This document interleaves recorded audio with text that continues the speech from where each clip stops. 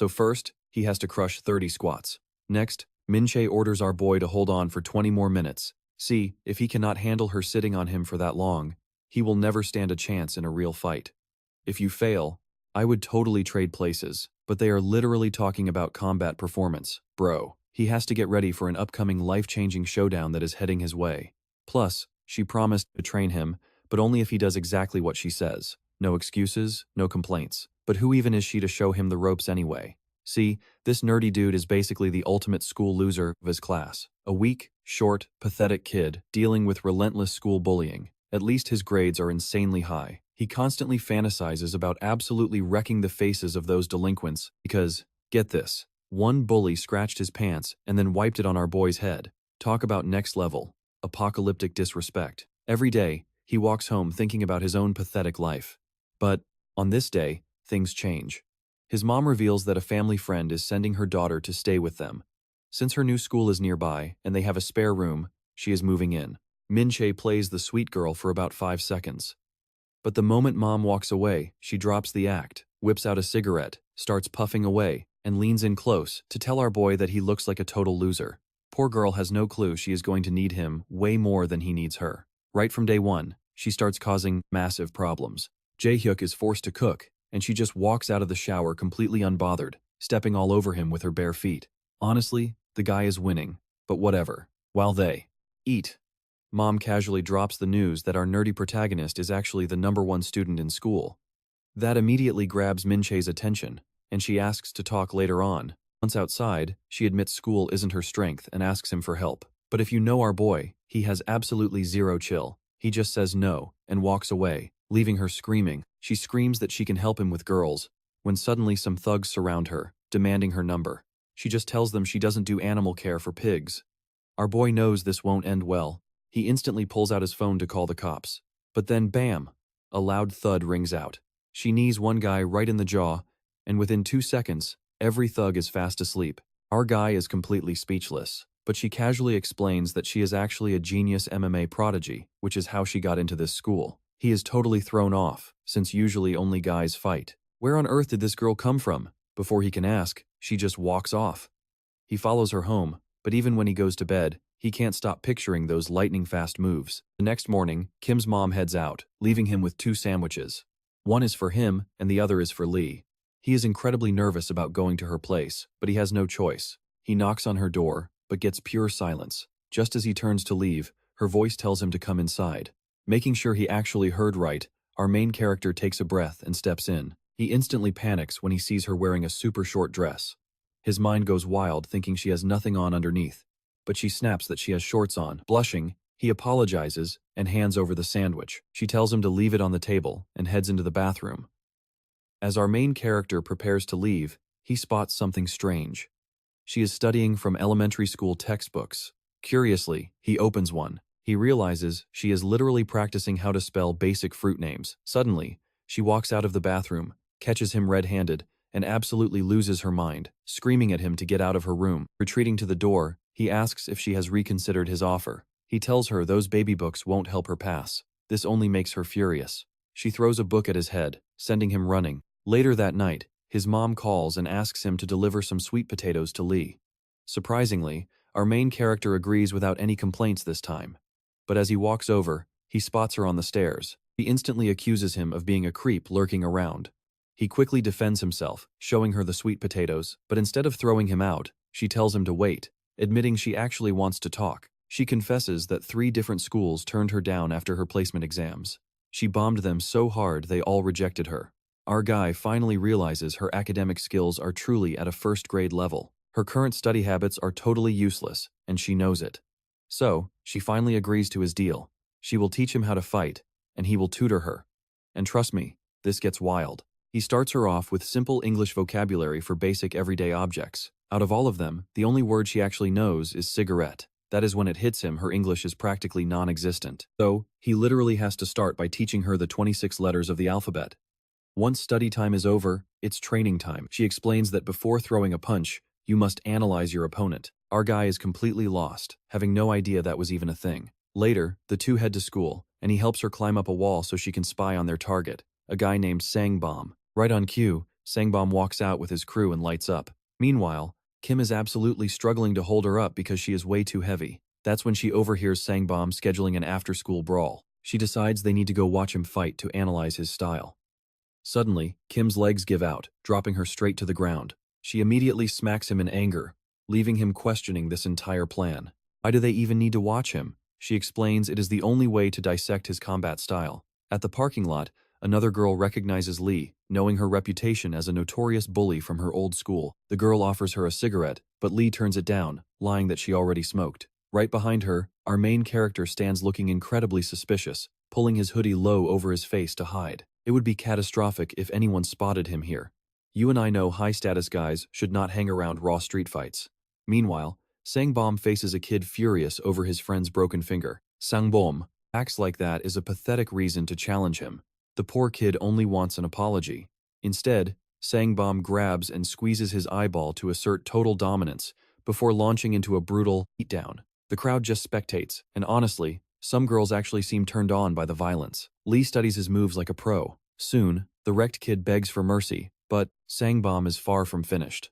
He brutally crushes the kid's finger with a heavy fire extinguisher. That night, our protagonist Kim is completely depressed, convinced he can never win. Tired of his constant whimpering, Lee snaps and promises she can train him to defeat Sangbom in just one single month. Naturally, Kim's confidence is so utterly shattered that he cannot believe a word of it. Lee tells him to trust her, offering a simple choice: push forward or quit. Kim thinks deeply. Fighting Sangbom alone is suicide, but being a victim is worse, so he agrees.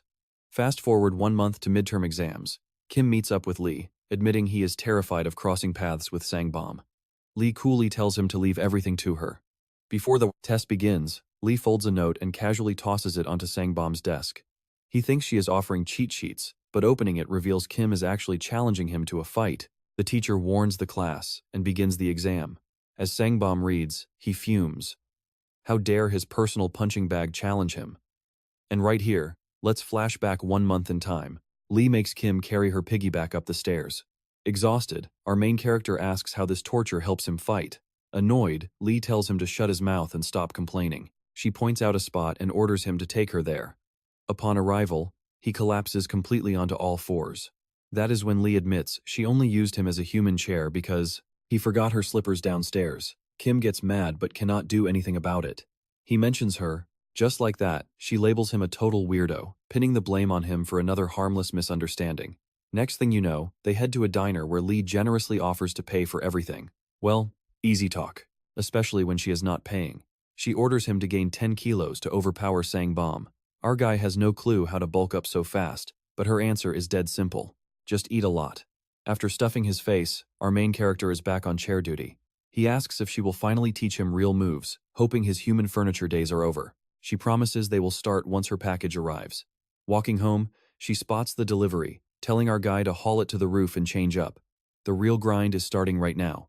Once they are up there, she rips open the box to reveal some serious training gear. Turns out, she got a friend to hook them up. And yes, it is the same gorgeous girl our guy is totally obsessed with. He immediately starts zoning out with some highly questionable thoughts. He tries to snap back to reality, but she instantly reads his mind and calls him out for being a total creep. Next, they start with the basics, teaching him a classic 1-2 punch. First, throw the left jab, then let the right hand follow. After that, a nasty low kick to ruin the opponent's balance. She demonstrates the combo and orders Kim to drill it nonstop. According to her, these simple moves are his absolute best bet. She tells him to practice this combo over and over for at least 2 weeks until his body just moves on instinct. He trains like crazy, but he is painfully slow at first. She steps in to show him how to build real speed, handing him some dumbbells to force him to punch faster. Day and night, our guy keeps grinding without rest while she watches like a hawk to correct his sloppy form. Before long, she is actually impressed with his progress. She even admits he is getting decent. Then, strapping on some training pads, she announces it is time for kicking practice. Just like that, 2 brutal weeks vanish. Our hero finally perfects his punch and low kick combo. She is relieved her hard work paid off, because honestly, she almost gave up on him. Now that his offensive moves are solid, she moves on to teaching him how to tackle. Of course, the dummy thinks she means American football. She has to explain that a tackle means dragging the opponent down to control them. Since he is a complete amateur, striking won't cut it. He will just get pulverized. She explains that tackling is his ultimate secret weapon and challenges him to try and take her down. Our guy still looks confused, so she tells him to just run up and grab her. He thinks a full-force shove will easily knock her off her feet, but boy, is he in for a treat. When he charges, his confidence instantly evaporates. She does not even budge. She just gives him a blank, confused look before launching a brutal knee straight into his face. She warns him that a sloppy tackle gets you destroyed. To show him how it is done, she tackles him herself. She reminds him that Sangbom is way bigger, so normal moves are useless. A basic tackle will only get him flattened. Instead, she is teaching him a special technique to give him a real fighting chance. What follows are 2 weeks of pure, unadulterated hell. He is forced to hold planks with her sitting on his back. He runs upstairs carrying her like a backpack. He does weighted squats with her, while constantly drilling his moves. Then, she adds advanced techniques to the routine, leading up to full-blown sparring matches. During these sessions, our guy levels up fast. His moves look incredibly sharp, and even she is noticing. Meanwhile, he keeps up his end of the deal by tutoring her. Before they know it, a whole month flies by, and it is time to return to school. She asks if he is ready. He says yes, but he is sweating buckets. Trembling, he asks what was on that paper that triggered Sangbom so badly. She tells him to shut up and stay out of her business. Now is not the time to worry. The only thing that matters is securing the win. If he can pull this off, the bullying might finally stop. With that in mind, he walks toward the beast. Sangbom is waiting in a crowd of students, smoking and ready to break some bones. She gives him the green light, and he steps forward with total determination. But will this courage save him or break him? Let us flash back to the night before the big showdown. She is puffing on a cigarette and asks if he is shaking, even offering him a smoke. He declines, but she teases him for being terrified. Our guy defends himself, saying fear is totally normal. He has never thrown a punch in a real fight before. Seeing him so wound up, she suddenly tells him to stand up and strip. Our main character panics, asking why. She cuts him off, telling him to just shut up and obey. He reluctantly takes off his shirt. At first, he just looks skinny, but then she tells him to flex his core. Boom! Actual visible abs. The crazy training sessions definitely paid off. She asks if he still thinks they wasted an entire month. He now looks like a genuine fighter. She tells him to stop doubting himself, because entering with a loser mindset guarantees a loss. He needs supreme confidence. Our guy then asks how much longer she is going to call him a loser. She is genuinely surprised. He gets offended by her nickname, but stayed quiet while being bullied for years. She offers him a deal. If he wins the fight tomorrow, she will retire the nickname. He accepts the challenge. She then hands him her pocket lighter, telling him to hold it tight inside his fist. It will make his punches hit like a truck. He takes it and promises to return it. She scoffs, telling him to just buy her a fresh one because she does not want a loser's sweat on hers. He asks where she even bought it, which only irritates her even more. She snaps that he asks way too many dumb questions. Back in the present, the stage is set for his very first showdown. He squeezes the lighter in his fist, trembling uncontrollably. He wonders how these bullies act so fearless, but then her advice echoes in his mind, warning him not to psych himself out before the fight even begins. Trusting her words gives him a spark of courage. He accepts that whatever happens, life goes on. Even if he gets wrecked, he is still the same guy. He slowly enters the ring. Sangbom steps up, asking if the stress finally broke his tiny brain. Our hero calmly says no, throwing the bully off guard. The giant demands to know where this fake bravery came from. Despite shaking like a leaf, our guy stands tall. The crowd pulls out their phones, eager to record a viral beating. Sangbom tosses his cigarette aside, declaring he is ready to play. The spectators cheer wildly, with some girls even swooning over how cool the bully looks. They are all bloodthirsty for a beatdown. Sangbom turns to him, eager to put on a show. He asks how many punches the kid wants to eat today. Her words echo again. Momentum is key, and if you lose it, it is game over. Even though our guy is shaking, he puts on a brave face and asks the bully how many times he wants to get smacked. The taunt works, absolutely triggering Sangbom, but not quite how our hero planned. The bully takes his stance and prepares to attack, but our guy's opening punch completely misses. Sangbom counters in a flash, landing a devastating fist right to the side of his face. From there, the giant dominates, raining brutal punches and nasty kicks to his ribs until our hero is completely covered in blood. The crowd sighs at the predictable one-sided slaughter. Everyone writes our guy off, but she remains cool as a cucumber. Feeling the agonizing pain, he completely breaks. He starts crying, apologizing and begging the monster to stop. He is simply too terrified to fight back, let alone win. The giant pauses, briefly giving him hope for mercy, only to deliver a brutal kick to his gut, sending him flying right into a tight corner. Bullying textbooks say cornering a wild beast is dangerous, but our guy is no beast. He can barely even stand up. But then, he remembers his intense training. She always said that mindset is the biggest factor in battle. The moment your spirit shatters, the fight is officially over. And right now, he is right on that edge. This was Kim's reality. Back in training, he confessed his mindset was total trash. Lee warned him to toughen up or prepare for a lifetime of beatings. Fortunately, she threw him a lifeline for when things got desperate. When you get trapped, just grab the guy. Sure, normally you would go for a massive takedown here, but since our main character lacks actual muscle, she shows him a wildly different tactic by grabbing Kim himself, and she straight up chomps his ear. Yeah, a brutal bite.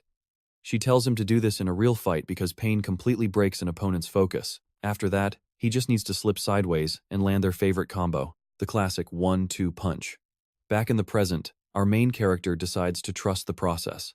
He executes the plan perfectly, and boom, he lands a solid hit on Sang-bum. The crowd completely loses their minds. Nobody expected a supposed loser to lay a finger on the big bully.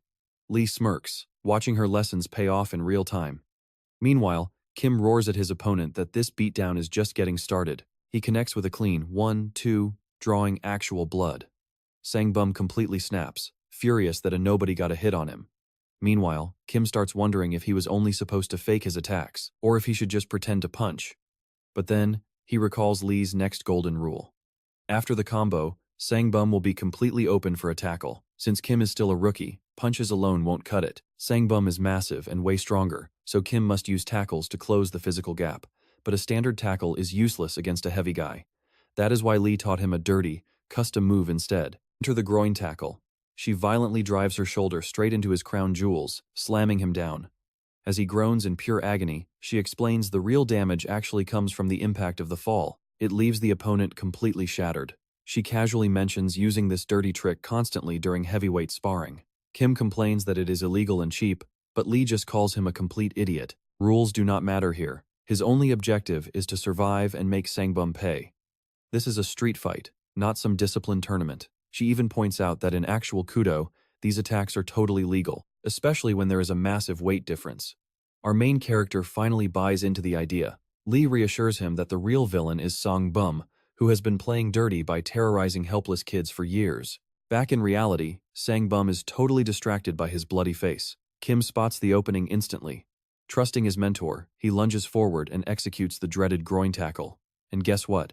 It works perfectly. He actually drags the giant down, but as Sang-bum crashes, his head smacks hard against the concrete wall. The crowd gasps, terrified his skull might have cracked. Sang-bum struggles to look up through blurry vision. He is too dazed to even stand.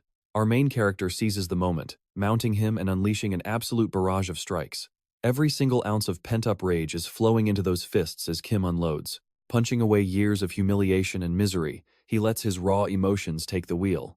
But this sudden adrenaline rush has a massive catch. Lee watches closely and realizes the amateur mistake he is making right now. He is fighting too angry, and the battle is far from over. Predictably, it backfires. Sang-bum violently kicks him off, charges forward, and locks his hands directly around our hero's throat while mocking him. Sang-bum laughs, sneering at the fact that his favorite victim actually tried to learn self-defense. But he has some dirty tricks too, immediately locking Kim into a deadly guillotine choke. A hold this tight can end you in just 7 seconds. The bully warns he is going to make him suffer as a public warning. Kim panics, realizing his intense training might end in total humiliation. 3 precious seconds have already slipped away. With only 4 seconds left before passing out, he must act fast. Suddenly, he feels the lighter clenched in his fist. He flicks it, scorching Sang-bum's arm, and it works. The monster immediately lets go. Breaking free is great, but Kim knows the fight is not over. To truly win, he needs a clean knockout. Recalling Lee's advice about breaking an opponent's balance with a swift low kick, he decides to commit. He snaps a brutal kick directly into Sang-bum, throwing his stance completely off. This is his ultimate chance to finish the fight. He remembers Lee pointing out that the chin is the sweet spot for a knockout. Size does not matter. A clean hit right there will put anyone to sleep instantly. Kim channels all his power and nails the shot perfectly. The entire crowd falls dead silent as our main character freezes in shock. Standing frozen in his follow-through, he can barely process the reality. He actually defeated the terrifying bully. Jo Sang-bum. Every single spectator is absolutely stunned that the school loser pulled off a miracle. Lee watches from the sidelines with a proud smile, whispering that he truly earned this victory. Honestly, she never doubted him for a second. After all, she trained him. She quietly turns and slips away. As the crowd remains frozen in shock, Kim remembers her crucial advice to escape before the other thugs can retaliate. He acts instantly, bolting out of the scene. One of Sang-bum's friends asks if they should pursue, but the other stops him, saying they need to revive their leader first. Meanwhile, Kim runs all the way home, absolutely ecstatic. Word fast spreads that a complete nobody just took down the school's strongest kingpin. He genuinely believes his days of being a punching bag are finally over, but that is wishful thinking. He has absolutely no clue that this is just the beginning, and that sudden fame always comes with a target. Elsewhere, a massive high school fighter hears that the mighty Sang-bum was defeated by a random loser. He calculates that by crushing this new kid, he will automatically claim the throne for himself. Meet Hong de Bong, a 17-year-old behemoth weighing a massive 110 kilograms. Our poor hero has absolutely no idea that another physical beast is already planning to hunt him down. 3 days later, Sang-bum finally returns to school. The other students whisper that he looks completely humiliated and defeated. He keeps his head low, refusing to even look at Lee when he walks in. Lee fully expected the guy to throw a massive tantrum and demand immediate payback. Instead, he just slinks to his desk in silence. Suddenly, a foot lightly taps Kim's back, and he turns to find Lee. She tosses a crumpled note onto his desk, ordering him to go fetch her some bread. Kim tries to grow a spine and refuses to be her servant. But one chilling glare from Lee quickly changes his mind.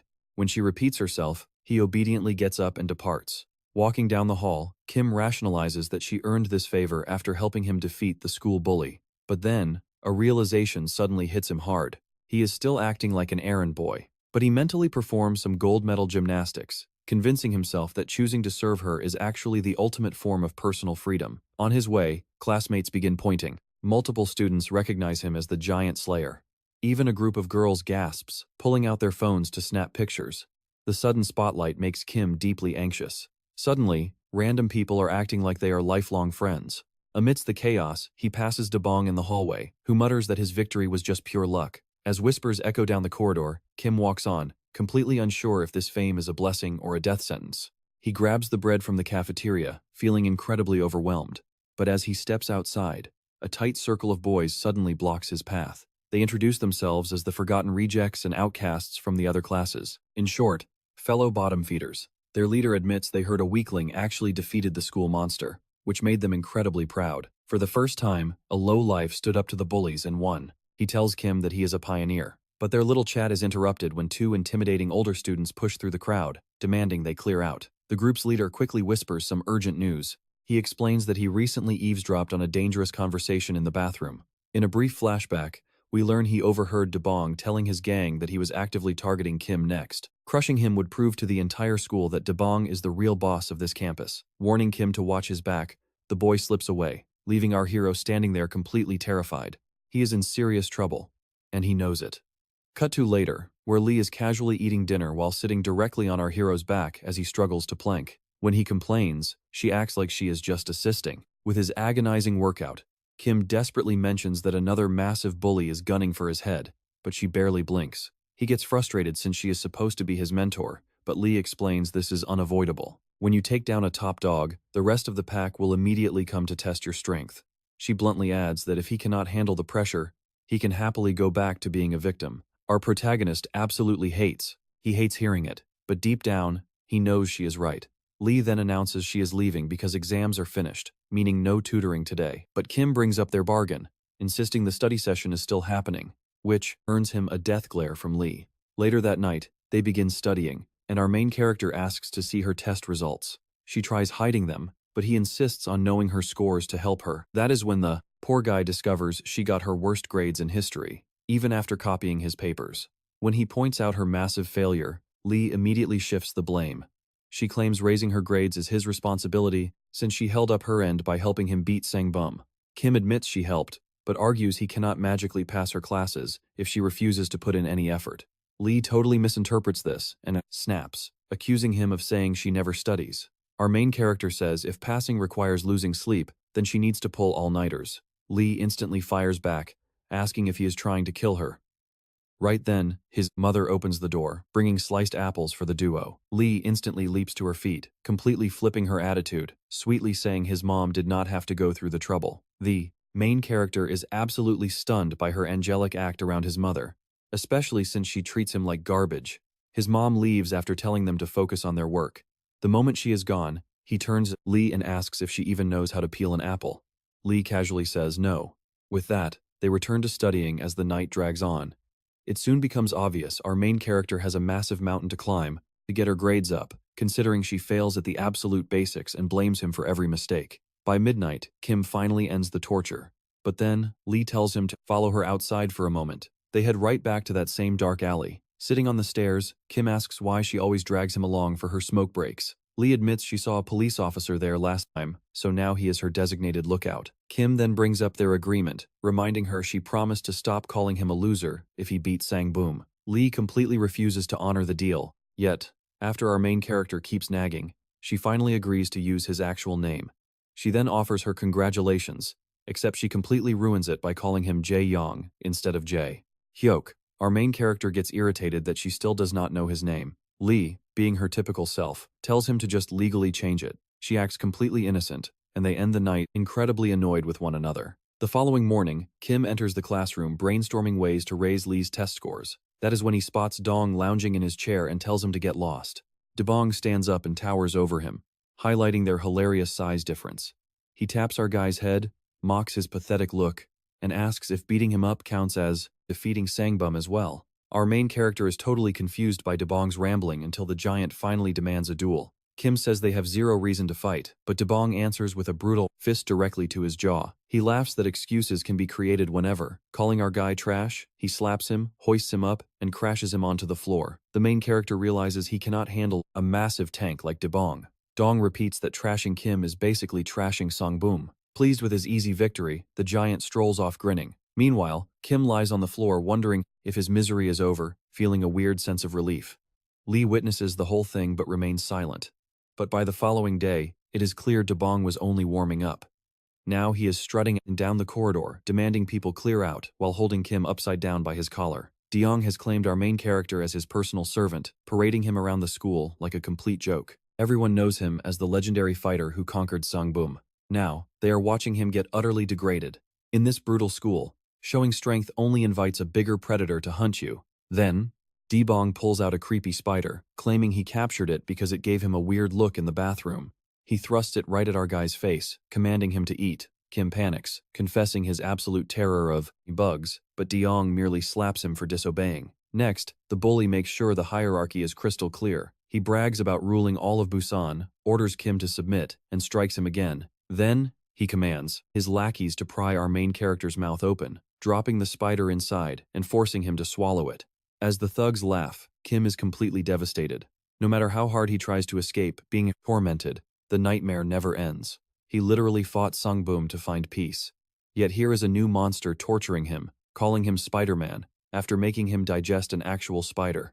Sobbing, entirely crushed, Kim asks Dian why he is doing this. Dian casually smiles, saying it is purely for entertainment. He adds that keeping Sang-bum in his place is easier when he targets his conqueror. Plus, Bong finds his terrified reactions hilarious, promising to continue the abuse until the entire school gets the memo.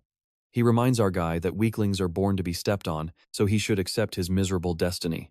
Bong then commands him to report to his classroom tomorrow to continue his servant duties, before walking off with his gang. Kim is left in the dirt, pondering all the blood and sweat he spent trying to escape his tormentors, only to land right back in the same garbage dump. The tyrant changed, but the misery remained. That night, he tells Lee it is time to study. Though his mind is completely shattered after Dian's brutal torture, Lee tells him to hold on since she is busy texting her friend. Kim begins to wonder if this nightmare is his permanent reality. He is positive there is zero chance he can stand against a literal mountain like Dong. He could handle Sang-boom because that guy was normal-sized, but Bong is a whole different beast. So, he asks Lee if it is impossible to defeat that giant pig. Lee instantly agrees that a scrawny kid has no business fighting a monster like Dian, but then hints he can still win. That immediately hooks Kim's attention as he begs to know how to destroy Bong. Lee tells him, "This is not for ordinary people. If you want to pull this off, you need special gear." With that, she dials the friend she was texting. Hearing it is her classmate,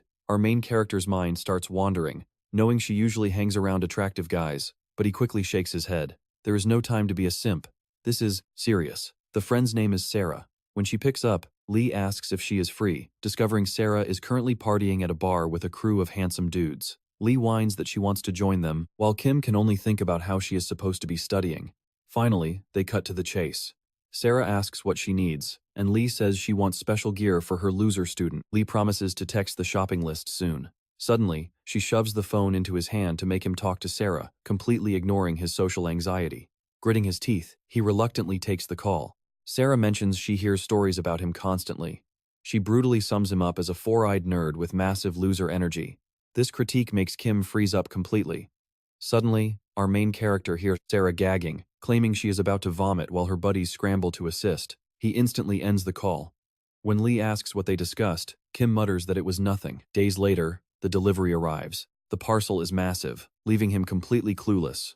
Lee commands him to unbox it. When he tears it open, he just stares, highly doubting these items can help him defeat Dian. 3 weeks later, Kim stands directly before Bong, prepared for war. Dian casually lights a cigarette, laughing at the kid's sudden burst of courage, asking if he has lost his mind. But then, he notices his opponent's weapon, unable to believe he brought this to a brawl. Inside that massive box was a ridiculous pair of giant gloves. Now our guy faces Dian surrounded by a crowd while wearing them. Everyone bursts out laughing. He looks like a clown bringing oversized gloves against a literal giant. Dian chuckles, asking if Kim thinks they are filming a comedy routine. But our main character remembers Lee's words, "These ridiculous gloves are your only hope of taking Dian down." Clinging to that promise, he raises his hands. When the box first arrived, Lee swore these gloves would save his life. He was incredibly skeptical. The gear was so massive it practically swallowed his entire body, but Lee insisted they were the perfect weapon to counter Dian's size. He just dreaded the crowd laughing at him. Lee basically told him to shut up and trust the process. So, he bought the giant gloves. Training started immediately, and Lee casually grabbed a baseball bat, telling him to block it. You and I can see why our boy instantly turned pale. No way, she was serious. But Lee quickly shut him down, reminding him that since Bong is a giant, his punches pack serious heat. He needs to prepare for that insane power. First, he must learn to absorb heavy blows without falling over. Accepting his fate, Kim braced himself, and the ultimate training session officially began. Lee swung first, sending him flying backward. He could not hold his ground. This earned him a swift scolding, with Lee complaining that he did not even try to stay planted. Annoyed, she ordered brutal leg training until he could stand solid. From that day on, he had to duck walk to school. Everyone thought he was completely crazy, but he just kept moving forward. Even in class and while eating, he had to hover in an invisible chair pose. At lunch, the burn was absolutely agonizing. He complained, but Lee ordered him to keep holding it. She also warned him never to talk to her at school. Talk about harsh. The training got so extreme, he even used the restroom in that same stance. Later, he had to hold another painful pose, while Lee casually sat on him and smoked a cigarette. She teased him, asking if he enjoyed the extra weight, while our main character cried that his legs were about to snap. He collapsed. After 2 weeks of this brutal training, Lee tested him again. She swung the bat with full force, but he did not budge, blocking it cleanly with those massive gloves. She struck again, but he blocked that 1-2. He finally mastered it. Lee then revealed the golden secret. Mastering this stance gave him a 90% chance of defeating Dong. Cut back to the present, where Dong stared at Kim and those ridiculous, oversized gloves. The bully threatened to put him in his place and threw a massive first punch. Our boy actually blocked it, but the heavy impact revealed Bong's terrifying raw strength. At first, the punch felt comparable to Lee's crazy bat swing, but then he realized Dong actually hit even harder. The crowd kept laughing at his gear, but they were also quietly impressed. This skinny kid could actually stop Bong's heavy attacks. Realizing this, Bong unleashed a relentless barrage of punches, testing his limits. Getting fired up, the bully continued to trash talk him, but Kim just kept defending. Everything was going according to plan. He wanted Bong to get overly excited and burn through his energy. In a flashback, Lee explained she used to spar with massive guys just like Dong. She noticed they shared one glaring weakness: they gassed out incredibly fast. Hearing this, our main character was shocked. Lee told him to survive just 30 seconds. Now, you and I are about to see if his plan actually works.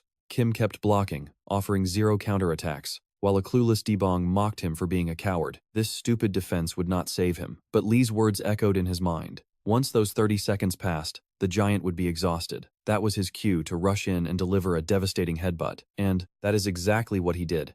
It worked perfectly. Bong's movement slowed down, giving Kim his golden opportunity. Charging straight forward, he launched a brutal headbutt right into the bully's chin, landing a perfect strike on a guy twice his size. The impact snapped Bong's head back, sending spit flying. Kim watched coldly as the giant began to topple. Lee had previously warned him that a solid hit to the jaw bypasses any amount of muscle. One precise shot was all it took. Bong's eyes rolled back, but instead of falling backward, the giant collapsed directly forward, crushing our main character under his massive weight. The crowd gasped, realizing Kim was in deep trouble. Trapped beneath the heavy body, he could barely breathe.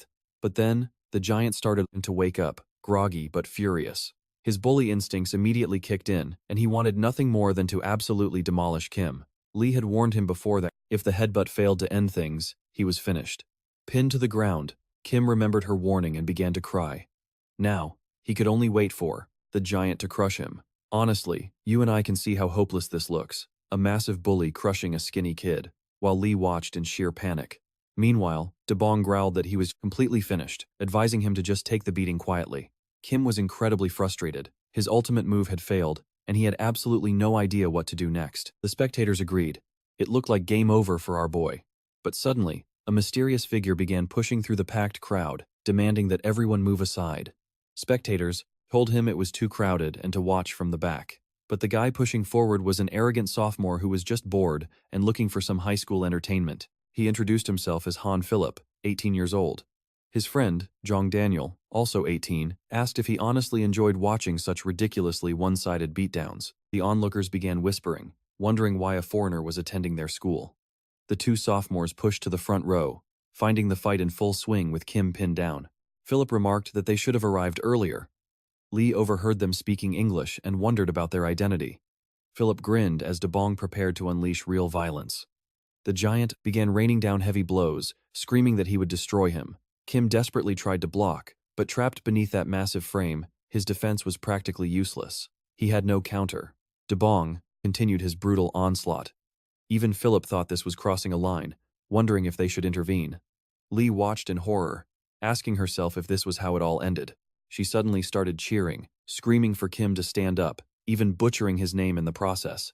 For the first time, he had a real supporter, but the harsh reality remained. Bong was still mercilessly hammering him. In a flashback, Kim recalled watching a match where a fighter was pinned and beaten from above. It made him wonder what he would do. So, he had asked Lee if there was any escape. She had bluntly told him that getting out was impossible. Dong weighed over 100 kilograms, and if he pinned you, you were doomed. You can kiss your survival goodbye. But Kim refused to give up, asking if martial arts like jiu-jitsu had a solution. Hearing that, Lee paused and admitted there might be a way, though she doubted he could execute it on a giant. Kim begged her to teach him, even offering to do her homework in exchange. Warning him it required insane practice, she lay down on the mat, telling him to mount her. Our main character's mind immediately went to a very wild place, but Lee smacked him back to reality, reminding him this was strictly training. So, Kim climbed on top of her. But just as she began explaining, we cut back to the present brutal beatdown. Bong roared that he would not stop until Kim was completely unconscious, screaming that this was his punishment for refusing to be a loyal lackey. The giant growled about survival of the fittest, claiming losers had no place here.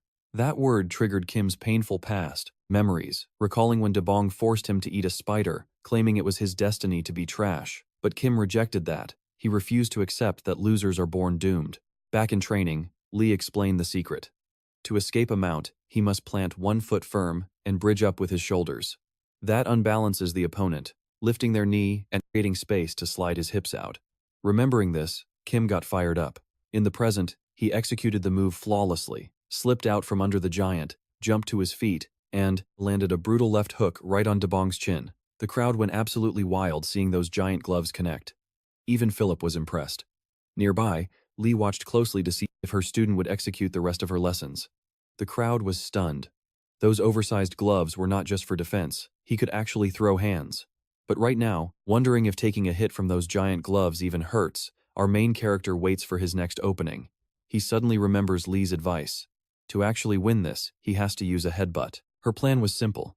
Keep fighting until a window opens. He fires a left jab, follows with a right, and keeps striking until Dong starts bleeding. Then Kim backs up and charges right back in. He swings both arms wildly like some kind of goofy double jab. The crowd absolutely loses it. There is no way that awkward attack hurts Dong. But right before our protagonist can connect, everything changes. Dong suddenly snatches the massive gloves right off our main character's arms and puts them on himself. Just seconds ago, Kim had all the hype and looked ready to crush another bully. Now, that confidence completely evaporates, leaving Kim terrified. Even Lee is wondering how he is going to survive this. Dong boasts that those gloves belong to him now, and our protagonist knows he is in deep trouble. Dong winds up for a brutal punch.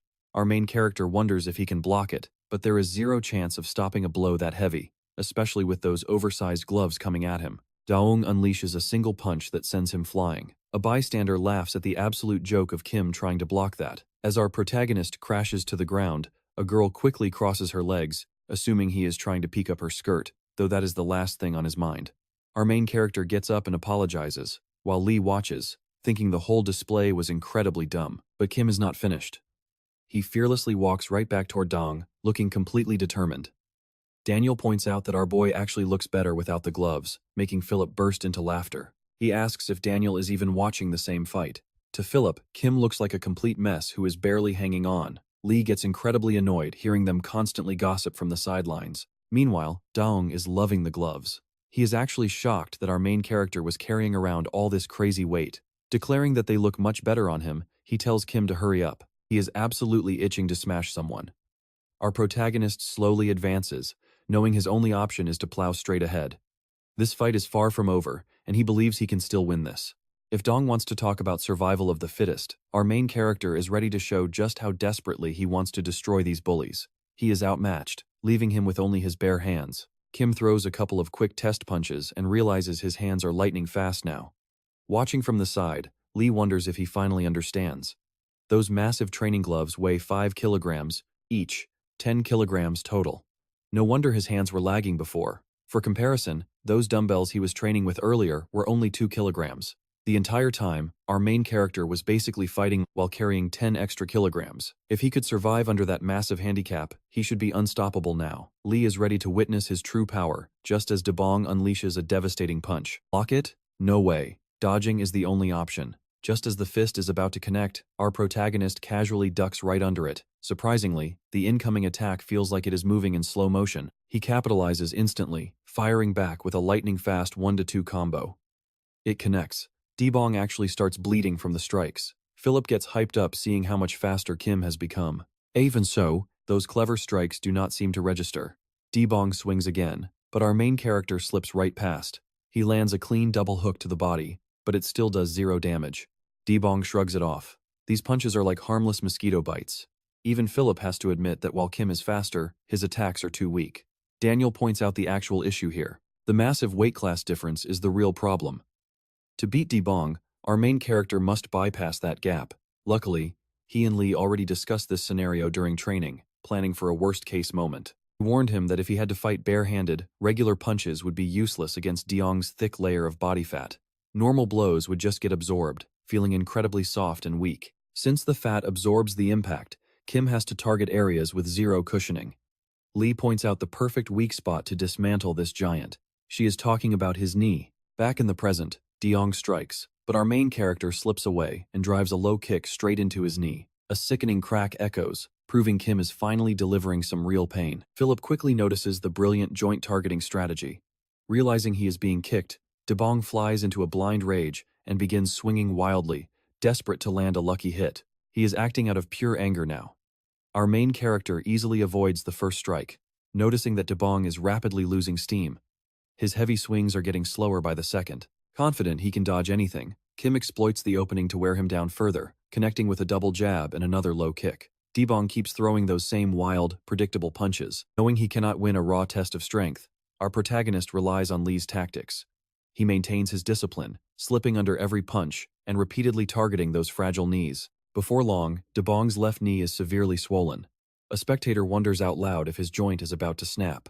Completely drained, the bully has no clue how to stop our main character. No matter what he tried, the underdog kept coming back stronger. Having wasted all his stamina, the giant can barely move. He is limping heavily. At first, he saw our protagonist as some pathetic pushover, but now he is getting utterly humiliated. Our boy suddenly recalls Lee mentioning that Bong would flinch from a mere fake-out after taking so many brutal leg kicks. He is terrified of another strike to the joints. Lee had designed a perfect trap around this fear. Fake a low kick, then strike a vulnerable, unpadded spot, the solar plexus. Executing the advice flawlessly, Kim drives a direct punch straight into Bong's gut. The impact echoes through the area as the bully screams in agony, completely folding from the devastating strike. As he doubles over, our protagonist prepares his final move, the jaw, the ultimate knockout button. He remembers how easily Lee dropped a massive opponent with a swift blow to the chin. He decides to replicate that exact strategy. Without hesitating for a single second, Kim charges forward and drives a savage knee directly into Dian's chin, instantly knocking him out cold. Lee was absolutely right. A clean shot to the chin is an instant off switch. As Bong collapses face first, our main character is in disbelief. It feels like a total underdog, somehow scoring a perfect grade. The shocked crowd begins whispering, and someone yells out that the giant has actually been neutralized. Everyone is amazed by how much our protagonist has grown. But Lee remains completely unimpressed. In her mind, he barely scraped by. And she is right. He was on the brink of disaster until the final seconds. He still has a mountain to climb. Meanwhile, Philip laughs. Seeing our main character win is the funniest thing ever to him. A scrawny kid just took down a human bulldozer. Patting Daniel on the back, he asks if he found it hilarious too, noting that ditching class was totally worth it. Daniel stays quiet, walking away while calling Philip way too relaxed. When asked where he is going, Daniel mentions he has a meeting. Even with the fight over, things remain super tense. A student named Hansel dismisses Bong as pathetic, claiming Kim just got lucky. Meanwhile, our boy remembers his golden rule post-fight: run. So he bolts, knowing the remaining bullies will tear him apart if he hangs around. Nearby, the local outcasts watch from the shadows, quietly celebrating our protagonist's massive victory. They cheer for him every single time he stands up to a tyrant. They literally crown him the Knight of the Loser Kingdom, hyping up his battles like a real-life anime. Until someone tells them to quiet down. Elsewhere, a freshman girl, young Minnie, watches in total disbelief as a once-bullied kid triumphs in a raw one-on-one. Meanwhile, a group of delinquents are hanging out in the gym storage room. They are smoking and causing trouble. One asks if his friend sold those stolen goods yet, only to hear he backed off because the police are patrolling heavily. Nearby, someone offers a bottle of whiskey, joins them immediately. But wait, this crew is actually Young Min-chae's notorious bully union, Invincible. As they wonder where their big boss is, the door suddenly swings open. The boss himself, Philip, finally shows his face, with his second-in-command, Daniel, right behind him. Philip laughs that he got late because he stopped to watch something hilarious. It was the epic clash between Kim and Bong. Another lackey mentions a rising freshman fighter, thinking it's Bong, but Philip immediately shuts him down, announcing that Bong got absolutely demolished. Turns out, Philip went there to recruit talent for their union. When asked who actually won, Philip reveals it was some funny-looking kid, admitting he still can't measure the main character's true power. Another goon suggests hunting for fresh recruits, but Philip stops him. Not yet, he says. For now, they will just keep eyes on Kim to see if he actually becomes worth their time. Fast forward a few days, and our main character is tutoring Lee, but he looks super anxious, eventually piping up to ask her for some much-needed life advice. He asks what is wrong, and he explains it has been 3 days since the Bong showdown. Someone uploaded the video online, and now literally everyone knows he is the guy beating up bullies. It is not just kids from Young Min-chae either. Outsiders are pulling up just to catch a glimpse of him. Plus, random jerks keep bumping into him and picking fights. He wants absolutely no part of this chaos. Our main character just wants peace and quiet, not fame from a few brawls. So, he begs Lee for a way out, but she tells him this was inevitable. If he wants people to stop messing with him, he needs real power because, honestly, he still looks like a total pushover. Her brutal advice? Fight the next guy who challenges him, if he wants to grow stronger. Realizing there is no easy escape, our main character prepares for the worst. The next day, Hansel approaches him, and that night, a speeding Mercedes tears down the highway. Hansel is behind the wheel. His passenger asks where on earth he got this sweet ride, and Hansel brags that he swiped it from the garage while his old man was fast asleep. Imagine having zero clue what your own kid is up to. The friend is stunned. Hansel's dad owns a Benz, but Hansel calls it pathetic, saying his broke dad is just wasting cash on car payments. His friend pries further. Hansel snaps and tells him to mind his own business. He then warns him to hang on tight because he is about to floor it, slamming the gas pedal. The passenger is impressed by his skills, and Hansel smugly boasts about hitting 200 kilometers per hour. Now, this passenger is an old middle school buddy, and he asks how Young Min-chae is going. Since Hansel was the sole graduate from Bong Middle to go there, his friend wonders if he is surviving. Everyone knows Young Min-chae is a brutal war zone, begging the question, is Hansel getting bullied? Hansel instantly snaps, reminding him he was the #2 powerhouse back in Gumyong Middle, but his friend laughs, firing back that Hansel only had clout because he clung to the real #1. That guy's name was Taeyuk. Plus, Hansel never even fought back then. Hansel scoffs, saying those middle school idiots were not worth his time, telling his buddy to stop acting like he was just a parasite. To him, connections are everything. They get you places you can't reach solo. He explains that a predator always recognizes another predator, and his plan at Young Min is to prove he belongs at the top. When asked how, Hansel says he just needs to find a herbivore. Confused, his friend asks if they are visiting a zoo. Hansel rolls his eyes, calling him an idiot, explaining that he means a total loser. Not just any nobody, but the perfect target. Someone useful whose defeat will skyrocket Hansel's reputation. Honestly, the way he talks about finding a victim makes it sound like he is choosing a dinner menu. His friend laughs, questioning how he will pull this off since he has never actually fought. Hansel defensively fires back that he trained in boxing, but when asked how long, he mutters 6 months. His friend cackles, asking if Young Min even has a candidate like that. Wearing a sinister grin, Hansel says, "Oh yes, there is." He mentions how the legendary local thugs, Jo Sang Bong and Skinny Hong Bong, both, got absolutely wrecked by a single loser. To Hansel, that loser is the ultimate prey. Back in the present, Hansel corners Kim in the school hallway, introducing himself with a fake smile. He claims he is from class 6, asking if our main character recognizes him. Kim has no clue, but Hansel shrugs it off, saying he is lonely and wants to be friends. Our hero agrees, but he is incredibly confused. Why would some random guy suddenly offer to be buddies? Suddenly, a memory flashes in his mind, and he finally recognizes this guy. This was the jerk who shoulder-checked him on his way to buy bread. He also remembers Hansel dismissing his victory as pure luck, so he cannot fathom this sudden change of heart. Hansel nearly calls him a loser, catching himself just in time to say he was actually amazed by the fight. Since Kim is clueless, Hansel brings up the legendary clash with Bong. He gushes that watching Kim destroy that pig, Bong, felt like a real-life action movie. Before our main character can even respond, Hansel keeps showering him with compliments, calling him seriously cool. Completely stunned, Kim asks if he actually thinks he's cool. Hansel doubles down, piling on the flattery. Immediately, Kim remembers that the only person to ever call him cool was his mom. Hearing this from a peer hits him right in the feels. Hansel repeats the compliment, then playfully asks for his name as if he didn't already know. Our protagonist happily introduces himself. Hansel feeds him more lies, praising his manly name, before extending a hand of friendship. Kim shakes it without a second thought, completely thrilled by the concept of having a real friend. He actually starts thinking Hansel is a nice guy.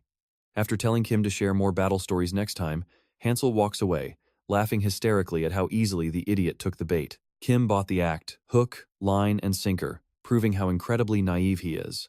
By simply pretending to care, Hansel has our hero completely cornered, planning to reel him in before striking. Later that night, our main character is back on tutoring duty with Lee. He writes a formula on the board, telling her she must master it to finally escape the basics. While she works on the problems, Kim sits there with a silly grin, reminiscing about Hansel calling him cool. He never really understood friendship, but he figured he shouldn't run away from it. That was his exact logic for accepting Hansel's offer. Out of nowhere, he asks Lee what being friends truly means. Irritated, Lee snaps at him to stop interrupting her study session. He quickly apologizes and shuts up, but soon realizes he has never actually seen Lee hang out with any friends at school. Lee coldly replies that making friends here is not her priority. She moved to Seoul with one mission, to study and enter a great university, and friends just get in the way. Besides, she has plenty back home, which suddenly reminds her, one of those hometown friends is visiting today. Our main character instantly enters panic mode, and it gets way worse when Lee mentions she already got his mom's permission for Sarah to sleep over. As Kim's brain melts, the doorbell suddenly rings. Lee tells him to go open it, and when the main character swings the door open, he completely freezes. Say hello to Lee's incredibly kind-hearted best friend, Sarah. He just stands there, jaw on the floor, absolutely stunned that she is actually here. They greet each other, and Sarah is thrilled to finally meet the legendary loser. After hearing so much about what a total pushover he is, one look is enough for Sarah to understand why Lee always brings him up. She playfully taps his head and insults him. Talk about a terrible first impression. He's immediately annoyed by her loud voice and sassy attitude. Right then, Lee happily calls out from behind, thrilled that her friend has finally arrived. Sarah screams back, calls Lee a funny nickname, and locks her in a massive hug. Breaking away, Sarah immediately stares at Lee's chest, asking if they grew and teasing if she got a boyfriend. Lee has absolutely no clue what is happening. Sarah claims a girl gets a major chest upgrade when she falls in love, which Lee immediately calls total fake news.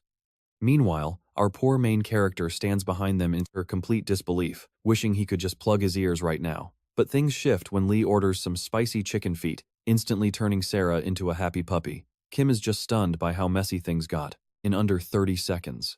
Once they actually sit down, Lee points straight at our main character, introducing him as the pathetic loser she always complains about.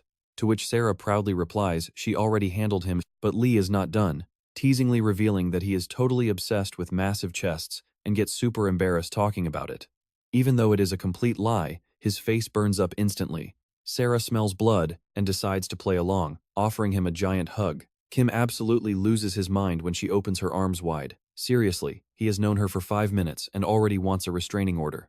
That hilarious panic sends Sarah into fits of laughter. After mocking his blushing face and reminding him he stands zero chance anyway, she promises him a consolation embrace. Suddenly, she lunges forward, sweeps his legs, and tackles him straight into a brutal triangle choke, wearing a massive smile. She is having the time of her life, while our main character is fighting for survival. As she asks if he can escape, the trembling boy admits he has never been taught how to break this hold. Right then, he remembers that Sarah is actually a trained fighter. Within seconds, his oxygen supply drops to 0, but she just laughs off his desperate pleas. Unsurprisingly, Kim passes out cold. Sometime later, Lee wakes him by casually kicking his limp body on the floor. Groggy and confused, he asks why he is down there, and Lee bluntly explains he fainted. Next thing you know, she demands he orders boneless chicken feet with his card. Our main character says absolutely not, but Lee promises to pay him back. Soon enough, the delivery arrives, and the three of them dig in. While eating, Kim asks when his mom is coming home.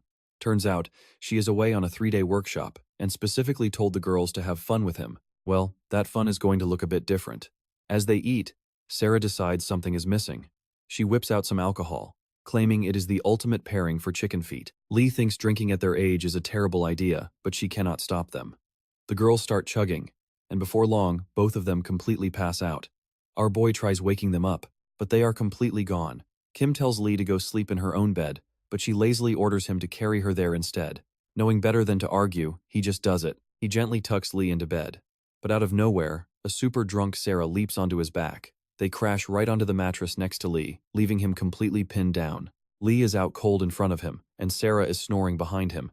They are squeezed so tight he cannot even move his arms. Forget escaping, he can barely even breathe. So, he decides to just wait for them to roll over. Bad move. Both girls suddenly throw their legs over him. Fast forward to morning, and our hero is still half asleep when Lee wakes up. She instantly demands to know why he is. Yeah, she literally trapped him there. But hey, breakfast heals all wounds. The three of them dig into some morning ramen, and Sarah is loving it. That's when she remembers his training and suggests a quick, little friendly spar. Kim is actually down for it. Since he's only ever faced Lee, he figures this is a great chance to pick up some new tricks. He agrees. And just like that, our main character steps up to fight. But wait, you and I can see Sarah leaving herself completely wide open. Kim is totally confused by her lack of guard. That is when she pulls the ultimate puppy dog face trick. Our boy hesitates for 1 single second, and boom, Sarah clocks him right in the face. Talk about zero mercy. She just laughs, telling him to stay sharp and keep his guard up, leaving him groaning on the floor. He complains that she played dirty, but Sarah basically tells him to cry about it. In a real fight, distractions are fair game. Even Lee facepalms and tells him to actually take this seriously. Kim thinks she is the one messing around, but she shuts that down real quick. She tells him to bring it on, throwing her arms out in a proper defensive guard. Alright, time for round 2. He rushes in and throws a jab, but she bats it away like nothing. Our main character tries again, and once more, her extended arm completely shuts him down. He is in absolute shock at her defense. Sarah just laughs, calling him way too slow, but you and I know Kim is observing her. He notices that with every block, she steps back, keeping him out of range, so he plans a 1-2. He will throw the jab as bait, then follow up with a heavy straight punch, but he spends way too long overthinking his grand strategy. That tiny hesitation is a massive mistake. Before he can move, Sarah lands a brutal straight punch right to his jaw, knocking him out cold. Then, this absolute menace starts nudging his face with her bare foot, literally poking her toes in his nose. The second Kim wakes up, he leaps up, completely traumatized, demanding to know what she is doing. Lee is laughing so hard she is literally crying, and Sarah is giggling like a madwoman. Our main character cannot believe this girl. He loses his mind, asking why her foot is shoved in his face. Sarah smirks, calling it a reward because he thought she had stinky feet. He almost barfs, but she just keeps teasing his fragile ego. Determined, he demands another round and immediately raises his guard. He is desperately racking his brain, trying to figure out why he can't land a single hit. Suddenly, Lee yells out, asking if he still hasn't noticed it yet. Look at Sarah's stance. Kim notices her right hand is leading while her left foot is anchored in the back. Lee points out that since fighters keep their dominant side behind, Sarah is actually left-handed. Lee warns our main character that Sarah is playing a masterclass in distance control. When two righties clash, their lead feet align oppositely, making it easy to close in, which shrinks the range. But against a southpaw, both lead feet point the same direction. It blocks your entry, making the distance feel way longer than it is. To shut that down, Lee tells Kim he must battle for that lead foot real estate. Our main character still looks completely clueless, so Lee dumbs down the math. Southpaws exploit that extra buffer to dominate right-handed fighters. That is exactly how Sarah kept stuffing his advances while slipping away, making him feel completely isolated. Naturally, our boy got tilted, charged like a bull, and ate a clean counter. Lee warns him that lefties are notorious counterpunchers who bait you, wait for one mistake, and put you to sleep. Still, this sparring session is golden because southpaws are incredibly rare. Kim finally gets the picture. He is only used to Lee's orthodox style, which makes this setup a total nightmare. The spar resumes. He blocks her lead, but her powerhouse rear hand still connects hard. He actually asks why she hit him so fast, which is honestly hilarious. Buddy, it is a spar. Punches do not come with warning labels. Sarah just tells him to step it up next time. Our hero silently prays that next time never comes.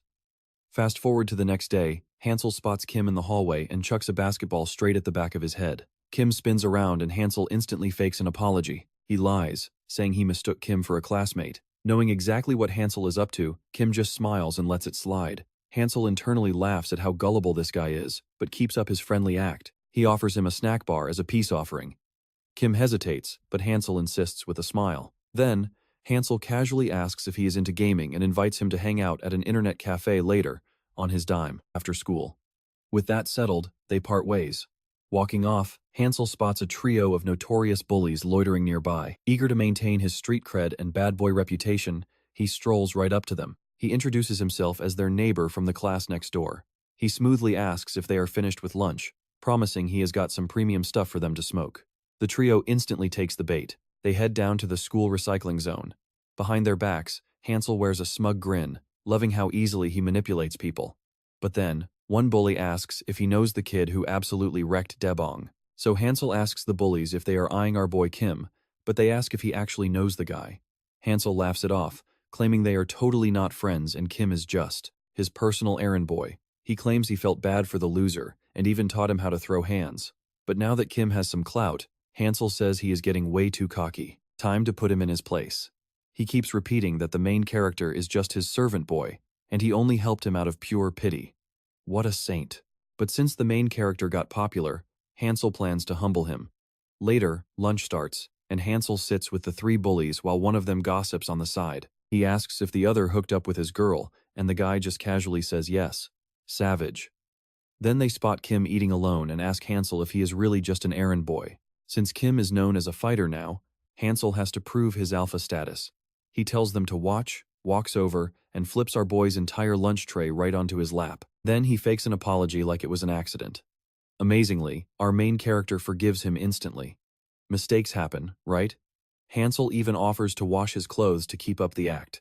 To seal the deal, Hansel promises to take him to a PC cafe. The bullies are stunned that he actually got away with dumping food on him. Hansel smirks and asks if they saw that. Kim did not even whisper a word of complaint. Nearby, other students wonder if the main character is just clumsy. Lee watches the whole thing but decides to mind her own business. Now Kim is down to his undershirt, scrubbing off the basketball grease and cafeteria mystery meat. He recalls Hansel's fake compliments from earlier and decides to let it go. He thinks, hey, true friends make mistakes. After school, they hit the PC cafe. Hansel tells him to grab a seat and says he is paying. Kim tries to pay for himself, but Hansel insists, acting all guilty about the lunch incident. Hansel heads to the restroom, leaving Kim to boot up his PC. Kim is actually thrilled to be gaming with a friend. Or so he thinks. Suddenly, Lee and Sarah walk in. It is a total surprise for everyone, as they all randomly chose the same gaming spot. Kim remembers that Lee texted him earlier, asking to postpone their study session, and now the truth is out. He is slightly annoyed she ditched schoolwork for games. But hey, it freed up his schedule too. Since seats are limited, Lee grabs one at the end. Kim asks Sarah if her break is ever going to end, and she casually says she called her teacher to extend it. Genius. Kim is shocked. You can even do that. Sarah mentions she is crash pad hopping, but Lee cuts her off. She tells Kim to act like a stranger because schoolmates are nearby. She really does not want to be associated with him. Our main character thinks she is overreacting, especially since she still treats him like a total loser after everything they went through. Hansel returns and sees Kim still has not logged in. They finally start playing, with Hansel backseat driving every move, but they lose the first game. Instantly, Hansel starts raging. He blames Kim for the loss and slams the desk, causing a massive scene. Kim, being the sweet guy he is, apologizes for his bad play, but Hansel just keeps screaming. Another gamer tells him to quiet down. Hansel mutters that the guy should stay home if he wants peace and quiet, but Kim tries to de-escalate before they get kicked out. Turning around, Hansel spots Lee and Sarah.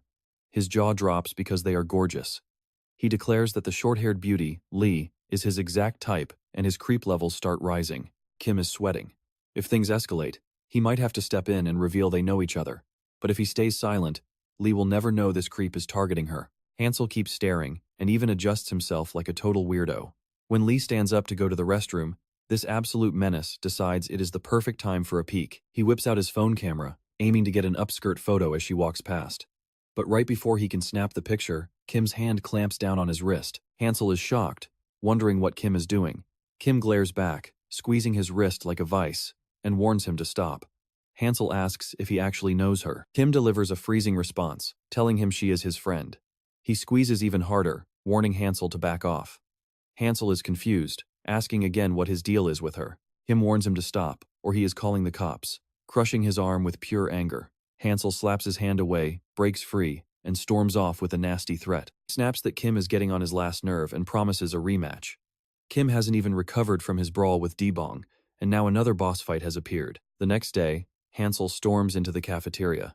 He walks right up to Kim and demands he go fetch him some bread. He even brought 2 girls along to watch the humiliation. Confused, Kim asks what he is talking about, wondering why he's suddenly being ordered around.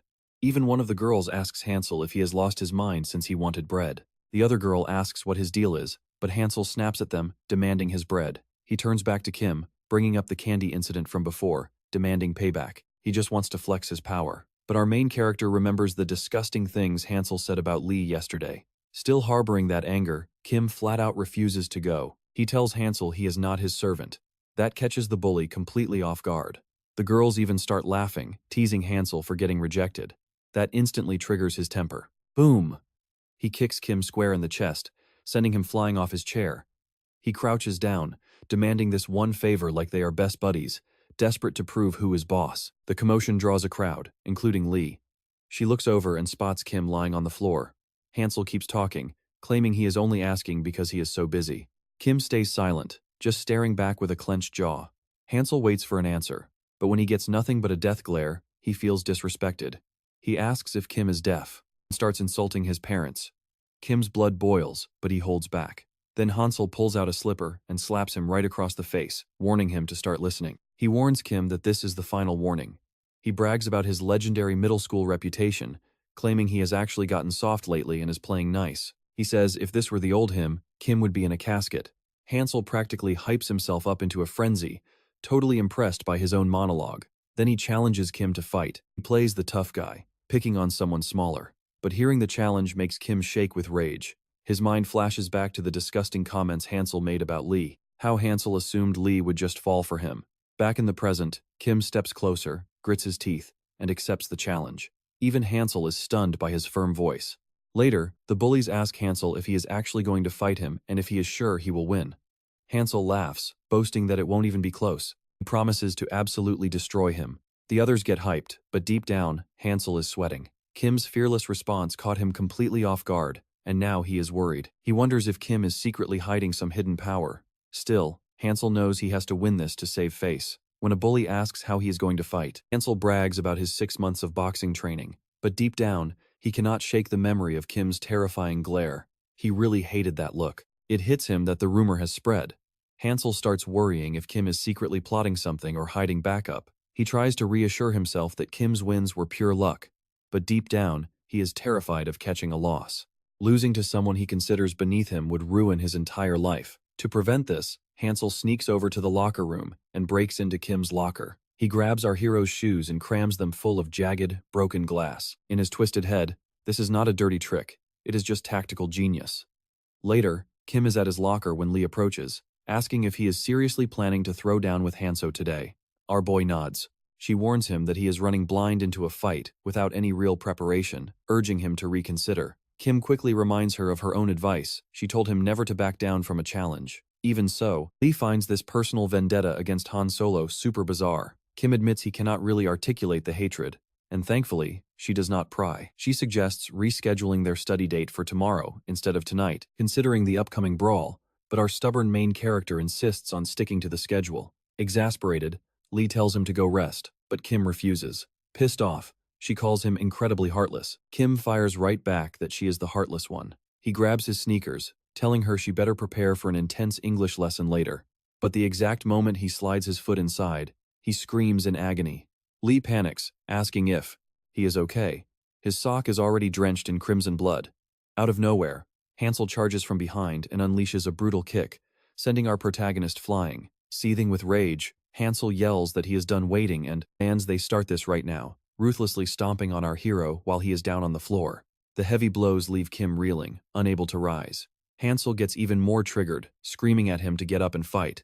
But this ambush was entirely calculated. The official showdown was not supposed to happen for another 30 minutes. Hansel winds up for another kick, but our main character miraculously pushes himself off the floor. The wild swing misses, and Hansel ends up slamming his own foot into the solid wall. He tries to play it cool, threatening to keep pounding Kim if he does not stand up, but his face twists in agony and he clutches his toes. Kim seizes this chance to retreat and get his hands up. He spots that Hansel's foot is completely wrecked. He cannot even put pressure on it. That is when Hansel glares at Kim's bloody foot and realizes his trap succeeded perfectly. He gets a sick thrill seeing our hero crippled, wishing he had shredded both of his feet. He starts sadistically laughing and mocking him. He jokes that Kim must have injured himself playing soccer, telling him to look after his body. He remarks that in a real showdown, there are absolutely no excuses. Nearby, a crowd begins to gather, whispering about a massive fight breaking out. Meanwhile, Lee is standing there with her gears turning, trying to figure out Hansel's arrival. She clenches her jaw, wondering why he ambushed Kim early. She looks down and realizes our hero can barely balance on his mangled heel. Suddenly, the puzzle pieces click, and her eyes widen with dark suspicion. She realizes Hansel set this whole thing up. Lee knows stepping into a fight like this is virtual suicide, wishing she could stop the match immediately. But Kim's mind is already racing, desperately plotting a way to salvage his broken footing. Hansel smells blood in the water, knowing Kim is heavily compromised. Without wasting a single second, he snaps into a boxing stance and unleashes a lightning-fast 1-2 combo. Our battered hero tries to return fire, but Hansel easily ducks the sluggish counter, laughing at his pathetic speed. The onlookers gasp, hyping up Hansel's incredible movement and boxing pedigree. But Lee knows this is not about a gap in talent. To her, Kim is helpless because his left foot is sliced to ribbons.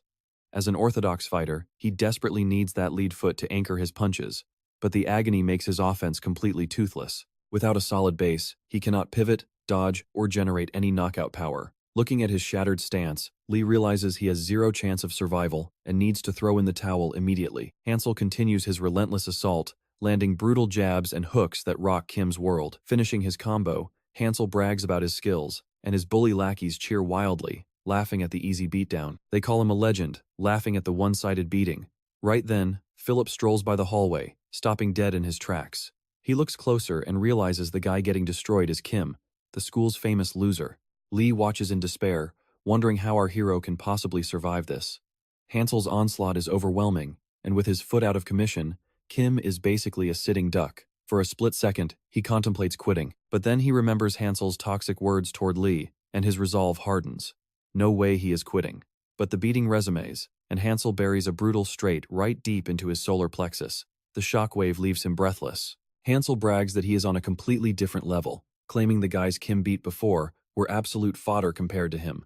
He delivers a devastating follow-up blow that knocks our hero flat out. But he is not done. He grabs Kim by his hair, dragging his limp body across the dirt while barking at him to wake up.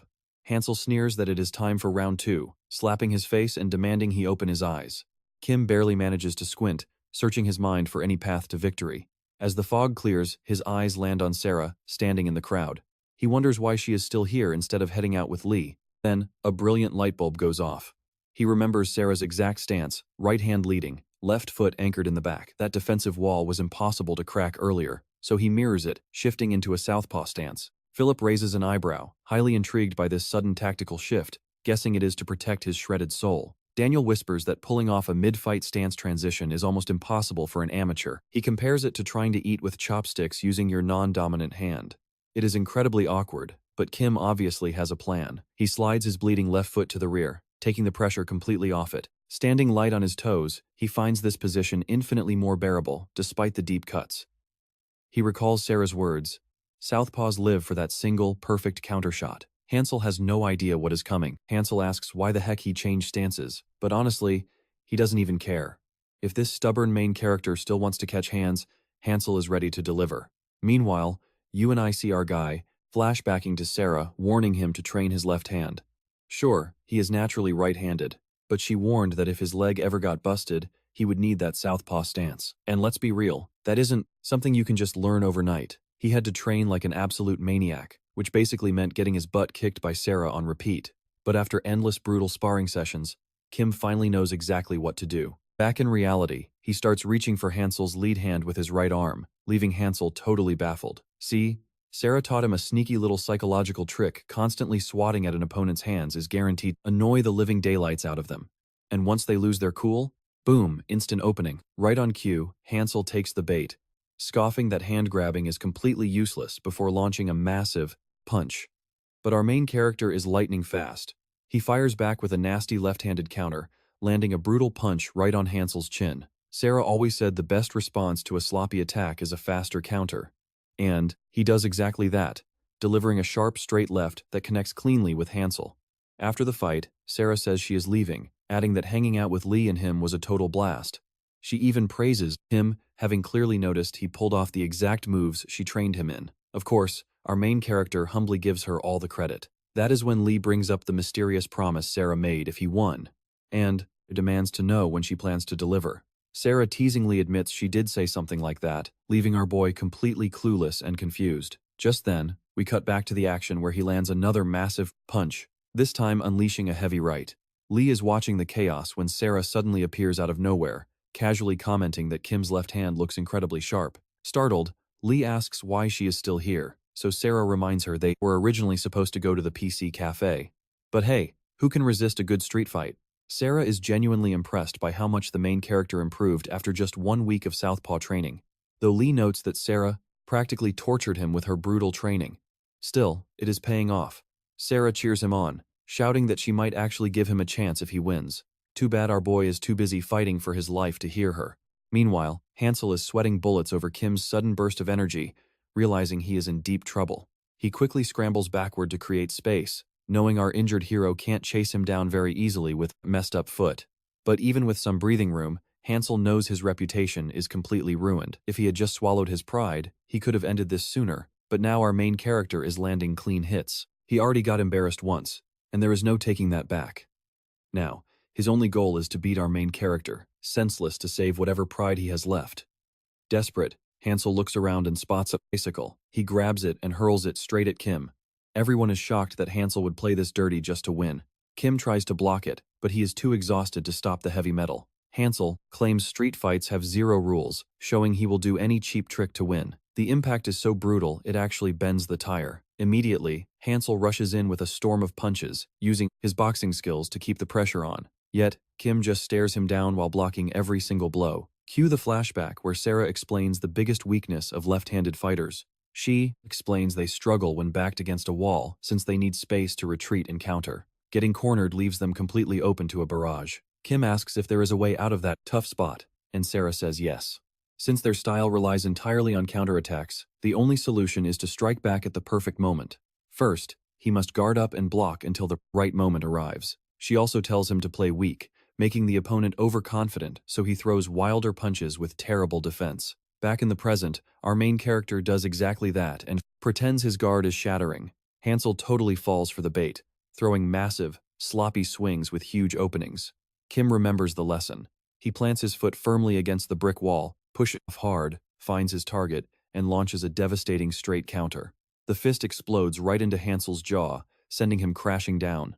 Sarah had also warned our hero that if the counter did not end the fight, he had to mount the guy and keep swinging. Back in reality, he executes the plan beautifully. He pins Hansel to the dirt and starts unloading punches. Hansel cannot even comprehend how he wound up on the ground. The memory of that counterpunch is a complete blur. Kim goes absolutely feral, screaming for answers as his fists keep flying. The only sound left is the brutal rhythm of knuckles smashing into Hansel's face. Kim is completely out of control, fueled by pure rage over the garbage Hansel said about Lee. Mid-beating, Hansel looks at the trio of bullies through swollen eyes and begs them to step in, but they completely reject him, claiming they are not his servants, and this is a fair fight. Right then, Hansel realizes he is doomed. He knows he has lost, while Kim continues to rain down relentless strikes. Having zero options left, Hansel switches to full coward mode, weeping apologies and begging Kim to stop hitting him. But under his pathetic tears, Hansel secretly reaches for a sharp shard of glass to stab him. Thankfully, our hero spots the dirty move in the nick of time.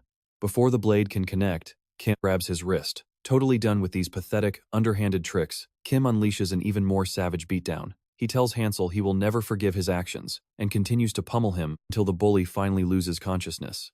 As his rage slowly simmers down, Kim steps off his target. Turns out, Hansel literally wet himself from absolute terror, while blood drips from Kim's raw fists. As Kim stands victorious over the knocked-out bully, the entire crowd is left in stunned silence.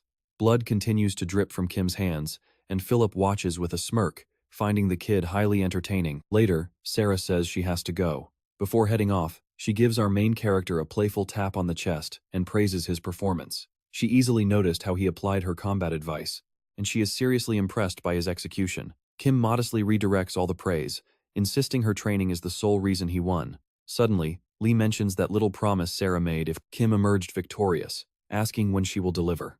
Sarah laughs and admits she did promise something, leaving Kim standing there looking completely lost. An awkward silence settles over the three before Sarah decides she will grant Kim another opportunity later. Just then, her bus arrives. Spotting her ride, she jumps on and waves goodbye. Kim eagerly calls out his farewell to Sarah as the bus rolls away. Spotting his massive grin, Lee starts teasing him immediately. Kim flushes, stammering that he was definitely not thinking anything inappropriate.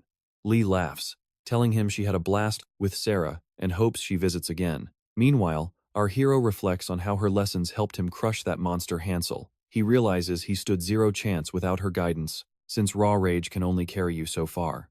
Keeping that lesson close, Kim says goodbye to Lee.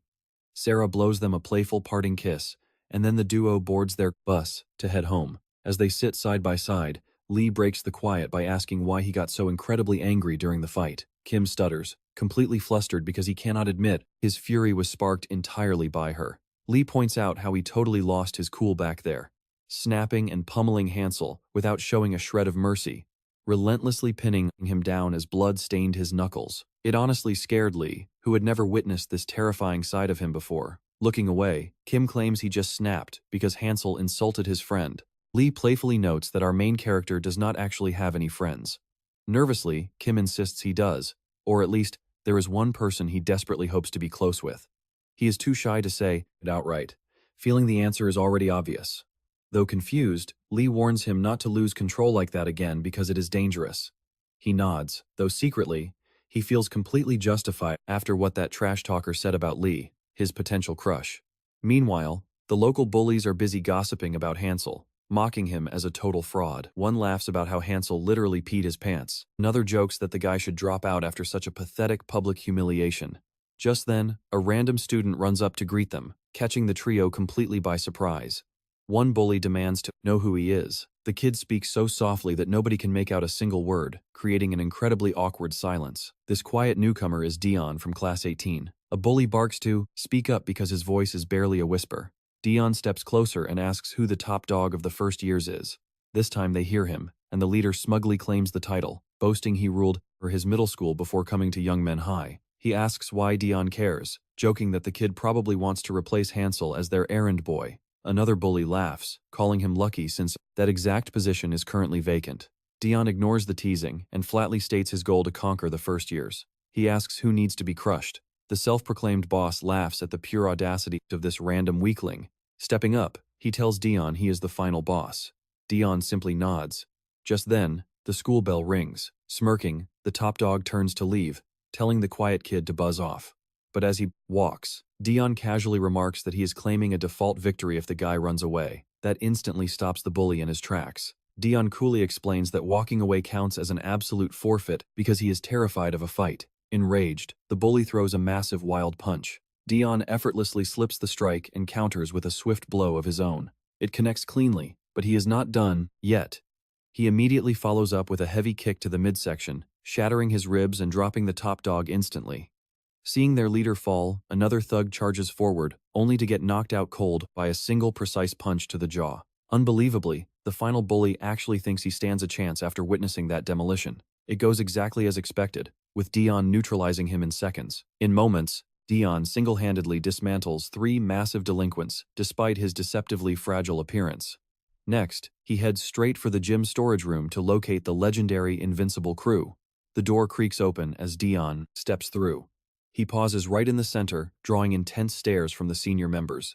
One demands his identity, while another snaps at him for entering without knocking. Philip is lounging there as well, asking if the freshman lost his way since this club is strictly off-limits. Dian calmly approaches Philip, offers a polite bow, and announces his desire to join Invincible, asking for their official approval. Philip chuckles, reminding him that they have incredibly high standards, and noting the kid looks incredibly fragile. To prove his worth, Dian calmly reveals that he just took the title of first-year #1 by Philip is not buying it. He laughs in Dian's face, asking what absolute nobody he defeated to call himself the top dog. He insists he won't recognize Dian's rank until he beats a real opponent. Dian asks how to prove himself. Philip pulls out his phone, flashes a photo of Kim, and tells him to go beat his face in. Win this, and he finally gets his title as the undisputed #1. Dian accepts without a second thought. Meanwhile, our boy Kim is chilling at the cafeteria, looking around. It has been a few days since he absolutely wrecked Hansel, and while people still gossip when they see him, the constant challenges have stopped. Kim wonders if his peaceful high school days have finally arrived. But knowing young Min-chae, a quiet life feels way too good to be true. Kim is only here for one reason. Lee ordered him to fetch her bread again. Talk about an errand boy. Suddenly, the school's outcast squad approaches him, and the leader starts introducing his crew all over again. He explains they are basically the rejected kids from the other classes. That is when Kim finally remembers them. The leader proudly declares they have been cheering him on from the sidelines this whole time. They always watch his chaotic brawls, screaming their hearts out even when he is getting destroyed. He even confesses they record his best fights and upload them. To them, a scrawny underdog standing up to bullies is pure gold, and they wanted the world to see it. That is when Kim realizes these are the nerds who uploaded his fight with Bong, the viral video that literally invited rivals to hunt him down. The leader calls Kim the absolute savior of the underdogs, saying his counterattacks are legendary. Suddenly, Kim feels the heat of their intense gaze. These guys do not just like him, they actually worship him. For a guy who has been at the bottom of the food chain forever, this hype feels pretty incredible. The leader mentions they are grabbing snacks and invites him back to their empty club room to hang out. Hearing the word club catches Kim off guard, so the leader explains they are all proud members of the Anime Appreciation Club. That explains why this guy talks like an anime character. Intrigued, Kim agrees to join them for lunch. The leader is thrilled, promising the other members will be ecstatic to meet their idol. Our boy is about to find out his fan club is surprisingly huge, and his brain is officially short-circuiting. Fanboys? For him? Unbelievable. A few minutes later, they arrive at the club room. The leader opens the door, peering inside to see if anyone is chilling. He spots just one member, Dassam, who is busy typing away on her phone. The instant she notices Kim entering, her face flushes bright red and she instantly covers her face in sheer panic. The boys are baffled, and the leader asks why she is acting so jumpy. He teases her about reading spicy webtoons again, which she loudly denies. Kim quietly whispers that his presence probably startled her since he is an outsider, but the leader laughs it off, revealing Dassam is actually a massive fan too. She apparently loves seeing underdogs crush arrogant bullies. The absolute moment Kim realizes he has a female fan, his brain completely shuts down. Dassam leaps up to greet him, but in her excitement, she trips and faceplants right onto her knees. It looks incredibly painful, yet she somehow still tries to play it cool. Limping slightly, she smiles and says she is thrilled to meet him. That is when a club member points out her totally mismatched slippers. Embarrassed, she admits she accidentally wore her dad's shoe, earning a laugh about her signature clumsiness. Kim politely introduces himself, but Dasam quickly blushes, stammering that she already knows everything about him. She confesses she has watched every single one of his legendary fights. The leader winks, teasing that she is such a fangirl, she might even have a crush. Kim is frozen in shock while Dasam denies it, playfully punching the leader to make him shut up in front of their guest. But another member chimes in, reminding everyone that her ex-boyfriend was a loser too. She snaps at him, but he claims he knew the guy and heard everything. The leader keeps teasing, asking if he has a shot with her since she loves underdogs. She shoots him down instantly. Seeing them joke like this, Kim realizes they must be an incredibly tight-knit crew. Finally, they invite Kim to eat lunch while they queue up an anime episode. The leader asks Dasam if they should resume the show they started earlier, and she happily nods. Meanwhile, poor Lee is still waiting on the rooftop for her bread, growing furious at how slow Kim is. Back in the club room, the leader mistakenly assumes Kim must be a massive anime nerd too. When Kim admits he barely watches anything, the leader says he totally has the face of a hidden otaku. Suddenly, the whole squad tries to recruit him. A member offers a spoiler, triggering a wild debate. One side yells that spoilers ruin the fun, while the other claims a good show is still enjoyable. Watching this, Kim is amazed they can get this passionate over cartoon girls. Suddenly, they ask what his ideal anime waifu is. He admittingly says he has no clue, so they instantly ask his type in real life. The instant Dasam hears this, her face flushes red. She is blushing furiously before he even speaks. Kim finally answers, saying he wants someone who accepts him even though he is a total underdog. Since Dasam feels this, describes her perfectly, she begins spiraling, thinking she actually has a shot. Complaining about the heat, she starts unbuttoning her shirt, then suddenly freezes when she realizes she is not wearing any undershirt beneath her school blazer. Awkwardly, she confesses her silly mistake to the group. Once the episode ends, the squad walks him out. One member says it is amazing to hang out with their legend, but Kim cringes and begs them to drop the nickname. Right then, Dian walks past the club room, instantly spotting our main character standing there. He strides right up, asking if Kim is the strongest freshman around, but Dian speaks so ridiculously quietly that Kim cannot hear a single word. Frustrated, Dian leans right in and demands a fight. With yet another opponent hunting him down, Kim sighs, realizing peace is a myth even after wrecking 3 top bullies. He tells Dian he has zero interest in fighting, but Dian refuses to back off. One of the anime club boys steps up, telling Dian to scram since their hero already declined. That only pisses Dian off, and he instantly brutally beats the poor guy into the floor. After that, Dian points at Kim again. Just then, Dasam rushes out of the room, alerted by the loud commotion. She furiously tells Dian to cut the crap. Hearing her address Dian so familiarly, Kim is utterly baffled, wondering if she knows him. Dasam steps forward, ordering Dian to freeze, and the entire hallway instantly falls dead silent. Kim is extremely confused now, because these two clearly have a history. Trembling, Dasam once again begs Dian to walk away. Hearing her plea, Dian looks completely stunned, and Kim stands there mouth wide open, trying to piece this connection together. Seeing the quiet monster actually stop because Dasam spoke is mind-blowing. But Dian suddenly turns back to Kim and demands a match again, making absolutely zero sense. The beaten club member groans from the floor, asking if Dian is still acting like a mindless thug. Dian winds up another punch to silence the poor guy, but Dasam screams at Dian to stop.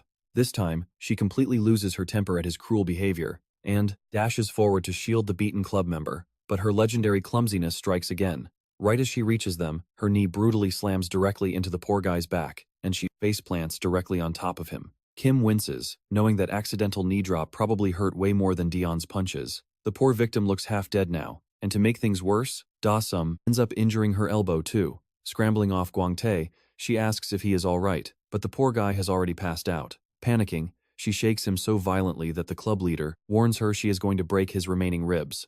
Surprisingly, Dian actually looks a bit concerned for Gwangtae, but he quickly shrugs it off, murmurs a command to his crew, and walks away. The moment he is gone, Gwangtae begs Dasam to stop shaking him because he is awake. Kim stands there, completely bewildered by Dian's sudden departure, still trying to understand who Dian is and how on earth he knows Dasam. Then, a sudden panic hits him. He forgot Lee's bread. Rushing to the cafeteria, he grabs the food and heads to the rooftop, where Kim tells Lee After that whole mess near the club room, she makes it crystal clear she does not care about his drama. Lee warns him not to keep her waiting, and Kim quickly grovels like a fool, apologizing for being an idiot. As they talk, Lee literally sits on him like a human chair while eating her snack. Soon, her weight is crushing him. Honestly, this feels way worse than Sangbom's worst bullying. He finally hits his limit and collapses, sending Lee crashing right on top of him.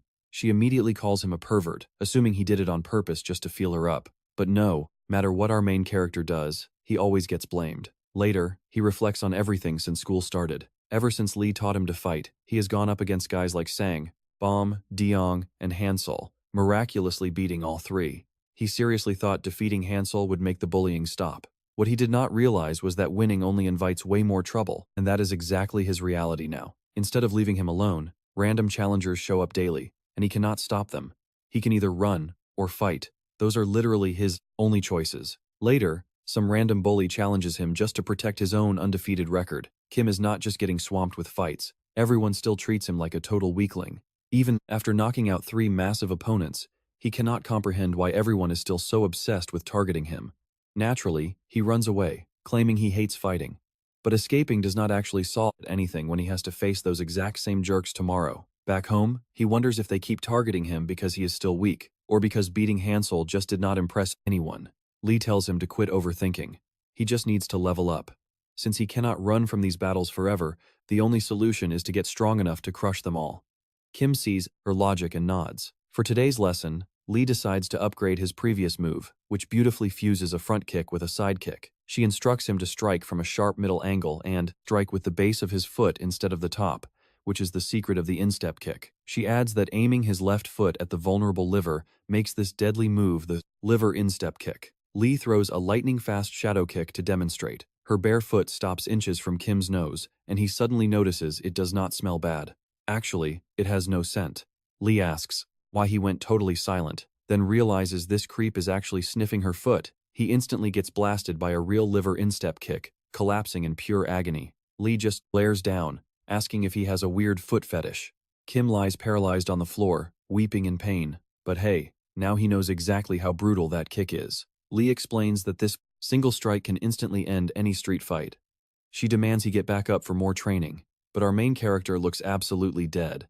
The next morning, he sneaks into class like a ghost, desperately trying to avoid the local thugs. Just as he reaches his desk, someone taps his shoulder. He turns around to find Daesum. She nervously tells him they need to talk and gets right to the point. Our boy immediately panics, his brain working overtime to figure out what is happening. She came to school early just for him and said it is extremely urgent. She even looks incredibly nervous.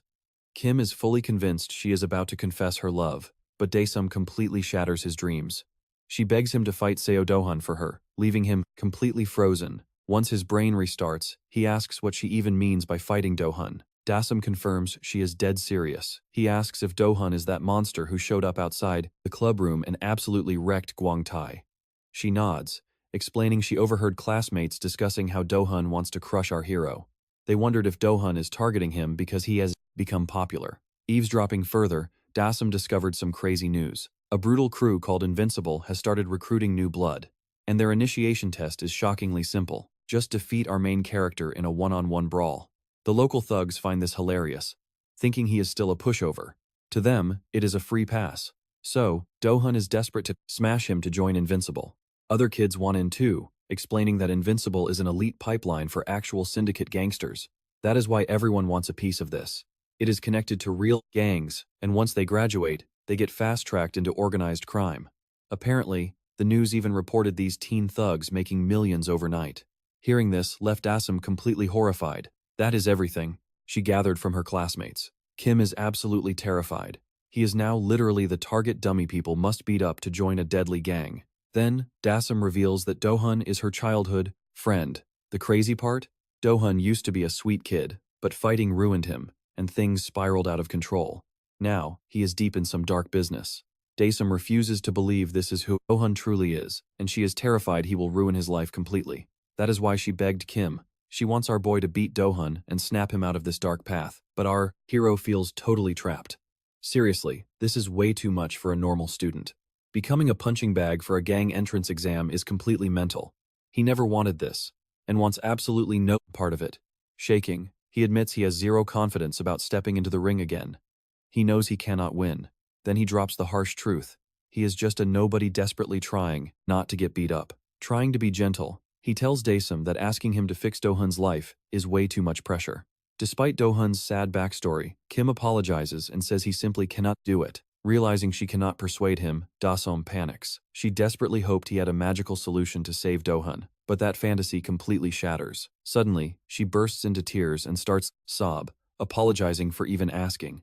Stammering that she did not mean to cry, she turns to run away. But being incredibly clumsy, Daesum trips and faceplants hard onto the concrete, scraping both her knees. Kim rushes over to check on her, but Daesum jumps up, insists she is totally fine, and dashes out. Once alone, he finally connects the dots, realizing why he is suddenly the literal gateway exam for Invincible.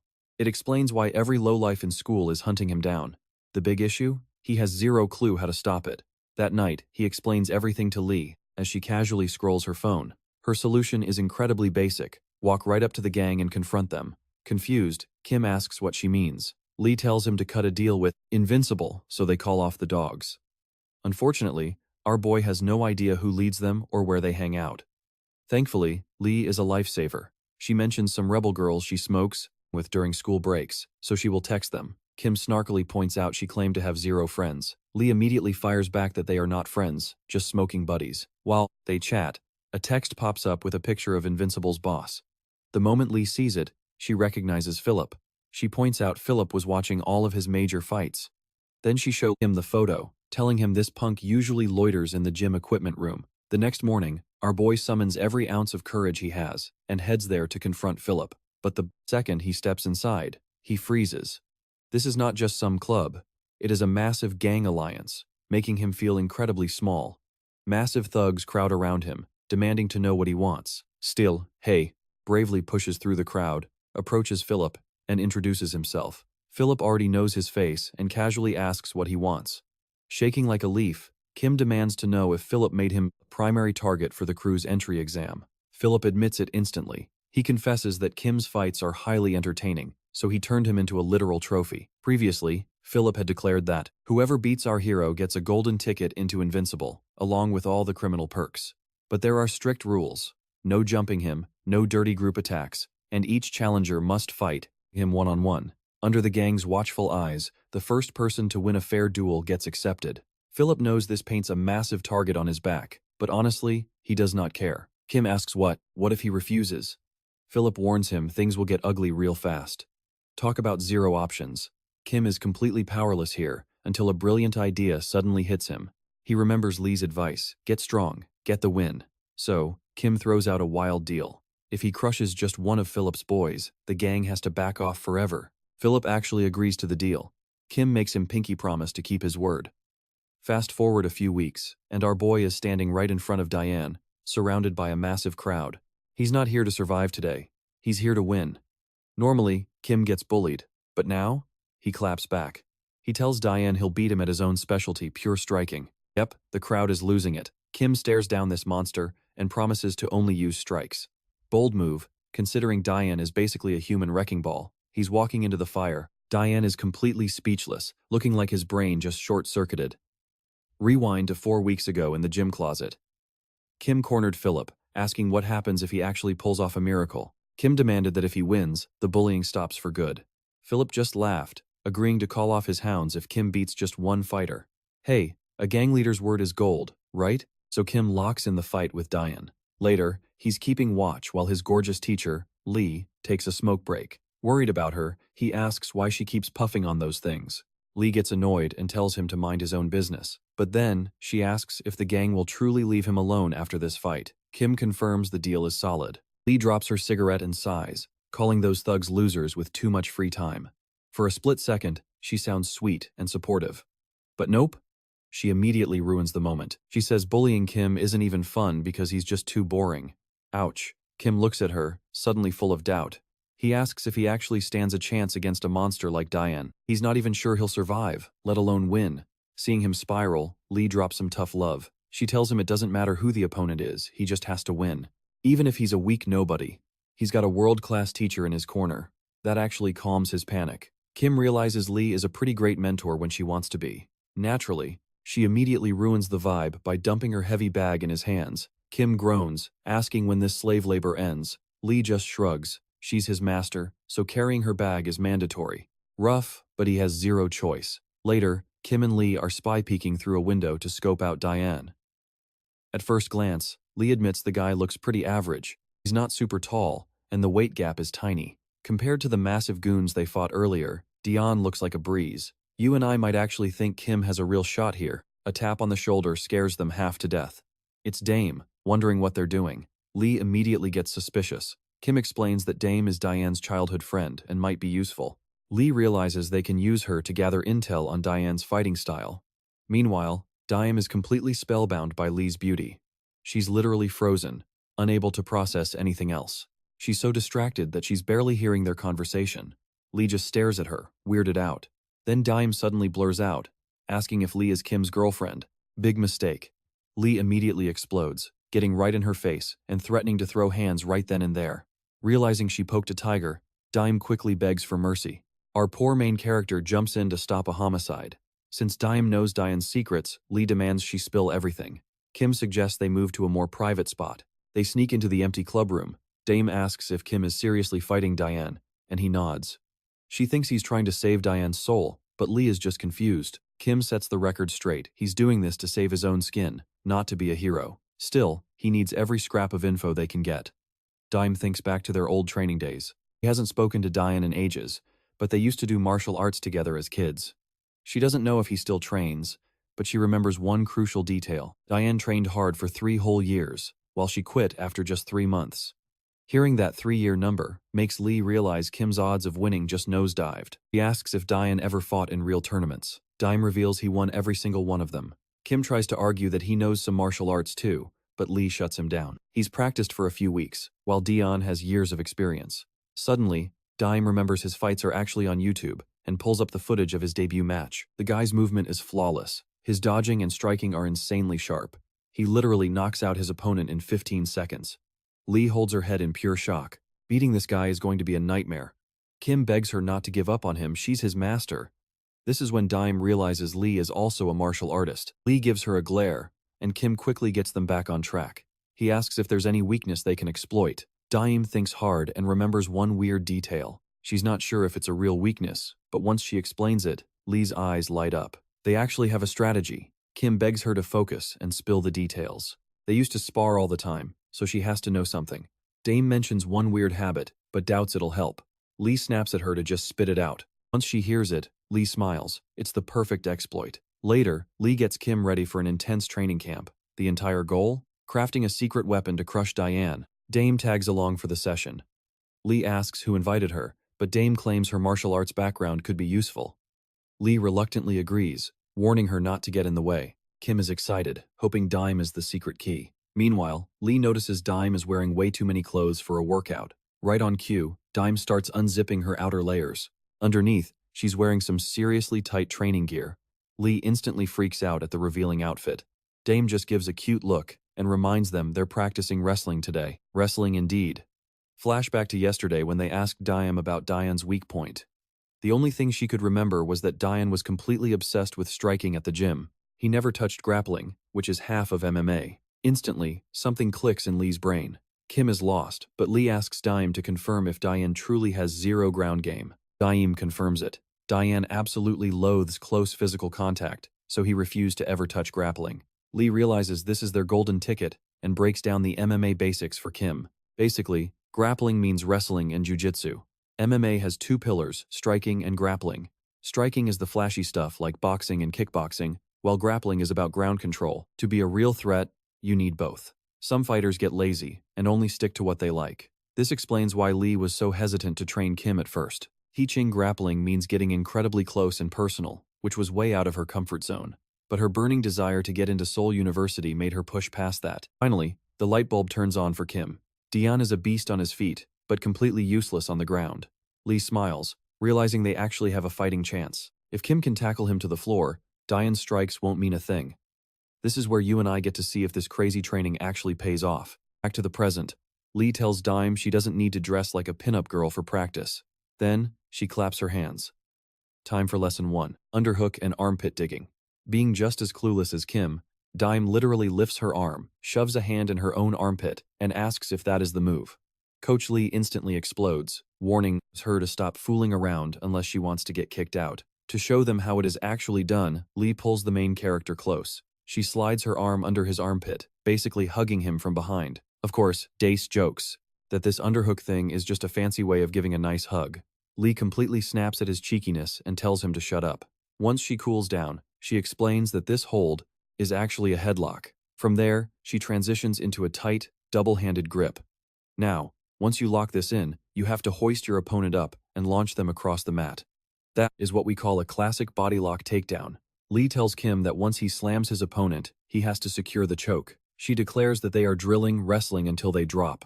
The plan is for our main character to combine all his training, execute this exact takedown, and drag Dian to the dirt. Once Dian is grounded, he finishes it with a submission. And guess who gets to be the lucky practice dummy? Yep, Dime. After finding out she weighs a light 50 kilos, Lee tells Kim to go all out on her. But on his first attempt, he leaves Dime tangled up in the weirdest position. He is basically just spinning his torso instead of driving with his hips. After a grueling session, Lee sees that Kim is absolutely gassed, so she decides it is time to build his pathetic stamina. First up, brutal belly crawls to destroy his upper body. Next, she makes him pump out pull-ups for that back definition. Finally, battle ropes. By the end of this torture day, our trio sits down to eat some instant ramen that Kim bought. Over dinner, Lee asks Dime why she does not just talk to Dian himself to set him straight, since they were childhood friends. Dime admits they have not spoken in ages. They were inseparable once, but then things got awkward, and they drifted. Apparently, back during their martial arts training, Dian started turning into a toxic bully, so Dime backed away. Lee asks what their bond was like before the fallout. After a brief pause, Dime shares that they practically lived at each other's houses all the time. Every single morning, Dace would drop by to walk her to school. He helped with her homework, and if her tutoring classes ended late, he would wait outside just to walk her home safely. After hearing that, Lee smirks and says it is obvious. Decim was totally in love with her. Dame completely blushes and loses her mind at the suggestion. Meanwhile, a sketchy group of students is hanging out. While they all gossip, Dace sits in the corner, secretly sketching on a notepad, and surprise he is drawing Dame. The party goes on, but he looks completely detached from the fun, only focused on his sketch. Meanwhile, one of the dropouts boasts about leaving school. When they ask why, he says his homeroom teacher kept nagging him about manners. So, he punched the guy in the face and quit. The crew praises him for being tough, while Dian quietly sits there, thinking how ridiculous they are. Even Ibuan is lounging right there with them when Seosu proudly declares that men like them have warrior blood and bow to no one. We soon find out that except for Desa, who still attends Young Men High, every single one of them dropped out. One guy brags that leaving that trash school and hustling for cash is way better than wasting time at Seoul University. Of course, making money actually requires brains, and this entire crew does not seem to have a single working neuron. Well, except for maybe Dian. Seosu tells Dian to just tolerate school a little longer, even if it sucks. Because as long as Dian stays there, their little crew can build solid ties with the invincible gang. This explains exactly why Dace wants into that crew so badly. Soju asks if he has officially joined yet, only to find out he is still working on it. Another guy wonders why it is taking so long since the gang welcomes anyone who knows how to throw hands. Since Dom is a literal monster, they do not get the delay. They press him to hurry up and secure the deal for his friends, claiming it will be a massive boost for their upcoming business. All Dame needs to do is seal the deal. When another guy asks Jab what kind of business he is actually running, Jab just tells him to trust the process and promises he will buy everyone brand new cars. He then drops a small hint. It is a crypto coin investment scheme. The entire crew is absolutely mind blown, immediately treating Jab like a financial genius. He proudly doubles down, declaring, "This business is way better than going to Seoul University." Soja tells Deso once more to get a move on. The Invincible Gang runs major operations, and getting close to them is their ticket to the top. Daim quietly mutters that he gets it. Then, Seksu pulls out a luxury watch box and hands it over, claiming he snagged it while closing a deal. Another guy notices how expensive it looks and immediately complains about not getting one himself. Sex replies that he already has a watch, a Galaxy watch, which everyone knows is premium. Seksu slips the new watch onto Dace's wrist, saying there is nothing weird about friends giving gifts to each other. Once it is secured, Seju points out that it fits Dian perfectly. A girl in their group, Choi Sububin, eagerly asks to see the watch. Since she is sitting right next to him, She leans in and quickly realizes he is incredibly handsome up close. Using the watch as a cheap excuse, she decides to make her move. Leaning in close, she goes in for a kiss, but Dian swiftly shoves her back, stands up, and walks out. Sue tries to stop him, asking where he is going, but Dian just says he is getting some fresh air. He is visibly annoyed, having zero interest in playing around with random girls. Honestly, the only girl on his mind is Dasam. After he bails, a humiliated Choi asks if Dian is actually a eunuch. Sukchu just laughs it off, saying that is just how the guy is. He jokingly offers himself instead, but Choi shuts him down way harder than Dian did. Later that night, Dian is wandering the city streets. His head is pounding, probably from inhaling all that secondhand cigarette smoke, and he is in an absolutely terrible mood. If anyone is stupid enough to pick a fight with him tonight, they better pray for mercy. Right on cue, a massive thug bumps directly into Dune, backed by several other tough-looking dudes. The guy sneers at Don, demanding a proper apology. Dune stays dead silent, simply turning to give him a cold glare. Seeing his youthful face, the thug asks if he is just some high school kid, mocking him for staying silent. He starts aggressively grilling Dian about where he goes to school, rattling off names all over Seoul. That is when Dian finally gives him an answer, not with words, but with action. He spins into a brutal kick that connects right to the guy's jaw, declaring he is from Young Men High School. Dian honestly wanted a quiet night, but people just won't stop pushing him. Some idiots only learn through pain, and Dian is more than happy to educate them. Absolutely stunned by the sudden kick, the bleeding leader orders his crew to tear Don apart. As the pack rushes him, Don does not even flinch, completely confident he can wipe them out with zero effort. The first thug charges from behind with a wild punch, but Don effortlessly dodges without even looking. He instantly counters, driving a brutal knee straight into the guy's chin.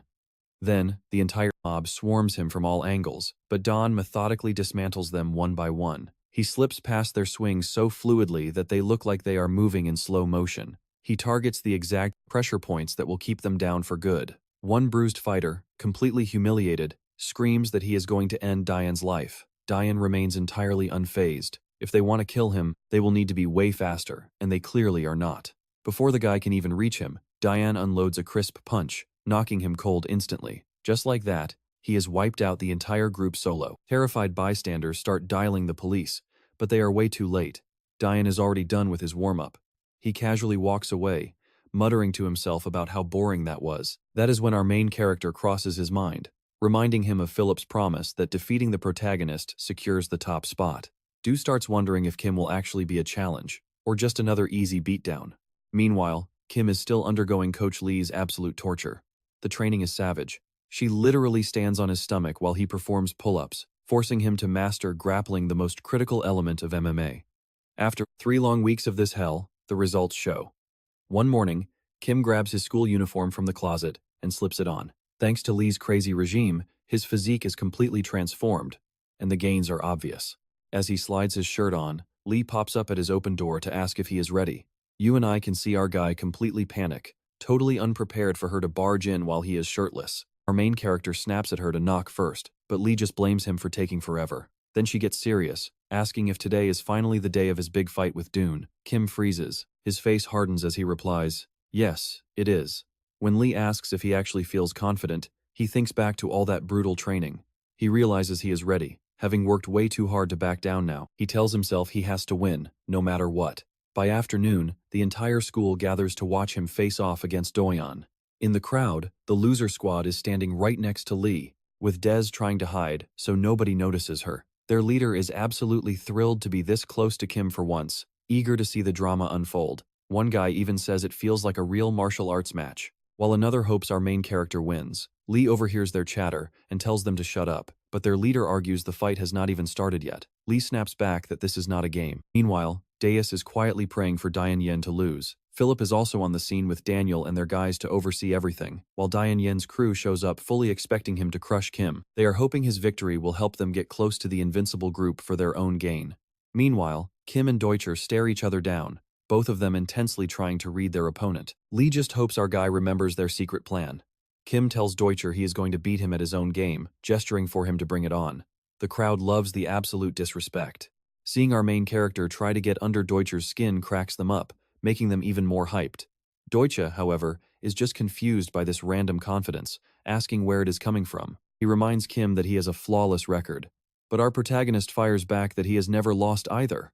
Now, it is a clash between two massive egos. They square up, and Dian lunges first. A lightning-fast straight punch. Our main character barely leans back in time to dodge, and the strike is so quick it almost takes his head off. His nose still gets scraped. Dian is insanely fast. He knows one clean hit will end him. Even Philip looks impressed that Kim managed to dodge Dian's opening strike. But Dwayne does not waste a second, immediately throwing another jab, following it up fast. He throws a sharp right straight, but our protagonist somehow slips that one too. He clearly trained like a beast to prep for Dwayne's speed. Meanwhile, Seoku wonders why Kim is only running away. To him, our main character looks like a total coward. But Daniel sees the bigger picture. Dodging is great, but if he only backs up, he will never find an opening.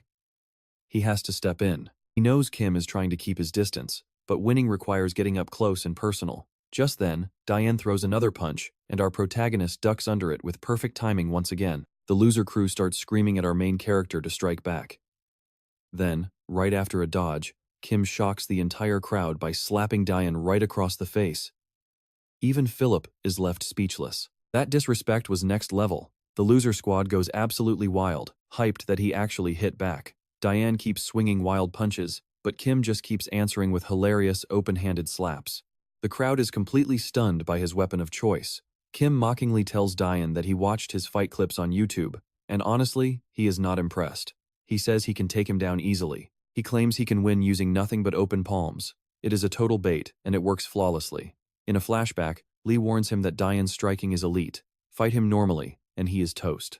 So they devised a plan. First, trigger Dian's rage until his focus shatters, then hit him with the real move. Back in the present, Kim notices Dian's swings getting sloppy and wide. The taunt worked. Dian throws another punch, but our protagonist slips away easily. He lands another hard slap, driving Dian into a blind rage. Dian keeps attacking wildly, trying desperately to turn things around, but Kim effortlessly avoids every single strike. Philip notes how incredibly skilled Kim is at backing away from danger. Our guy just keeps slapping Dian, leaving the crowd and Sikyu utterly baffled. Sikyu cannot believe Dian keeps falling for this, looking ridiculous, getting smacked around. Completely furious, Dian wants this finished immediately. His blind anger takes over, exactly as our main character planned. He throws a massive punch, putting all his power behind it. Dian thinks he can crush him right here, but Kim is not going down. He anticipates the next swing and prepares his counter. Just as expected, Dian lunges forward, but our protagonist slips inside his guard and locks him in a tight underhook. In a flashback, Lee told him their entire strategy relies on a bluff. They had to fake a striking match, then suddenly use an underhook to drag Dian to the ground. Since Dian has zero experience with grappling, Lee was sure he would be completely defenseless. Kim executes the plan flawlessly. He secures the underhook and locks in the two-handed grip Lee taught him. Once the hold is tight, our main character lifts Dian up and slams him down. A massive suplex. The plan is working perfectly. Dian reacts exactly as predicted, swinging wildly, which lets Kim slip right into the underhook. He locks his hands together just like Lee instructed, then he drives Dian down with another brutal suplex. Once his hands are locked, our protagonist fully commits, tossing Dian overhead. He is absolutely determined to make this work, no matter what. When Dan hits the ground, it is a devastating impact. Even Philip can tell that suplex on concrete did serious damage. Kim knows his setup worked perfectly. He has got Dian on the ground. Now, he just needs a submission to end this. To seal the victory, our main character quickly wraps around Dan's limbs, locking in a tight triangle choke. Earlier, Lee told him this move was inescapable. If he could just trap Dian and put him to sleep, the victory would be his. Back in the present, Kim is absolutely certain that he has taken control and won the fight. Our protagonist thinks it is over, but fighting Dian is never that simple. Daniel thinks it is done too, closing his book and preparing to leave, highly impressed by how much Kim prepared. He is also quite surprised our main character chose to end a raw school brawl with a clean submission. But as Daniel starts walking off, Philip stops him, pointing back at the fight. He admits that escaping a tight jujitsu hold should be impossible, but there is always an exception to the rule. Dian starts thrashing against the triangle choke, trying to power out. With zero technique, he escapes by simply flipping Kim right over. Philip explains that a triangle choke can be broken if the trapped fighter possesses overwhelming, monstrous physical strength. Raw power wins, and that is exactly what happened. Dian shattered a hold that Lee swore was inescapable. The entire crowd is stunned, and Lee is frozen in disbelief, unable to comprehend how he broke free. She wonders if he used a bridge to escape, Dime, standing right next to her, has absolutely no clue what that means and asks if she is talking about a hair clip. Annoyed, Lee grabs Diasm in a headlock and mutters that she could do better than Kim. The loser squad rushes over, telling her to let Diasm go. Lee explains that a bridge is a grappling move used to escape from the mount position. You thrust with your hips, shove the opponent forward, and slip right out. But she cannot figure out how Dian pulled that off with zero grappling training. It looked like a pro-level move, but Dace repeats what Dian said earlier. He has never taken a single grappling class. Hearing this, Lee realizes he must have done it on pure, raw instinct because he knew he was in danger. Dian gets back up, resetting his stance to keep going. Our protagonist rises too, but he is clearly hurting, especially his head. At this point, Dian realizes Kim came way more prepared. Our main character, however, is deeply shaken that his master move failed to finish the job. He knows he cannot beat Dian head-on, so he desperately needs to secure another takedown. But he has no backup plan. He sticks too closely to Lee's lessons and fails to improvise. Still, he decides to force the ground game again since it almost worked. Let's see what happens next. He throws a fake jab, planning to slip under and shoot for a tackle immediately. A second later, he puts that strategy into motion, but it blows up right in his face. Just as the protagonist dips, the trick, disaster strikes. Dian has him completely figured out, anticipating the takedown. In a split second, Dian drives a savage knee straight into the main character's head with a sound so brutal, it sounds like it could have easily shattered a skull. Somehow, our boy stays conscious and keeps his feet. While Ju thinks it is game over, Lee is stunned that Dian anticipated that tackle so cleanly. The protagonist drops, but then he forces himself back up, proving his absolute, monstrous grit. Kim begins to wonder if Dian has read all his wrestling setups. Then, Dian mockingly asks if he's trying to win with grappling now, and that confirms his worst fears. Dian has his entire strategy mapped out. Still, Kim believes a mixture of strikes and grappling might work. He fires a quick 1-2 combo, trying to drag Dian down as he closes in, but that plan fails miserably, too. Getting blasted by a brutal uppercut under the chin, Dian tells him his fatal flaw. To tackle him, our protagonist has to get inside, and Doyen knows he never can. Believe he is capable of it.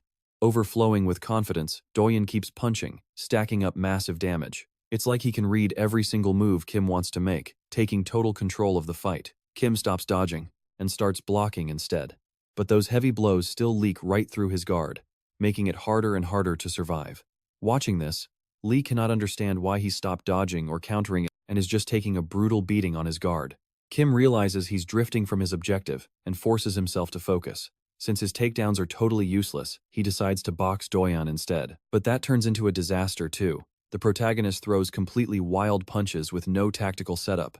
Even Lee gets frustrated, knowing those mindless swings won't get him a win. Meanwhile, Doyen easily slips every single strike, leaving Kim swinging at empty air. Giving up on boxing, he tries to shoot for a tackle again, but even that strategy is completely dead.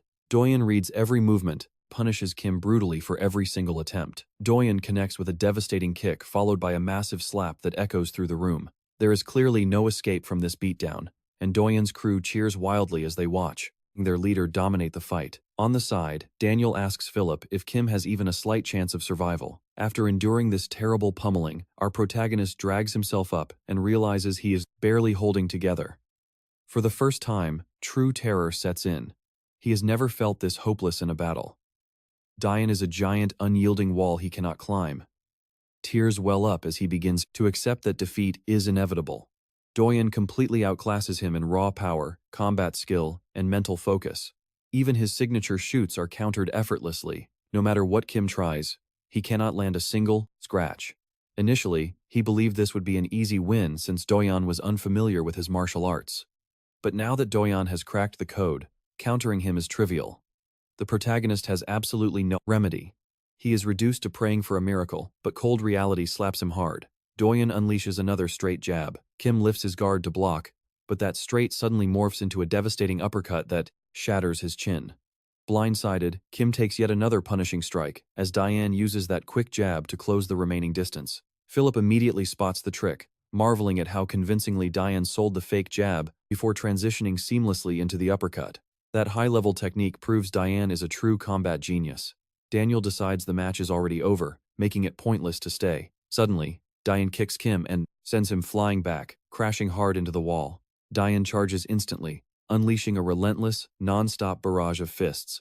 Kim can only keep his guard tight and block what he can. Now he is cornered once again, triggering flashbacks of his brutal fight against Hansel. That dark memory only heightens his panic. Under this relentless storm of fists, Kim wonders how to survive. Is this truly his end? Suddenly, he remembers the trashy bullies who targeted him just to gain entry into Invincible, a crew he had never even heard of. Something deep inside him snaps, and he refuses to let himself be treated as a puppet anymore. He wants to live on his own terms and forge his own legacy. Looking at his eyes, he is sick of being pushed around. Fueled by this burning rage, Kim breaks through Dian's storm, screaming at him to back off and let him live in peace, swinging wildly with total desperation. Watching Kim lose his mind, the spectators find it absolutely pathetic. Dian mocks his amateur swings as utterly useless, then demonstrates what a professional strike looks like, driving a punch straight into his face. He follows with a crippling kick to Kim's leg, causing him to scream in agony. Even so, Dian is surprised to see him standing after receiving such a beating. That toughness actually earns some respect, but Dian doesn't stop. He keeps hammering the protagonist while he's pinned helpless against the concrete. With no escape, Kim can only turtle up, taking massive, bone-shattering damage. He is severely injured, and his foot is already swelling up badly. After enduring everything, he is running completely on empty after this agonizing battle. Without a quick way to escape the pressure, it's game over. Lee is getting incredibly anxious watching. She realizes Kim has reached a complete dead end, so she tells Daesum they must trigger their backup plan immediately. When Daesum hesitates, Lee fiercely insists. A flashback reveals her explaining that if wrestling and jujitsu both failed to work, they would deploy a secret trump card. Lee is confident Dian will fall for the bait. Although Kim and Do Sam are clueless about the details, she promised to shout Do Sam's name as the trigger signal. Back in the present, Lee screams out the signal. Instantly, Do Sam sheds the disguise, throws back her hood, and starts cheering loudly before taking it to a whole new level by insulting Doyeon as total trash, screaming that he's a pathetic nobody. She yells for Kim to win and smash this bully. Doyeon turns around in absolute shock, realizing the voice belongs to Baek Do Sam, his childhood crush and first love. Lee is strategically betting everything on his lingering romantic feelings. To her, this kind of dirty emotional warfare is completely fair game in a chaotic clash. Psychological warfare is standard in professional MMA, and Lee calls this their ultimate distraction strategy. Do Sam keeps spitting savage insults at Dian. Hearing this from his crush, Dian almost wishes he were completely deaf. He is utterly devastated hearing those brutal words from Do Sam. The crowd is left stunned and confused, but Dian is completely humiliated. Behind him, Kim waits silently and watches, hoping the plan actually worked. Following Lee's instructions to press the advantage, Kim mockingly asks Dian if he's gonna cry like a little baby. Doyeon turns around, revealing actual tears streaming down his cheeks. The taunt worked perfectly, but now Kim has to face a completely enraged, berserk Dian. What follows is absolute chaos, but one thing is certain: Dian has lost his mind. He opens with a punch packed with absolute murderous intent, but Kim ducks. The wild swing slams straight into the solid concrete wall instead. Yet, blinded by pure rage, Dian doesn't even feel the pain. The protagonist realizes the sheer scale of his fury. Dian swings wildly, screaming at him to shut up, but Kim slips it again, noticing his swings are getting massive and highly telegraphed. That makes them much easier to predict and slip. Previously, Dian was highly defensive and clinical. Now, his rage is creating massive openings. He is fighting with pure emotion, making him incredibly sloppy. When a fighter loses his cool, they completely forget the fundamentals and leave glaring openings. Kim only needs one clean shot. With Dian's strikes getting wider and his hands lifting too high, his midsection is totally exposed. That's the vulnerability he was waiting for. Lining up the secret liver kick Lee taught him, Kim drives his instep straight into Dian's ribcage. The blow inflicts massive agony, but Kim doesn't hesitate. He wants to end this. The protagonist leaps onto Dian's back, locking in a flawless rear naked choke, telling the bully to go to sleep as he squeezes. Suddenly, our story shifts back to elementary school, inside classroom 34, where a cruel bully is tormenting a defenseless girl, making fun of her grandma's old slippers. Though she tries to push him away and begs him to stop, he only escalates, tearing the slippers off and hurling them straight out the window, laughing that he's sending them back to her grandmother. As she desperately begs for them, he tells her to shut up, making her cry as he grabs her hair and brutally yanks. "All right, you and I are going back in time." This bully actually tormented 11-year-old Daesum. Nearby, young Doyoon watches the whole thing but chooses to look away. "Great start, buddy." Later, Daesum is sitting right next to him crying her eyes out, but our main character totally ignores her. Later, the same bullies are bragging in the hall about some flashy gear. When Do-yoon walks by, they spot a huge sweat stain on his shirt and start mocking him, calling him a pig. The teasing gets to him, so Do-yoon turns around with a fierce glare. One bully gets offended and snaps, asking what Do-yoon is staring at. He straight up kicks Do-yoon in the back, demanding to know if he is glaring. Do-yoon hits the floor, and the bully steps over him while everyone else is too terrified to help. The bully asks if Do-yoon has a death wish, saying his sweat makes the whole class stink. In a barely audible voice, Do-yoon tells him to stop, but the bully just pretends not to, using it to humiliate him even more. Calling him a pig is not enough, so the jerk insults Do-yoon's mother next. As he makes loud oink noises, Dasum suddenly steps up and tells him to knock it off. She tells him her grandmother taught her that mocking looks is wrong, but our girl clearly does not know how bullies operate. The punk pretends to back off, and even offers a fake apology before punching her straight in the head, claiming it was just a joke. He sneers, asking if that pig on the floor is her boyfriend. Later, Dasum is crying in class with her head down, and Do-yoon tries to ignore her.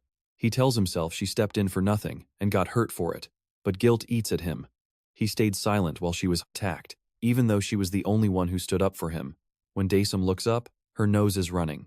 Do-yoon quickly slips out to the bathroom to grab her some tissues to blow her nose. Dasum thanks him, and Do-yoon honestly thinks she is a bit bizarre. Still, they instantly click. Soon after, Dasum introduces herself and learns Do-yoon's full name. She says his name is Lovely and offers her hand in friendship. Do-yoon accepts immediately, and they become inseparable. But as time passes, the bullying continues. Weirdly, Do-yoon becomes a target too. Every single time, Dasum jumps in to fight the bullies, screaming at them to stop mocking his looks. To Do-yoon, she seems like a tiny, brave puppy barking at giant beasts, but it never actually works. The bullies just hit Dasum or toy with her instead. Since she is so tiny and weak, Do-yoon feels absolutely terrible watching this. Now, here is where you and I get some wholesome romance. A class project forces them to partner up and watch a movie together. Naturally, they end up together, and she invites him over to watch it. After school, Do-yoon heads over. She puts on her favorite anime called Neighbor Egg Boy, absolutely loving it. While they watch, Dasum is having the time of her life, laughing and warning Do-yoon right before the funny parts happen.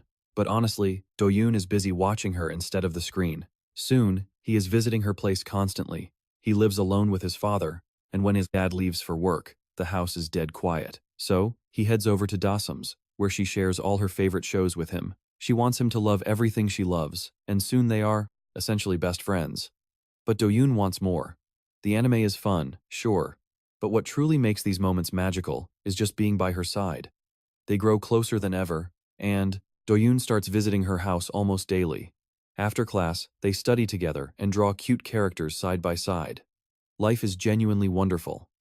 When her cram school ends, late, Do-yoon is always there to walk her home safely. Soon, they enter middle school. Aside from Do-yoon getting way taller, nothing really changes, especially not the bullying. The scumbags treat Do-yoon even worse now, calling him a pig and forcing him to squeal like one. A normal answer is not enough for them. They demand full-on pig noises instead, making him grunt with every word. Honestly, Do-yoon can take the abuse directed at himself, but watching Dasum get tormented right before his eyes is too much to bear. By middle school, Dasum's suffering goes way beyond bullying. It is straight-up harassment, all because the jerks find her reactions amusing. Do-yoon desperately wants to intervene, but pure fear paralyzes him. He cannot even defend himself, let alone her. Seeing Dasum suffer makes him feel so utterly helpless, he almost gives up entirely. But then, he chooses a new path fueled by absolute rage and a burning desire for revenge. He vows to transform himself into someone the bullies will genuinely fear. If society won't punish them, he will. From that moment on, Do-yoon trains like his life depends on it. He burns off the fat, packing on serious muscle as he transforms from a heavy kid into a shredded beast. Before long, Do-yoon enters the ring for his debut amateur match. It is match 3, and the moment the bell rings, our boy shows off his insane progress. Unleashing lightning-fast jabs and crushing kicks, he completely overwhelms his opponent. The fight ends in a flash, just 15 seconds, with a brutal knockout. After his spectacular debut, Do-yoon remains completely undefeated, sweeping every tournament in sight. He finishes every single fight in the opening round with a brutal knockout. Still, his veteran trainer warns him that his ground game is practically non-existent. He reminds him that mixed martial arts requires versatile skills, not just wild striking. Do-yoon needs to adapt, or a skilled wrestler will easily demolish him. But Do-yoon is stubborn. He figures if he simply knocks his opponents out before they grab him, he is golden. To him, striking is the only thing that matters in a fight. The trainer warns him to drop the arrogance before he regrets it, telling him to stop throwing wild punches. His hands are lethal weapons now. Do-yoon is puzzled, though part of gets the message. That night, he leaves the gym and spots Daesum waiting outside. She smiles, asking if he wants to walk home together. As they stroll off into the night, Do-yoon asks if she actually waited all this time. Daesum playfully shrugs it off, claiming she was just passing by and happened to know his training schedule. Then, she asks how the gym is going. Interestingly, Daesum actually trained alongside him once, but quit after 3 months. He answers that it is business as usual. Daesum praises his work ethic, but admits she misses their old anime marathons. Not wanting to disappoint her, Do-yoon promises they will watch an anime together very soon. Daesum immediately lights up, eagerly suggesting they do it this Saturday, or maybe even tomorrow. Do-yoon lets her decide, so they lock in tomorrow. She chooses Season 2 of Neighbor Egg Boy, which just dropped. The next day, Do-yoon waits outside her classroom. Cute anime is not his cup of tea, but he is doing this for her. Suddenly, he peeks through the door and freezes. Daesum is on the floor, bruised, battered, and cornered by bullies, forcing her into a degrading video challenge. The vile insults they hurl push Do-yoon straight to his absolute limit. A bully sneers at Daesum, asking why she won't dance now when she did before. Do-yoon watches from the doorway, remembering his old, cowardly self. But today, he possesses both the power and the courage to act. Tearfully, Daesum reminds the jerks they promised this would be the final time. Then, Do-yoon steps inside, facing the pack of wolves with cold, fearless eyes. The lead bully instantly recognizes him, demanding to know what he wants. He realizes Do-yoon is stepping right on the clothes they wanted her to wear. The thug barks at him to step aside. Do-yoon remains a stone wall. The bully screams in his face, ordering him to move his foot. Do-yoon just stands there, completely done. The bully sneers, mockingly asking if Daesum is his girlfriend. When Do-yoon ignores him, the jerk takes it as a yes, immediately diving into disgusting questions about whether they have kissed or done anything further. Receiving only dead silence, the trash continues, crudely asking what she was like. That is the final straw. Do-yoon snaps, unleashing a slap so violent the entire room vibrates. The other bullies can only stare in absolute shock as Dian suddenly explodes like a wild beast. The main bully is stunned that his punching bag actually hit back. He swings wildly, misses, and Dan answers with a brutal punch. So, the terrified lackeys immediately call in his older brother. The moment this big brother arrives, who happens to be the undisputed #1 fighter in middle school, he furiously demands to know who touched his sibling and instantly charges straight at Dian, completely clueless about the beating waiting for him. Dian watches the brother and his goons charge him all at once. 5 minutes later, all three are flat on the ground, and the school's champion never stood a single chance. They end up knocked out cold and utterly wrecked. The remaining bullies are completely frozen, eyes wide, totally unable to process the absolute beating. Blood drips from Dian's knuckles while the room goes dead silent. Even Dawson looks stunned and, honestly, a little terrified. All right, you and I are watching a legend rise here. Dan officially claims the top dog spot at his middle school. The local gang keeps trying to test his crown, but Dan absolutely destroys them every single time. After taking too many embarrassing losses, they finally back off, leaving him in peace. Nobody dares touch him now. He goes right back to his cozy life, hanging with Daesum and binge-watching anime. One afternoon, Daesum is hyping up Season 2 of a show when a random group of boys walks in. Their leader spots the screen, realizes they are fellow geeks, and invites them to watch on a big screen. Naturally, they officially join the anime fan club next. Everyone welcomes them with open arms, and Dan wishes this wholesome peace could last forever. Too bad second year is starting. And a bloody, beaten-up kid approaches Dian out of nowhere. He asks if he is Seo Dian and begs for a favor. Dan has zero clue who this random kid is. They are total strangers. But that boy is Moon Soju, future boss of Vipers. Only 15 when he first meets Dan, Soju gets straight to the point. He wants Dan to hunt down and thrash a rival student who beat him up. Yes, he is shamelessly trying to borrow Dian's insane strength. And for Dian? The job is so ridiculously easy, he wraps it up in 5 seconds flat. Afterward, Suchu is practically worshipping Dian's power, though Dan remains completely unfazed despite the massive hype. Him up. Later, Suku hands Dian a fancy designer wallet he took from a senior at another school. Since it looks incredibly pricey, Dian hesitates, but Suchu insists it is authentic, calling it a simple gift for a buddy. Dian finally takes the bribe and thanks him. From that moment, their bromance blossoms fast. Sure, Duan knows Su is a sketchy bully, but he rationalizes that he is nothing like the monsters from his traumatizing childhood. Suchu and his squad keep inflating Duan's ego, constantly asking him to deal with annoying rival students. Since a quick fight feels like no big deal, Dian casually agrees every single time and, obviously, keeps winning. In return, Soju showers him with pricey gifts and hype sneakers. Dian accepts them only because Soju calls it a friendly gesture. Deep down, Dian begins to realize Soju is definitely running some sketchy money scheme off his victories, but he honestly does not care. By this point, Doyena actually starts loving the thrill of combat. He steps into every brawl without a hint of fear, and, for him, this is pure fun, unbeaten and totally unstoppable. Then, third year hits. One day, Soju is walking with Dian and pitches yet another brawl. While his lackey laughs about how entertaining it will be, Dian starts ditching the wholesome anime club and poor Dawson to hang out with Soju's squad. Being with these delinquents feels way more thrilling, keeping his loneliness at bay, so he dives deeper into their world. Now, when Dian and the gang strut down the hallway, students part like the Red Sea. Dian feels like a king, but Dawson watches with heavy concern, knowing he is hanging out with the worst crowd. She comes over with the anime club crew, trying to invite Dian to a watch party for Season 3. Right on cue, Suchu and his boys crash the moment, reminding Dian they are supposed to meet up with girls from a nearby school. Dame has no idea who these shady guys are, which instantly spikes her anxiety. Soju completely ignores her, drags Dian away, and leaves Dian standing there, watching her friend drift away. Night. The group is busy pounding back drinks and shots. A tipsy girl asks Dian to escort her to the bathroom, heavily flirting along the way, and even dropping hints about going back to her place. But Dian can only think about Dawson and her worried, disappointed eyes. Annoyed by the nagging guilt, he gently rejects the girl and bolts straight to Dawson's house, nervously knocking on her front door. When she opens the door, she immediately looks annoyed and asks what is wrong with him. Smelling the alcohol, Dian begs her to step outside to chat, but she flat out refuses since her parents are home. She demands to know if he is actually drunk, reminding him he is literally just a middle schooler. Dian shrugs it off. But Dao drops a heavy reality check. He has turned into the exact same bullies who used to terrorize them. She slams the door in his face. The next day, Dawson is hanging out with friends, and as you and I can see, Dian is just watching in absolute, silent misery. He is not mad at her or his peers. He is furious with himself. Why did he even start fighting? He remembers how Dawson used to be bullied, forced to do chores, and beat up, and she resisted. That was his entire reason for fighting to shield Dawson. Yet here he is, running with the same trash. Back then, Dian reached out because she believed he was a decent guy. But now, the tables have completely turned. In the present, she is screaming for Kim to absolutely crush Dian.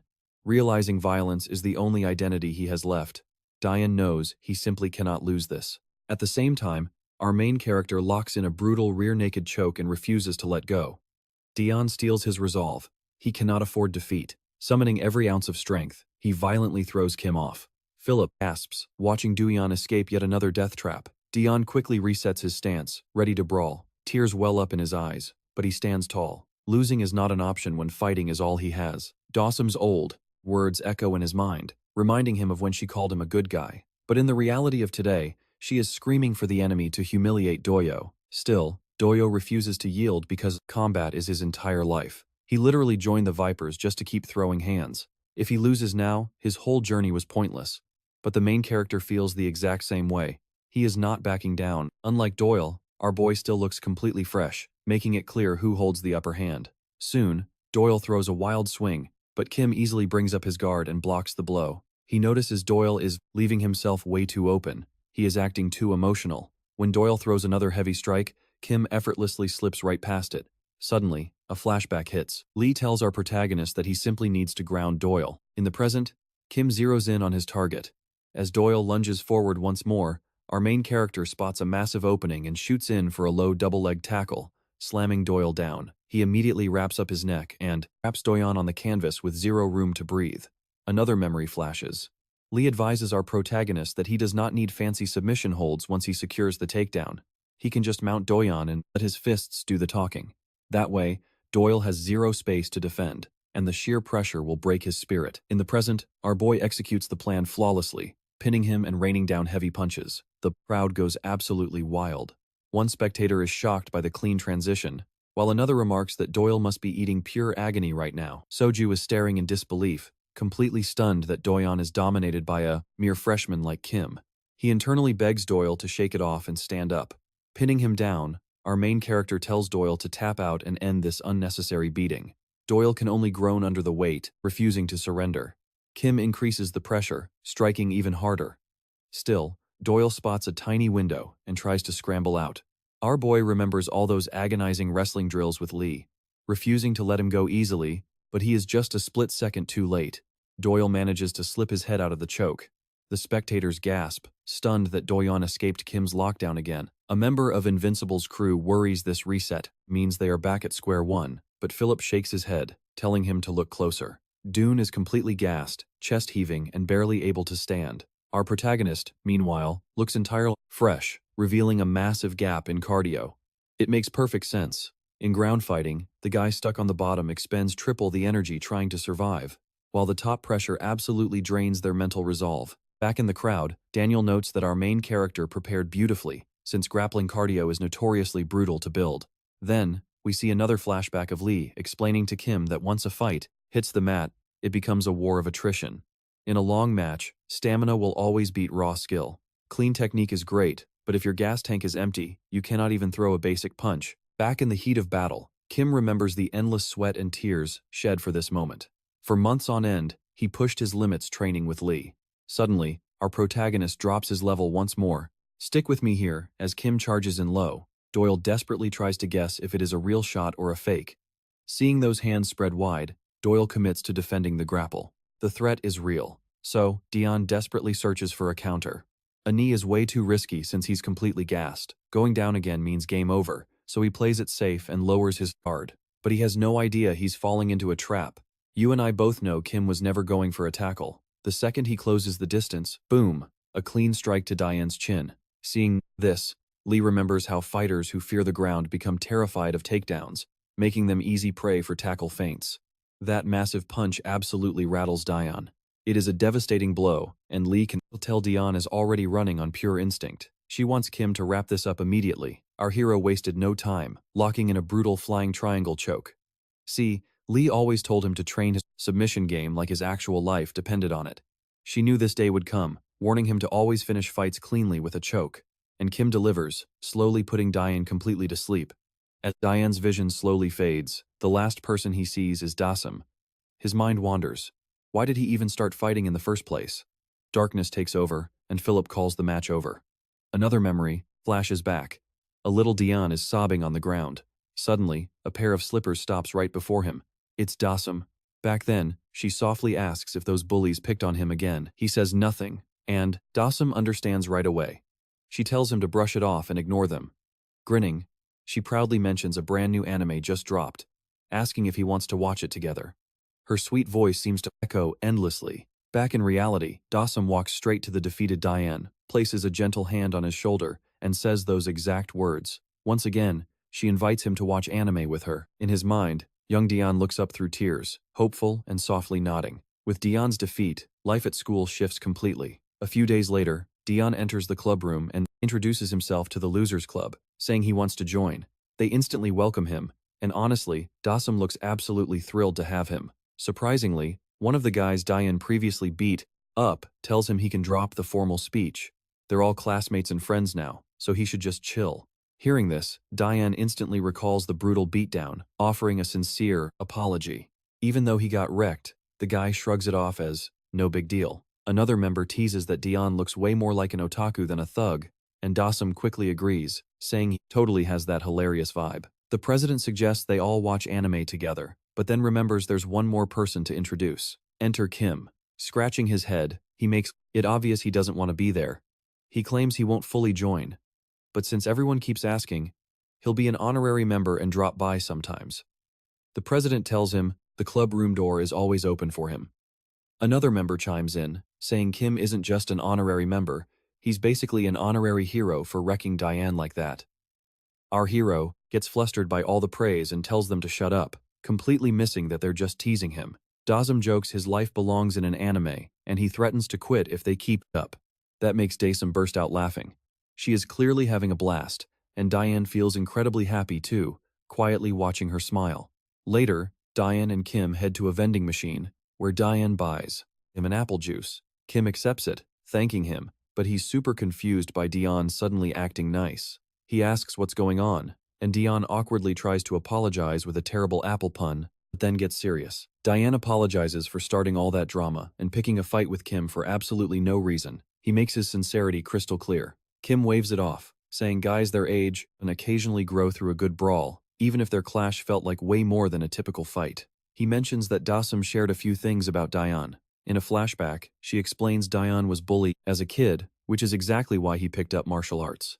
She shares more about his painful background. Back in the present, Kim admits he heard the story and confesses he was bullied once. Maybe he still is. That's why he completely understands why Dian fought so hard. You and I know what it's like to desperately want to escape and grow stronger. He's felt that same desperation, so he totally gets Dian's actions. After a brief pause, Dian admits that desperation drove him to act incredibly stupid. Still, ready to move on, he reaches out his hand and apologizes one more time. Kim shakes it, ending their rivalry right then and there.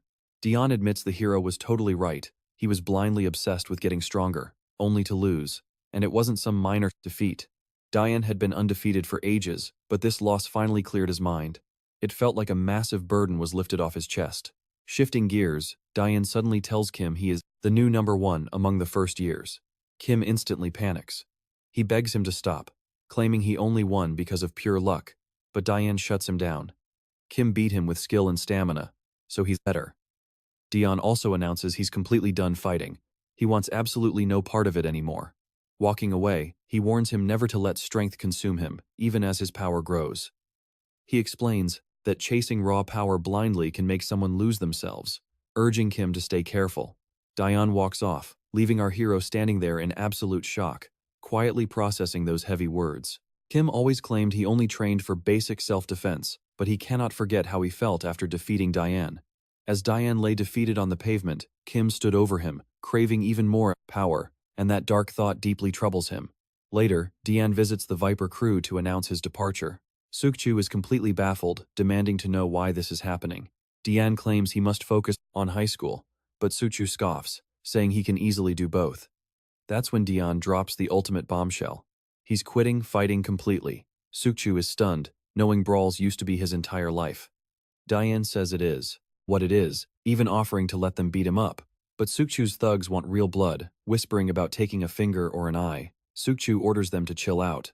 As he smokes, Sukchu recalls finding a sweet drawing of Dasum on a receipt. He knows Dian sketched it, remembering how she watched Dian's final battle with intense worry. Back in the present, Sukchu notes everything looks incredibly suspicious. He asks if Dian is dating Dasum, that girl he constantly sketched on receipts. He knows the academic excuse is garbage, and Dian just wants to be with his girl. Still, Sukchu decides to drop it.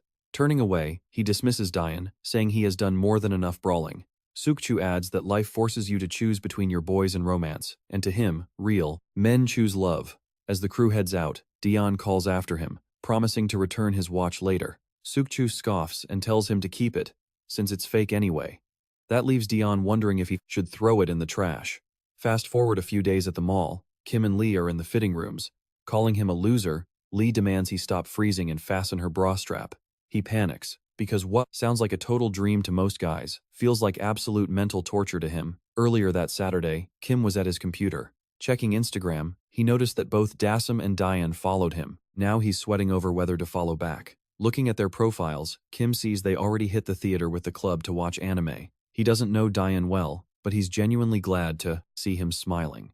Since their match, Dian completely quit fighting, and Kim feels slightly proud he might have helped him change for the better. Suddenly, his body starts aching from all that grappling and rolling around, making him wonder if Dian is also nursing some massive bruises. Right after, he notices Lee's Instagram. It hits him that despite living together under the same roof for months, they still don't follow each other. But hey, you and I know they mostly discuss training and homework, so it makes sense. Still, Kim thinks maybe he should follow her, but he just can't decide and starts stressing out. He reasons they've lived together for months, so it shouldn't be weird. Yet, he immediately pictures Lee calling him a complete creep and roasting him just for sending a simple request. Stealing his resolve, he tries to click the button, but his hand freezes. Why on earth is he this nervous? Then, he suddenly remembers he still hasn't repaid Lee. Kim is seriously grateful for everything she did. She took a guy who couldn't even stand up to basic school bullies and literally trained him to crush giant fighters. He knows how much effort Lee poured into his training, especially since he has zero natural talent. He realizes he never actually said thank you, but saying those words face to face, way too embarrassing. Maybe a DM is safer. Our main character starts pouring his heart out, typing a massive wall of text. But right before he hits send, Lee suddenly barges into his room, asking what he's up to. Spooked, he instantly shuts off his screen so she won't read his cheesy love letter. Lee gets suspicious immediately, asking why he's acting so shady. She even accuses him of watching some spicy videos and calls him a total creep. Kim freaks out, denying everything, and asks why she's even in his room. She simply asks if he has weekend plans, then commands him to come with her. Confused, he asks where they're even going. Next thing you know, they're at the mall. Lee announces she has a massive shopping spree planned, and he is her personal pack mule. He just sighs and accepts his fate. Honestly, playing luggage carrier isn't the worst thing since he was free anyway. Still, he asks why she suddenly has the cash to burn. Lee proudly explains that her mom gave her a huge reward because her grades actually shot up. Smiling, she mentions her brother tried studying too to inherit their building, but his grades still totally tanked. Since she was the only smart kid in the house, she got the prize money. She even admits he helped her study, which makes him feel pretty good. He remembers her studying super hard even while beating him into shape. But watching her throw cash around, he asks if she is going to blow through everything. Annoyed, she turns and asks why he cares. He warns her that she will be broke in no time. Lee just laughs and says he can lend her cash when that happens. Our main character wonders if she is already planning to rob him. Finally, they're about to leave. Lee remembers she needs a swimsuit. He asks why, and she explains she promised Sarah a beach trip, so now she needs a bikini. Once she spots a cute one, Lee rushes straight into the fitting room, praying her recent weight gain won't ruin the look. Waiting outside, our boy is just daydreaming about food because he's starving. Suddenly, Lee calls him over and asks him to step inside for a second. He hesitates, knowing this is a massive boundary crossing, but she keeps yelling that it's fine. Annoyed with his slow response, she simply drags him inside. Next, she tells him to stop freezing up and tie, and fumbles, dropping Lee's bikini. He immediately panics, blaming his sweaty hands, while Lee yells at him for being so clumsy. All this noise actually brings a store worker over, asking if everything is okay in there. Lee peeks her head out, claiming everything is perfectly fine. Once the worker leaves, she hands the bikini back to Kim and demands he tie it right. This time, our main character actually pulls it off. He spins around to ask how she looks, and our main character completely melts. Blushing furiously, he stammers that she looks incredibly pretty, his heart practically pounding out of his chest. Satisfied, Lee decides to take it. She steps out to buy it, but she is far from done. Lee continues shopping, leaving Kim wondering where she gets all this stamina. To pass the time, he starts looking around for himself and spots a cool cap. He tries it on, only for Lee to pop up and tease him, saying it perfectly matches his loser aesthetic. After what feels like an eternity, they finally head out, with poor Kim loaded down with shopping bags. Kim admits he has never seen anyone shop with such intensity. He gently warns her that she will not even have lunch money left at this rate, but she casually replies that he is paying. Classic freeloading. Yep, she is definitely planning to mooch off him. But then, she tells him to check the left shopping bag. To his absolute surprise, there lies the exact same cap he wanted earlier. She demands he put it on. She bought it while he was using the restroom, still teasing him about his loser style. But she explains it is a gift for tutoring her. Kim is absolutely speechless, just standing there blushing over her unexpected kindness. He never imagined she would do something so sweet, leaving him completely frozen in place. Lee snaps him out of his trance, asking why he is lingering around and if they are ever going to head home. Our main character jumps, quickly stammering an apology for spacing out. Walking along, he cannot help but smile. A gift from Lee is something he never, ever expected, and honestly, he is deeply touched by the gesture. Suddenly, he realizes he has not actually said thank you yet. Gathering his courage, Kim calls out her name, thanking her for everything from the martial arts training to helping him finally stand up to those bullies. Lee is completely silent. She just mutters that she needs to run to the restroom, leaving him waiting outside. Left alone with his thoughts, his mind drifts back to the cap. He wonders if she finally considers him a real friend, but his daydreaming is cut short by a sudden, hard slap to the head. Two shady guys suddenly surround him, grabbing his shoulder threateningly. They warn him to play along so nobody notices, eyeballing his massive pile of brand new shopping bags. Getting straight to the point, they demand he share the loot, leaving him completely panicked and confused. Is he seriously getting mugged in broad daylight?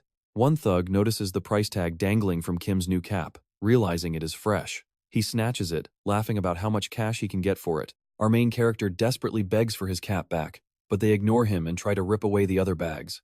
Uncharacteristically, Kim resists, holding on tight. This sudden defiance only makes the thug furious. Crack!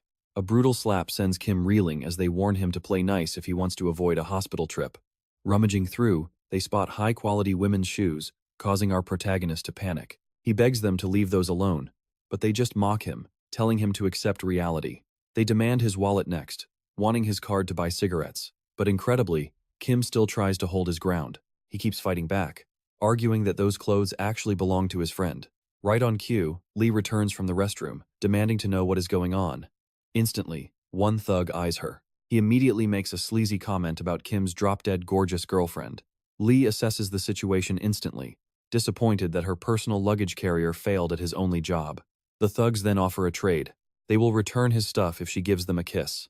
Thoroughly annoyed, Lee orders Kim to beat them down, but he just stands there frozen. This passivity only makes her even more furious. She snaps, asking if he is genuinely terrified of these jokers. Pointing, she notes that the skinny one would probably snap from a simple low kick, while the other is barely even Kim's size. No excuses allowed. Yeah, basically nothing. The thugs lose their minds, screaming at Lee and calling her psycho. But she completely ignores them, focusing entirely on our main character. She reminds him that he's the same guy who absolutely wrecked Seo, so why is he terrified? That actually hits home, reminding him he defeated Dian with his own bare hands. Lee keeps pushing, asking if these weaklings look any tougher than that. The thugs are totally clueless, but one of them loses his patience. He demands Kim's wallet again, threatening to smash Lee next. Since Kim stays silent, the thug instantly grabs his. Kim wonders why he's just standing there, letting himself get robbed. Pathetic or not, he knows one thing is certain. His master is the best. He takes off his sunglasses, turns around, sternly orders them to return the bags and the cap. Finally, the thugs realize he's got some real backbone, especially since his fists are raised. One punk claims they're from back high, but Kim completely shuts it down, snapping that he doesn't care about useless garbage. He demands the bags and cap one more time. Annoyed, one thug charges in with a wild punch. As Kim watches the attack, he remembers Lee's legendary lessons on street fights. Back when he asked about self-defense techniques, she told him he didn't need any complicated moves. Against some regular guy who has zero training, one simple move reigns supreme, the low kick. If executed perfectly, it completely breaks their spirit. She even claimed 4 low kicks could shrink a 2-meter giant down to just 130 centimeters. Kim. Honestly, he had zero clue what that actually meant back then. Lee just told him he would get it once he tried. Now, he is sticking to her words and following her advice. The exact second the clodder thug rushes him, our main character unleashes a brutal low kick. The guy feels it immediately. He follows up with a second, a third, and then a fourth kick without stopping. The tough guy does not actually shrink to 130 centimeters, but after 4 massive kicks, he is crying like a baby. Lee was totally right. He is in so much pain, he cannot stop sobbing. Then the next, bully lunges with a punch, but Kim slips it easily. Spotting the perfect opening, he shuts him down with a devastating liver shot. The guy collapses and passes out. Our hero cannot believe he actually won again. He quickly snatches his stuff and runs off with Lee, who is still complaining about him being a terrible helper. Meanwhile, one battered thug struggles to his feet, swearing revenge the moment he learns which high school Kim actually attends. Suddenly, a mysterious voice behind him asks if he wants the answer. The thug spins around, and the stranger reveals that Jae-hook is a freshman at Youngmin High. The thug demands to know who this guy is. Turns out, it is Hansel, the local bully Kim previously trashed. Later, on a sunny afternoon, the entire loser club is chilling, watching their favorite romance anime. As the show plays, the club president gets super hyped, calling it incredibly exciting, while another member calls it an absolute masterpiece. The leader asks our main character if he is enjoying it yet. Grinning, our hero says he is actually starting to love it. Sitting nearby, Dian keeps quiet, finding the anime decent. Honestly, though, his favorite part is just staring romantically at Desung, while Desung is totally focused on the screen. Then the door suddenly swings wide open behind them. Everyone turns around and instantly freezes as Philip steps into the room. Wearing a ridiculously smug grin, Philip announces he finally found exactly what he wanted to find. The terrified club members ask if he is that famous senior from Invincible, but he casually tells them to call him Big Brother Philip. Kim wonders what he wants, while Do-hun silently panics inside, thinking Philip is here for him. Suddenly, Do-hee steps in, telling Philip to get lost if he is looking for trouble. But Philip quickly clears the air, sounding surprisingly protective. He is not here for Do-hee, he wants our main character. who is completely shocked to hear his own name. He awkwardly points to himself, and Philip grabs him, dragging him over to the window. Peering down, our hero is horrified to see thugs from Baekhyun High wait outside. Philip explains they are here to hunt him down. They are the exact same group he wrecked near the mall, though he still cannot fathom how they found him. Then, Philip points to a guy with long hair, and our main character remembers him instantly. He was one of the mall punks he demolished with those low kicks. Philip warns him that this long-haired kid is actually the little brother of Baekhyun High's strongest fighter, who has come for ultimate revenge. Stuttering, our hero argues he was just defending himself, completely panicking about the situation. Philip laughs, realizing this kid actually thinks he can reason with them. He says there are only two options here: either get dragged away and destroyed, or stand up and fight. A heavy silence falls over the room. Looking outside, there are simply too many thugs waiting for Kim. Even Dian is left totally speechless. But then Philip tells our hero to relax, because he already took care of half the problem. Cutting back 30 minutes earlier, the rival gang leader asks Bongo who did this, and immediately orders his men to snatch anyone who walks out of the school. But things get tense when Philip suddenly arrives with the entire Invincible crew. As the two factions face off, Philip absolutely dominates the area with his pure, terrifying aura. He says he only showed up because they were being too loud, demanding to know their business. The Baekhyun leader is Cheong Taek, head of the unrivaled gang. Hilariously, the only thing he can think about is whether he is older than Philip, hoping seniority will somehow protect him. Philip asks why Cha brought an entire army. Cha angrily yells back that his little brother, Bong, got absolutely wrecked in front of a mall by a kid from this exact school. He claims his brother's leg is completely broken, making it clear they are here for absolute payback against one specific person. He warns Philip to stay out of this, calling him a disrespectful little punk to his face. Amused, Philip asks for the student's name. Cha spits out the name Kim Jae-hyuk. Realizing exactly who they are targeting, Philip's playful smile vanishes. He gets dead serious, asking Cha if he understands that messing with their students means waging war with the Invincible crew. He challenges Cha, asking if he is actually prepared to fight them, or if he is stupid enough to fight Philip himself. Right then, one of the unrivaled thugs whispers a warning to Cha, saying a war with Invincible is way too dangerous.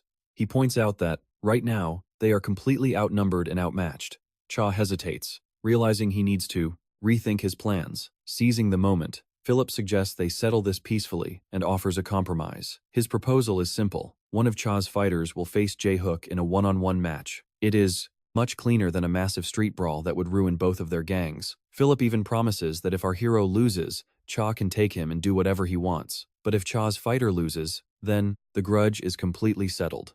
He even lets Cha pick any opponent he wants. Cha loves this offer, knowing he has got absolute monsters on his squad. Meanwhile, Hansel watches from the shadows, thrilled, because he knows Kim is completely doomed. He even mutters some hilariously cheesy quote about how revenge is a dish best served cold, but he gets to taste it right now. Cutting back to the present, Philip finishes explaining his grand bargain. Our main character is left absolutely stunned, completely unsure if Philip just rescued him or totally threw him to the wolves. He complains that this is deeply unfair, since he was only defending himself. Later that day, behind the gym, Lee is surprised to learn Kim has to fight a representative from another school. Taking a drag of her cigarette, she tells him he brought this on himself, so he should deal with it. He desperately reminds her that she was the one who forced him to kick their asses. Lee scoffs, saying if he does nothing, he is dead anyway, and besides, she actually believes he can win this fight. Our hero keeps whiny crying, saying he has no idea what kind of monster they are sending. This totally annoys Lee, who sharply reminds him how much stronger he has actually become. She orders him to man up and start trusting his own skills. Later that evening, both crews meet up at an empty construction site, ready for action. Kim silently prays they send a total weakling. Cha impatiently asks where his champion is, complaining that the guy is late as usual.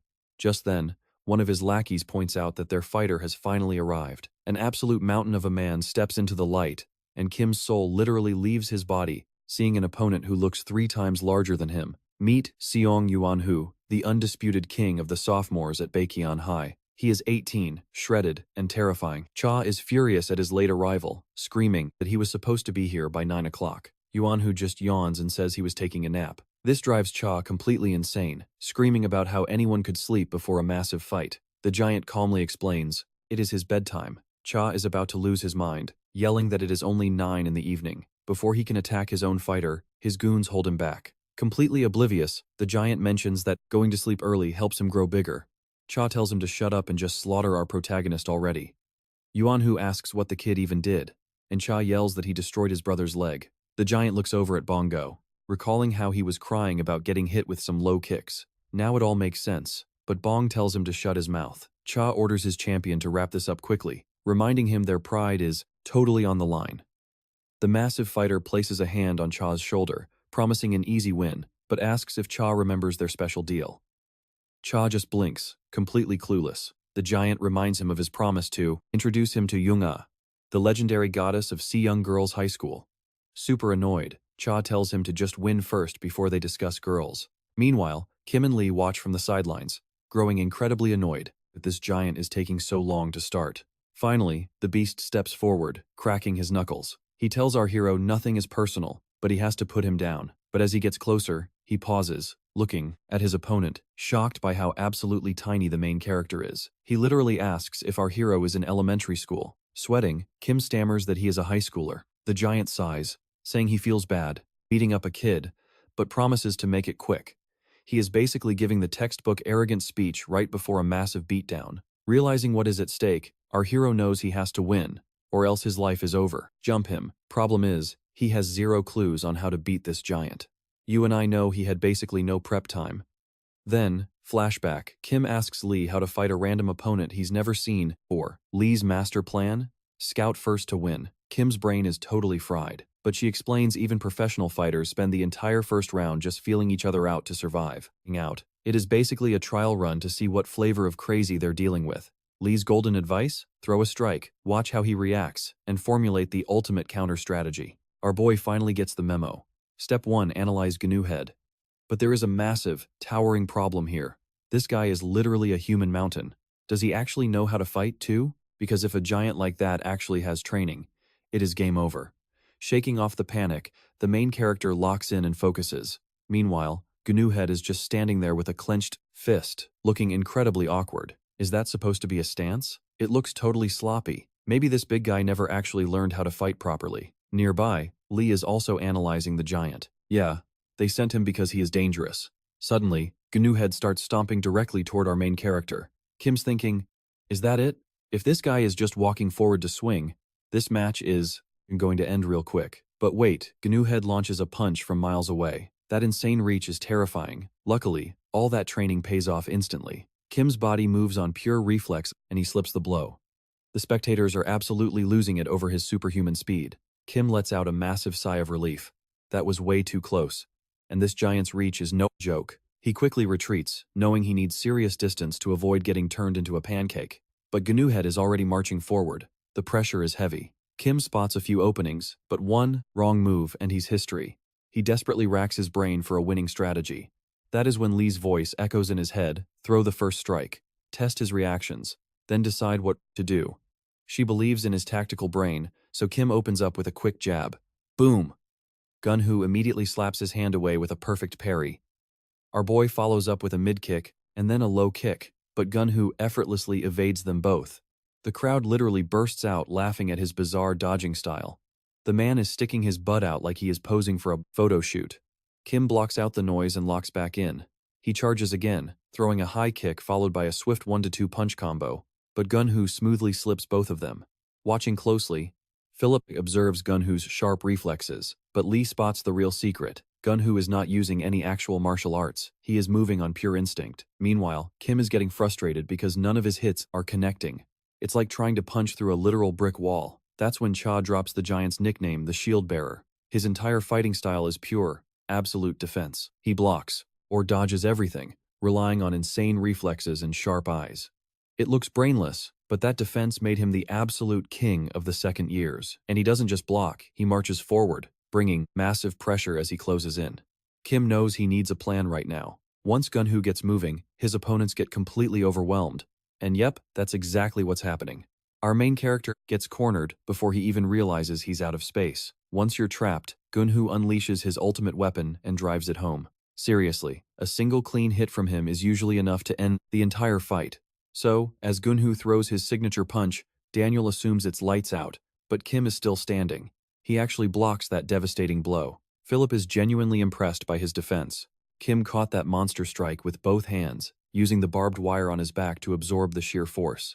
Suddenly, he remembers Lee's advice to analyze exactly how his opponent handles every single strike before making a move. Back in reality, our boy reviews all the test attacks he just threw. Gunho blocked absolutely everything like a literal wall, but Kim spotted some tiny gaps in that perfect defense. Tiny vulnerabilities exposed right after he blocks. Now, he finally sees a path to victory. Meanwhile, Gunho is literally still daydreaming about getting a girl's phone number, bragging about his one-hit knockout power. He swings again, but Kim slips it like an absolute boss and counterattacks instantly. Lee is super impressed by his tactical mind. If he keeps chipping away at his health, victory is guaranteed. But after eating a kick, Gunho just laughs it off, saying it only tickled. From the sidelines, Lee warns him not to underestimate low kicks, unless he wants a broken leg. Gunho just calls Lee weak, which completely pisses Lee off. He turns back to Kim, warning him that the same trick won't work twice. Our boy knows the giant can block almost everything, but backing down is not an option. Terrified of what happens if he fails, Kim sticks to his strategy and throws another jab. Right after, he slips in a low kick, but Gunho dodges. The Invincible gang cracks up at the giant's hilarious dodging style again. Still, Gunho successfully evades Kim's sudden strikes. One of Invincible's top guys wonders if a jab and low kick combo is all our boy can do. He seriously asks if Kim is out of ideas and just desperately throwing single shots. Beside him, Daniel agrees, saying the main character will get red if he repeats the same moves. To him, Kim is just digging his own grave, but Philip disagrees and you and I are about to see why. Flashback time. Lee explains a martial arts trick called a setup. Kim jokingly asks if she even knows how to spell that, and Lee immediately threatens to end his life. Spelling aside, she explains that a setup means conditioning your opponent to a specific pattern. They get totally used to it. Back in the present, Kim notices that whenever Gunho defends the jab low kick combo, he pulls his leg back and poses, leaving his face completely wide open. Because our boy spammed that sequence, Gunho expects the low kick every single time he sees the jab. He keeps dodging exactly the same way. And this is where you and I see the trap snap shut. The stage is set. This is what Lee was talking about. Once they fall for the bait, you drop the real finisher. Instead of going low, Kim follows his jab with a brutal high kick that smashes directly into Gunho's face. The impact completely shatters the giant's balance, sending him crashing to the floor as Kim resets his stance. A second later, everyone gasps. Gunho isn't just knocked down, he is completely out. Cold. The entire crowd goes dead silent, completely paralyzed by what just happened. Watching a legendary powerhouse get dropped like trash is too much for their brains to compute. Everyone is staring wide-eyed with their mouths open. Did that massive beast really just go down from a single clean strike? Philip bursts out laughing, mocking Gunho for folding after one kick. But it wasn't just solid, it was flawless, delivered by a kid half his size. Philip officially calls the match. Lee is absolutely thrilled to see Kim win.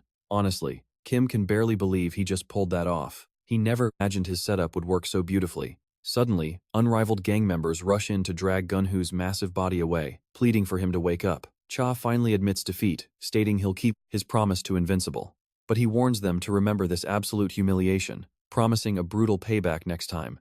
Philip just happily waves them goodbye. Even as they retreat, the unrivaled members are still in shock that their giant lost to some scrawny kid. Meanwhile, Kim catches his breath after surviving another wild fight. Philip strolls over, genuinely impressed that our boy won yet again. He admits that watching Kim fight is honestly highly entertaining. But then, Philip drops an absolute bombshell. After witnessing today's battle, his mind is made up. He wants Kim and Invincible and asks if he'll join. Our boy is completely stunned and asks him to repeat that. With a shaking voice, he questions if Philip truly wants him in Invincible, that notorious gang of bullies. Philip confirms that is exactly his plan. Kim still doesn't understand the logic, since there are way stronger guys out there. Philip explains his crew isn't just about muscle. He points over to Daniel, a genius student with top-tier grades who serves as Invincible's number 2. Then there are beasts like Bossy who are just in it for the thrills. That guy is ranked number 5 in Invincible. Philip continues, some fight for money, some for girls, but guys like Kim, they do it for fun. If he joins Invincible, nobody will ever mess with him again. In other words, the constant torment ends. To Philip, that is a no-brainer offer. He even points out that our boy actually enjoys throwing hands now. This completely catches Kim off guard. Philip gets close, taps his shoulder, and says he wants to see Kim reach his full potential. Together, they can dominate. He pushes further, telling Kim that if he is going to battle, aim for something bigger. Our main character is totally speechless. He tries to find his voice, but nothing comes out, making him silently wonder if Philip actually has a point. Meanwhile, Lee watches with a worried frown, hating this. Philip tells our boy to take his sweet time and think, but reminds him he does not hand out golden tickets to just anyone. With that, Philip and the invincible gang finally walk away. Kim is left standing there in utter shock, watching them leave while questioning why they would recruit him. Fast forward to that night, back at home, he gears up to study with Lee anyway. Lee tells him he should have rested after that wild day. But our dedicated student argues that getting into Seoul University is way too crucial to skip even a single night of grind. Giving up the fight, Lee agrees, and they dive straight into some English practice. Hours fly by in a flash, and before he knows it, it is already 11:20 at night. Lee stretches, whining about how boring studying is and how stiff her shoulders are. She boldly orders Kim to give her a rubdown. Our boy is stunned, pointing out his own aching muscles. After all, he was the one in a brutal fight today. Lee just rolls her eyes, saying that is his personal issue. Defeated, he reluctantly steps up to massage her shoulders anyway. As he works, he asks if joining Invincible is really a terrible move. Lee scoffs, asking what a nerd like him would do with thugs. She calls them wannabe high school punks. They just play gangster, and she is totally over it. Still, she advises Kim to dig into what they actually want, since they will not leave him alone. He must know his enemy. She warns him to avoid the absolute lowlifes in that gang. When he asks where to even start asking around, Lee mentions that Daewon once tried to join them, so hit him up. Taking her solid advice, our guy tracks down Daewon the following day. Chilling by the school football field, Kim asks him for intel on Invincible, but Daewon admits he is mostly clueless. Apparently, he only wanted to join because Sukchu pushed him to do it. Daewon decides to just call Sukchu up directly. Right away, Sukchu starts teasing Daewon about their recent beef. Daewon snaps back that they are not done yet, then asks what he knows about Invincible. But Sukchu is in the dark too, only knowing that the gang runs some shady operations. He originally told Daewon to join just to gather some inside dirt. But then, Sukchu remembers he actually knows an ex-member of the gang, offering to hook them up with him. Daewon agrees that would be a massive help. Sukchu instantly pivots to teasing him about his girl, giving unsolicited dating advice until a thoroughly annoyed Daewon hangs up the call. Later, Daewon and Kim head out to meet this contact. Kim thanks him for tag-teaming this, but Daewon admits he is curious too. He asks Kim why he is suddenly so invested. Kim explains that the gang keeps cornering him, and he has no clue how deep they run. Right on cue, their shaky-looking contact arrives, quietly asking if they are the ones. After they confirm, he insists they take this conversation elsewhere. Once they slip into a quiet alleyway, the nervous guy asks if they smoke. They decline, so he asks Kim his goal. Kim explains the gang has been meddling in his business. Instantly, the contact warns them to back off immediately. He claims the entire group is complete garbage, with one guy being worst, Philip. The informant calls him an absolute devil. Startled by the sheer terror in his voice, Kim asks if he is truly talking about Philip, demanding to know what makes him so evil. The guy starts spilling the dark history, taking them back 1 year.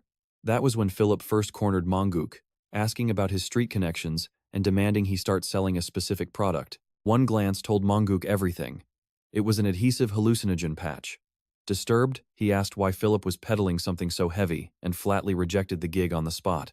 But Philip laughed it off, saying it was no big deal. He reminded Monguk of his club connections and his brother, explaining that building their new gang empire required serious cash. Monguk apologized and stood his ground. He was down to throw hands or shake people down for cash, but dealing illicit patches was crossing a major line.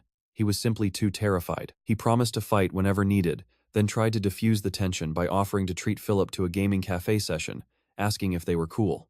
Philip smiled, acting totally fine. That very evening, Philip, Monguk, and the boys had a wild party, drinking with zero limits. Soon, a tipsy Monguk started bragging that their gang would run the town within a year. He flexed about being an absolute beast in middle school, though the guys quickly reminded him they were all killers back then. Someone then noticed Philip's glass was empty, asking why. Philip claimed one drop would knock him out, so he preferred staying sober. He just watched them party with a grin, and the crew kept chugging drinks, having a blast. Eventually, the entire room passed out in a complete drunken stupor. Only Philip remained awake, exactly as planned. He quietly walked over to the sleeping Monguk and slapped on a drug patch. With the trap set, Philip slipped away. The next morning, Monguk woke up in a horrific panic, his body shaking uncontrollably. Then, he spotted the mysterious patch stuck on his arm. Philip walked in right on cue, casually stating life would have been much easier if Mongook had just agreed to sell the patches. He smiled, noting one hit was all it took. Laying down the law, Philip gave him 1 week to sell a whole batch. Success meant another hit to stop his withdrawal. He told him to stop crying and accept reality. From that day, Mongook became Philip's puppet, pushing drugs to feed his own habit. Little by little, his life collapsed. Eventually, he even started consuming the stash himself. When Philip caught him stealing the inventory, the confrontation was brutal. A desperate Mongook fell to his knees, begging for mercy, pleading for another dose, promising to do better next time, but Philip was done. He knew a junkie could never be trusted with product. Deeming him useless, he kicked him out of the gang and turned his back on him. Mongook desperately clung to his feet, begging not to be abandoned. Philip coldly shoved him to the dirt, calling him a pathetic worm, leaving him broken while he walked away. Walking through the quiet city streets, Philip found his path blocked by a crew of wannabe tough guys. Their buff leader demanded to know if he was the one who ruined his brother. Brandishing a golf club, the thug threatened to beat Philip to a pulp. Philip merely laughed, fully confident he could trash these crybabies solo. Instantly, the mob rushed him from all sides. Attacks flew from left, right, and center, but Philip dodged them with absolute grace.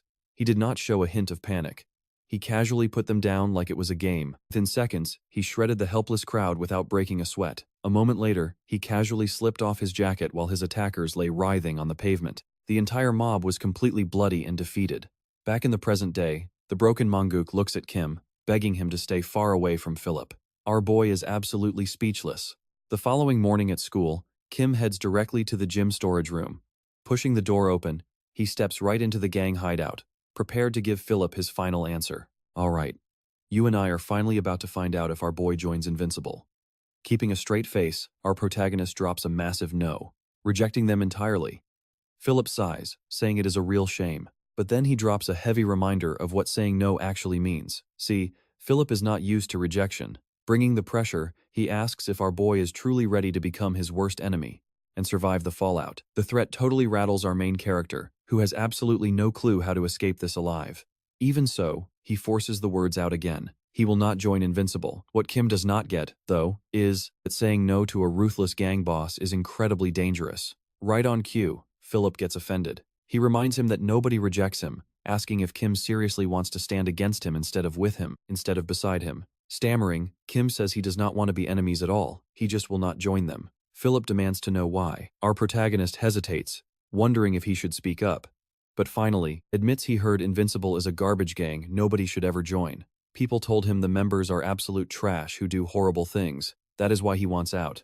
After dropping that truth bomb, Kim boats and says he is leaving. As the main character turns to go, Philip tries to stop him, claiming those rumors are total lies and Invincible does not do those things. He even gets mad that such stories are even spreading. But is he actually telling the truth? Philip cuts his rant short when he realizes Kim has already walked out. Later, Lee asks Philip why he wants this high schooler so badly. Philip explains it is obvious Kim has crazy talent. He has never seen anyone level up this fast besides himself. Philip is convinced that once he controls the main character, the kid will be incredibly useful.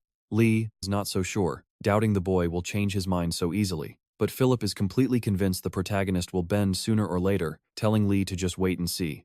Of course, the gang leader is not that dumb. Philip already has a backup plan ready if our main character never joins. He declares that if he cannot have him, nobody will, so he will just destroy him. Meanwhile, in the club room, Dawson, Do-yoon, and our protagonist are chilling and watching anime when Dawson remembers a rumor about Invincible inviting him. She asks if it is true, and he confirms it, which instantly annoys her. She cannot believe those creeps are trying to recruit the hero of their little loser group. Dawson warns the main character not to let those scumbags sway him, declaring that a true hero always stays righteous. Rubbing the back of his head, he sheepishly says he already rejected them. Dawson is so relieved he did not take the villain route. She grabs his hands, squealing that she is his biggest fan, while our protagonist awkwardly begs her to stop saying that. Do-yoon sits there in dead silence, watching this unfold. Hearing Dawson call herself Kim's #1 fan really strikes a nerve, though he tries to convince himself it is not all bad because our main character is genuinely a sweet guy. The two keep chatting while Do-yoon watches them. That is when a painful realization hits him. Dawson and Kim are incredibly close now, and seeing them makes him super jealous. He starts deeply regretting his past delinquent phase back when he had a great bond with Dawson. Sure, they are still close, but Do-yoon wishes he had stayed by her side back then, too. What matters most is that he is here with her now. Suddenly, Dawson brings up a Korean fighter in an upcoming WFC match, asking if they want to watch. Our protagonist is shocked that she even follows MMA. Dawson explains she got hooked around the time Doyun started learning martial arts, and now she never misses a card with a Korean fighter. Once they start playing the video of the match, one fighter is totally dominating, but the guy on the canvas stays calm. Trusting his jujitsu, he locks in a tight triangle choke and wins. His name is Park Do. Afterward, Dawson is completely shocked that the guy on the bottom pulled off a miracle victory. Kim explains it was a trap, and you and I probably saw this coming. It was the move that beat Doyun. Embarrassed, the main character begs her not to bring up his losses. You would think that defeat would be eating at Doyun, but it is not. What actually bugs him is how Kim got so incredibly good. He asks what gym Kim trains at, but Kim looks like he has never even heard the word gym before. Confused, Doyun asks how he got this powerful. Instantly, Kim recalls Lee warning him to keep her coaching secret. Then, Dawson blurts out that the main character has been training with Lee. Kim instantly panics, yelling that she was supposed to keep her mouth shut. He tells them he nearly died the day he confessed his teacher's identity. Dawson quickly apologizes, but the damage is done. Knowing there is no going back, Kim turns to Doyun and begs him to keep this quiet, or Lee will literally murder him. Doyun wonders if they mean the girl in his class, which makes the whole situation even weirder. The main character never stepped foot in a professional gym, yet he became a monster just by training with a high school girl? The next day, Doyun is walking down the hallway when he spots Lee walking nearby. It instantly clicks. This is the mystery trainer Kim and Dawson were gossiping about. He knows he promised to stay quiet, but curiosity wins. Doyun approaches and asks if she is the mastermind who taught Kim how to fight. Confused, Lee just responds with a cold, "What?" Doyun presses on, asking how she turned Kim into a beast so quickly. Lee remains icy, telling him to beat it. She walks away, deeply annoyed that our main character opened his big mouth. But Doyun is not stopping there. If she trained Kim, she must be a total powerhouse. He demands a sparring match to test her skills, personally. He even adds that he will go easy on her since she is a girl, and oh boy, that triggers her. Lee turns around, instantly accepting the challenge. Later, they face off on the mats, while Dawson and Kim watch from the sidelines. Lee sets the rules, saying there is no time limit, and the fight only ends when someone taps out or goes to sleep. She tells Doyun he can use any style. Doyun braces himself, knowing better than to underestimate her, just because she is female. The match begins, and Lee immediately throws a high kick. Doyun reads the trajectory, and tries to catch her leg to counter. He successfully grabs it, but his counter goes horribly wrong. While he is still gripping her leg, Lee spins midair and blasts him right in the face with her other foot. Before he can even recover, she lunges forward and connects another brutal kick flush to his jaw. That looked devastating. Kim is loudly cheering for Lee from the sidelines while Dawson panics for Doyun. Kim is amazed she pulled off that clean kick with one leg trapped. To him, her technique is absolute perfection. Dawson is not impressed though, getting mad at how aggressively Lee started the fight, calling it unfair. Back on the mats, both fighters reset their stance after that opening exchange. Doyun wipes blood from his nose, completely stunned by that initial onslaught. Realizing he was almost put to sleep instantly, he tells himself to lock in and gets back into a solid guard. Lee does not give him breathing room, throwing a straight punch that Doyun barely slips. She follows up with a rapid combination, but he manages to dodge them all smoothly. Dawson is relieved to see her childhood friend still has his fast reflexes. But right as Doyun gets comfortable, Lee suddenly changes levels and chops his leg with a hard, low kick. Watching closely, Kim realizes her speed is on another level. Dawson gets annoyed and snaps at Kim for cheering too loud for Lee. The main character fires back that Lee is his training partner, accusing Dawson of doing the exact same thing for Doyun. She argues that Doyun is her literal childhood best friend. Their bickering quickly escalates until Dawson challenges him to a bet on who wins. He agrees instantly, but hearing them scream, Lee tells them both to shut up. Doyun stares at Lee, noting she seems incredibly confident in her hand speed. He smirks, saying he is pretty fast himself, and launches a lightning-fast, straight punch right down the middle. Against average opponents, that would have ended the fight, but this is Lee. She parries with zero effort and tells him his offense is way too basic. Doyun responds with a quick follow-up hook, but Lee easily flips that punch too. She fires a sharp counter uppercut. Doyun blocks it just in time, but Lee is already steps ahead. Her left hand slams violently into his liver, leaving him with absolutely no defense. He sees it coming, but his body just freezes as he takes the brutal impact. Kim gets hyped up, prompting Dawson to ask what a liver shot actually is. Kim explains it shuts down your body and stops your breathing. Dawson yells at Doyun to just hold his breath, proving she has zero fighting logic. Kim realizes she is kind of terrifying, and you and I can only watch as Lee suddenly goes on the offensive. Out of nowhere, she charges, locking in a flawless standing reverse triangle choke. Our main character instantly recognizes the move, but doing this while standing up, that's just showing off. Normally, you only see this on the ground, so he's seriously impressed. Do-yoon realizes it's the exact same choke Kim used to wreck him before. Refusing to lose again, he powers through and slams her down. Lee takes the hit while Do-yoon stands over her, gasping for air. He quickly realizes she's blending strikes with jujitsu. She's a legitimate mixed martial artist, but she's not done, immediately trying to bait him. He tells him to come get full mount and start punching, mocking his hesitation. But Do-yoon isn't falling for it and keeps his distance. He knows she's baiting him into another choke, so he tells her to stand. Lee frowns but easily springs back up, complaining that she wanted to end this fast. She immediately starts playing mind games, mocking him for only focusing on grappling instead of learning the full mixed martial arts game. Then comes the ultimate troll, she declares. She'll only use strikes to match his pathetic level. That completely fires Do-yoon up. Sure, she trained Kim, the guy who beat him, but he used to be an undefeated champ too. He's desperate to prove he still got it. But let's be real. You and I know fights are won with brains, and Do-yoon is letting his anger completely take the wheel. The second he throws a straight punch, Lee easily slips it, countering with a clean, devastating shot. She unleashes a brutal combo, forcing him to turtle up. One massive hit almost knocks him out cold, leaving him seeing stars as his vision flashes. When he blinks it off, the beatdown is still going. He can't get utterly destroyed like this.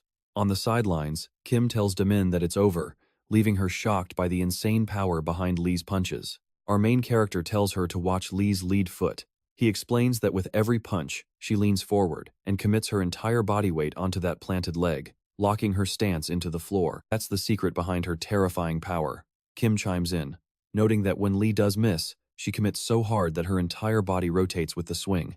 Hearing this, Da-sum immediately reacts. She loudly shouts Lee's secret directly to Do-yoon. Annoyed, Lee asks why she's giving away her tactical secrets. Determined, Do-yoon tries to end it with a straight punch, but she slips right past it. Quickly pivots, throwing a surprise spinning back fist. Lee doesn't even blink. She effortlessly catches his arm and unleashes her own spinning counterblow. Even our main character is totally stunned by that move. Copying a spinning back fist with another is just wild. Deciding she's played around enough, Lee wraps things up. She stops holding back and throws a massive, loaded right hand right down the pipe. It lands flush on Do-yoon's face. His tank is completely empty, and after surviving this long, he finally collapses. Kim, absolutely amazed, calls the match. Lee wins. Later that night, they celebrate with dinner. Everyone's in high spirits except Lee, who's thoroughly annoyed they're having pizza. Damin explains she made a bet with the main character during the sparring match, and since he bet on Lee, the loser buys dinner. But even though our boy won, he's the one paying. Damin sheepishly confesses she forgot her wallet, which completely irritates him since she bet with empty pockets. But after taking a bite, Lee changes her tune. This pizza is actually amazing. Meanwhile, Do-yoon can't stop staring at Lee, completely haunted by her strength. What bugs him most is that he couldn't land a single clean hit, even after fighting with everything he had. She was just on a whole different level. Unable to contain his curiosity about how someone her age became a monster, Do-yoon finally cracks. He asks Lee how she got so strong and where she trained. She casually says yes, she used a gym, asking why he's so curious. Do-yoon keeps pushing, asking if she followed some secret, elite training routine. Lee is totally confused, wondering what his deal is. She shrugs, saying her training was completely ordinary. Kim scoffs and calls her a natural genius if she thinks her skills are normal. But Lee disagrees. If that's a genius, then everyone at the gym is one. Do-yoon then asks how long she's been at it, and Lee reveals she started training at age 7. That's 9 full years. This completely blows everyone's minds. He definitely didn't expect a 9-year veteran. Lee explains that her older brother started training first and used to constantly bully her, so she joined the gym just to fight back. Getting strong was her only way out. Do-yoon tells her that with skills like hers, she could easily go pro and become a legendary martial artist. But Lee keeps it cold. She tells him he's being way too nosy and asking too many questions, but still answers. There are plenty of people better than her. Plus, she refuses to get her face messed up. He's keeping her looks safe for her future special someone. Kim thinks that's a bizarre reason to avoid fighting, but Da-sum totally gets it. Lee values her skincare routine like absolute treasure. Then, Do-yoon drops a bombshell. Will she teach him martial arts? Lee rejects him without hesitation. Our main character steps in, reminding him he swore he was done with fighting. Looking down, Do-yoon admits that proper martial arts and raw street fighting are completely different. Sparring with her ignited a fire inside him to become truly strong. That's why he needs her guidance. Da-som can see the sincerity in his eyes, so she decides to play matchmaker. She reveals to Lee that our main character already takes private tutoring lessons in exchange for her martial arts training.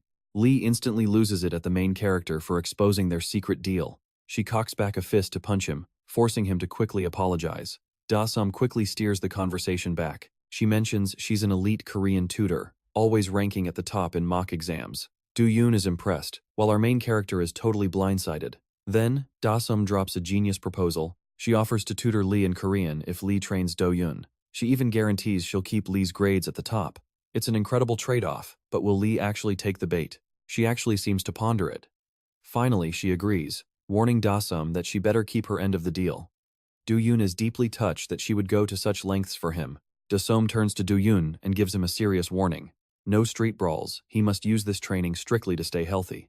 The next morning, Lee summons the entire squad to their rooftop. Training officially starts today. Lee wonders why Da-som showed up, but she claims she's here to build her stamina. Plus, she argues her own background in martial arts will come in handy. Lee lets her tag along but warns her not to interfere. Today's focus? Kick catches. But right as they start, Da-som suggests they need a cool group name. Lee, of course, absolutely detests the idea. Kim and Do-yoon love the idea, completely outvoting Lee 3-1. Defeated, Lee lets Da-som choose the name. What she picks is pure comedy, Lee and the Little Rascals. Naturally, Lee is furious. She protests immediately, but Da-som thinks it's hilarious. And just like that, the legendary team is born.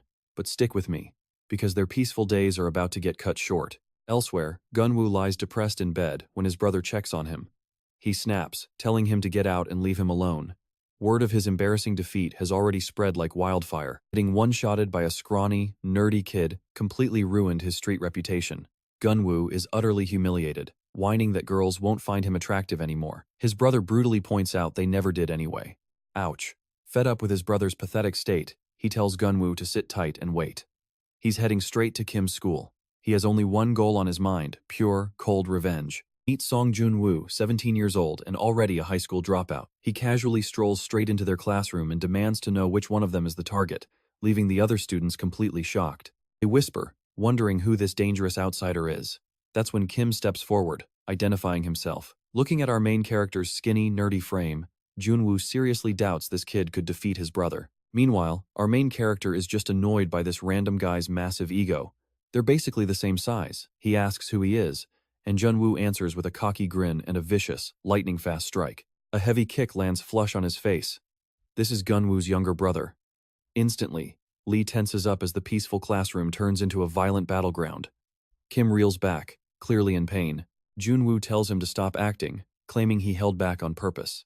Our protagonist has absolutely no idea what this weirdo's problem is. This guy literally invaded another school, entered a random classroom, and asked for Kim, then launched a flying kick the moment he found him. Kim is still entirely lost here. But before things can escalate further, a teacher finally steps in and demands to know what's happening, reminding everyone that homeroom is starting. Junwoo just leans in, whispers a quick warning to Kim, and then bows politely, apologizing to the teacher for causing trouble. This sudden mood swing leaves Kim utterly baffled by who this kid is. Meanwhile, Lee is watching everything closely, not missing a single detail. Later, outside school, Desao is shocked to hear about the attack.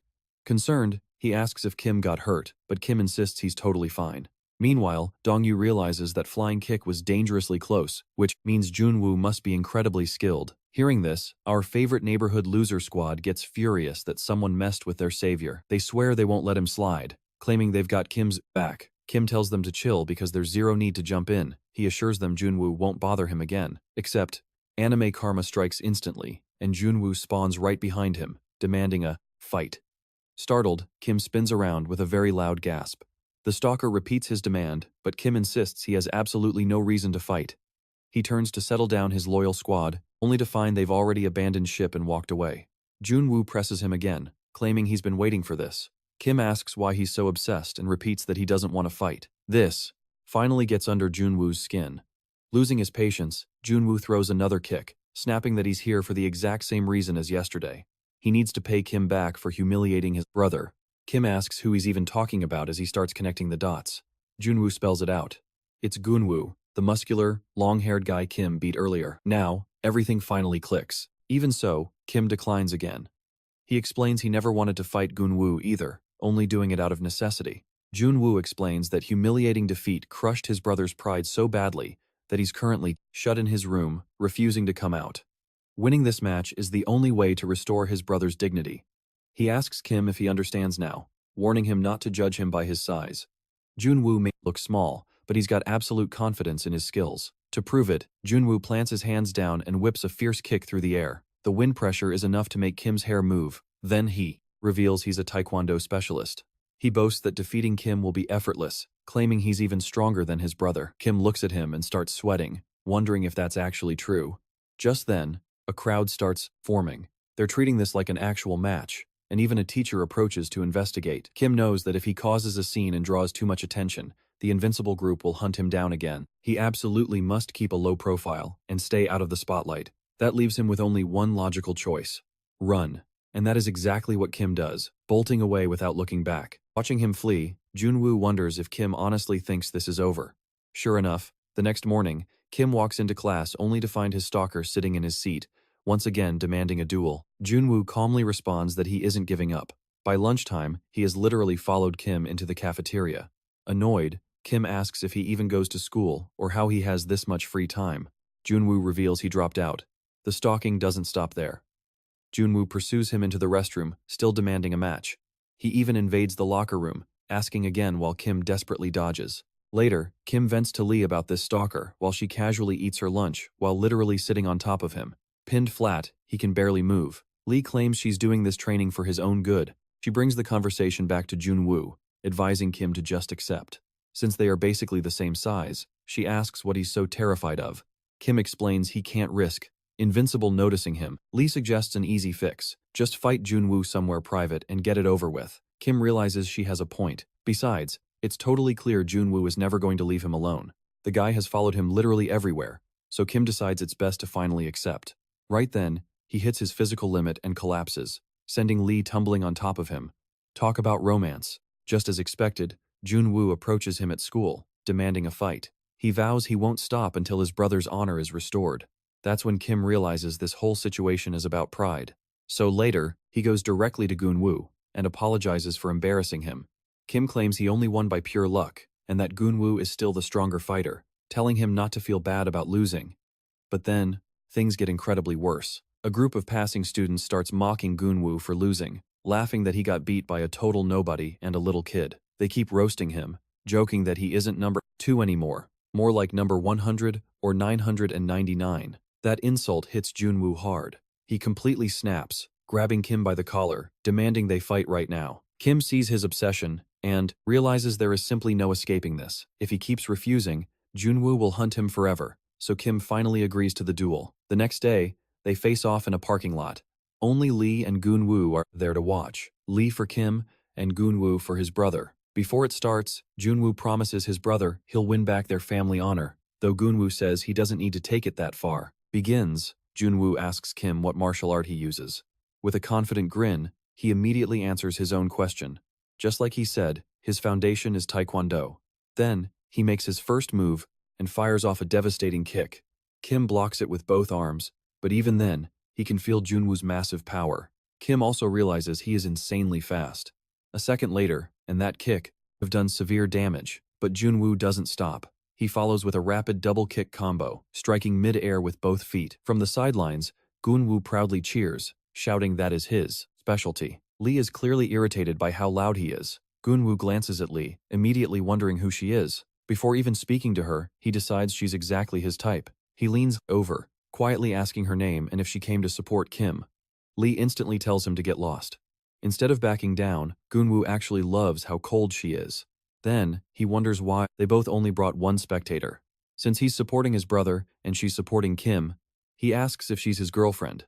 That completely crosses the line. Lee snaps, telling him in a dangerous voice to mind his own business, asking if he has a death wish. Gunwoo immediately apologizes, calling her absolutely terrifying. But somehow, that only makes him more interested. He decides this fierce ice princess vibe is exactly what he likes. So, he shoots his shot, asking for her number. This time, Lee straight up tells him to piss off. Junwoo notices his brother flirting and yells at him to watch the fight. Junwoo cranks up the pressure, launching a series of brutal, heavier kicks at Kim.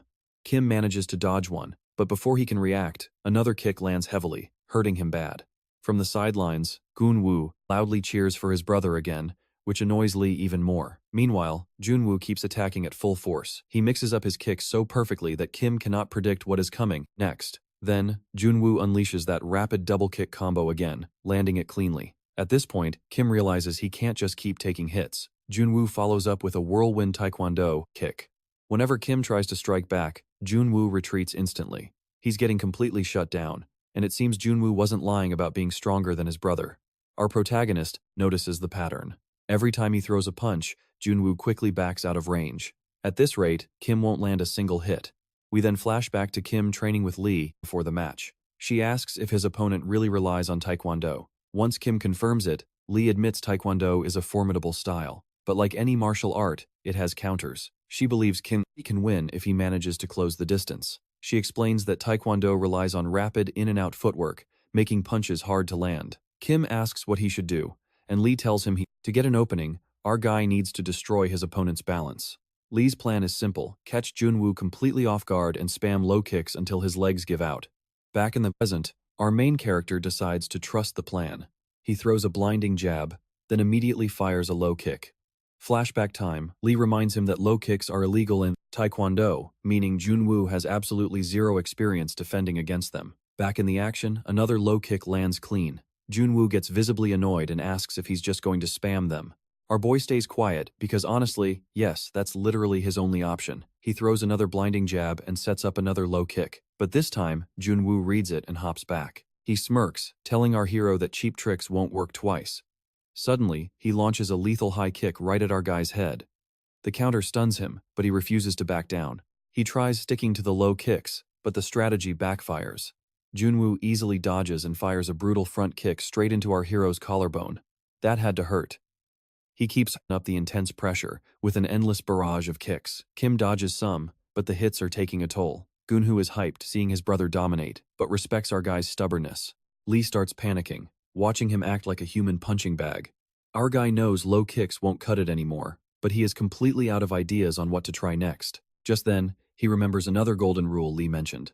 Back at her old gym, she observed a massive flaw in taekwondo fighters.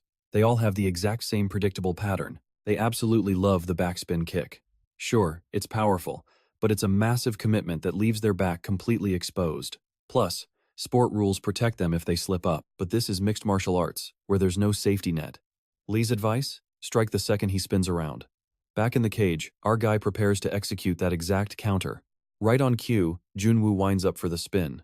Our hero reacts instantly, timing his entry perfectly to tackle him from behind. Junwoo struggles desperately to stay on his feet. Kim pours every ounce of strength into forcing the takedown. A second later, he slams Junwoo to the ground, and that's when things get incredibly awkward. During the struggle, his clothes rip. Oh, wait, he's actually a she. MC and Lee freeze in absolute shock, minds completely blank as they stare. He cannot believe this dangerous fighter is actually a girl. Still on the ground, she blushes and screams, calling him a total jerk. Our guy immediately covers his eyes, stammering that he only assumed she was a guy because she called her brother Hyung. Girls usually say appa, so his brain was totally tricked. Panicking, he begs her to cover up, but she snaps back that she is wearing leggings. What kind of pervert is he? Blushing hard, he tries to apologize, admitting it is kind of hard to fight a girl now. This just triggers her again. She screams, demanding to know what is wrong with being a girl. The battle isn't over yet, she still has to avenge her brother. When she calls him Hyung again, Kim points it out, but she fires back that she will call him whatever she wants. Over on the sidelines, Lee is completely dumbfounded. Looking back, she realizes the opponent's voice was actually quite high. Meanwhile, the brother looks confused. How did they even mistake her for a guy? She is clearly a girl. But Jo is way more upset about her ruined outfit. She glares daggers at Kim, demanding to know how he is going to replace her absolute favorite pair of pants. Dying of embarrassment, our guy promises to pay her back tomorrow. He gently suggests they call off the match since it's getting weird. But Jo immediately jumps to her feet and yells no. In a wild move, she tears off the remaining fabric, claiming they were just slowing her down anyway. Suddenly, it starts raining. Lee, hating the wet weather, tells him to wrap this up. Round 2 starts. Jo stares him down, warning him not to go easy on her just because she's a girl. She claims she can easily outfight most guys and she is not bluffing. She leaps, spins, and unleashes a massive 540-degree taekwondo kick. He barely guards in time, but the impact is heavy. Jiu grins, telling him she is only warming up. She accelerates, delivering heavy blows. Kim keeps his guard up, but the raw power is chipping away at his defense. In another quick flashback, Lee points out one major weakness in her style. Those flashy kicks consume a ridiculous amount of stamina. The plan? Just survive until she completely gasses out. Back in the present, Kim does exactly that. Telling himself to endure just a bit longer, he backs off to create distance, waiting for his moment. Jiu gets highly annoyed, calling him a coward for running away. He internally admits it, of course she's terrifying with those fast kicks. Who wouldn't be scared of lethal strikes flying at their face? But suddenly, Kim halts. He cannot let her catch her breath. It is finally time for him to go on the offensive. He throws a barrage of jabs, which she easily slips. But the punches were just bait for a brutal low kick that connects perfectly. Judging by her reaction, that one stung. He follows up with another low kick, then another, and another. On the sidelines, Lee silently begs him to keep targeting her legs. Without her movement, her entire martial art falls apart. Right on cue, her footwork slows down. She throws a desperate counter, but Kim slickly ducks under the blow. The damage has accumulated, and Jiu is clearly exhausted and in pain. Sensing his opening, he steps in with a quick jab that connects. Her balance is completely ruined, making it impossible to retreat. Kim realizes her legs are shot and she is running on empty. It is time to end this. Rushing forward, he predicts her spin kick, catching her leg mid-air. He immediately drives forward, shooting for a perfect double-leg takedown to finish the fight. They crash to the dirt, and Kim quickly locks in a tight armbar. But during the chaos, he accidentally grabs a very sensitive area. He awkwardly warns her to tap before things get worse. She stubbornly refuses to yield. Kim begs her to tap out, but her pride won't let her. Finally, her brother steps in, throwing in the towel and admitting defeat. Both fighters freeze in shock. After a tense moment, Kim releases the hold. Jiu is absolutely fuming, but her brother reassures her there is no shame, our guy won fair and square. Kim feels a sudden surge of triumph. He actually pulled it off. Meanwhile, Jiu is throwing a tantrum, punching the wet grass until her brother gently calms her down, praising her performance. She sniffles, saying she just wanted revenge. Suddenly, a loud sneeze cuts her off, followed by another. She is completely soaked, shivering, and absolutely miserable. Seeing this, Kim does something surprisingly sweet, offering her his warm training jacket. He tells her to wear it before she catches a cold, admitting it is a bit dusty, but better than freezing. This gesture actually works, and Jiu turns bright red.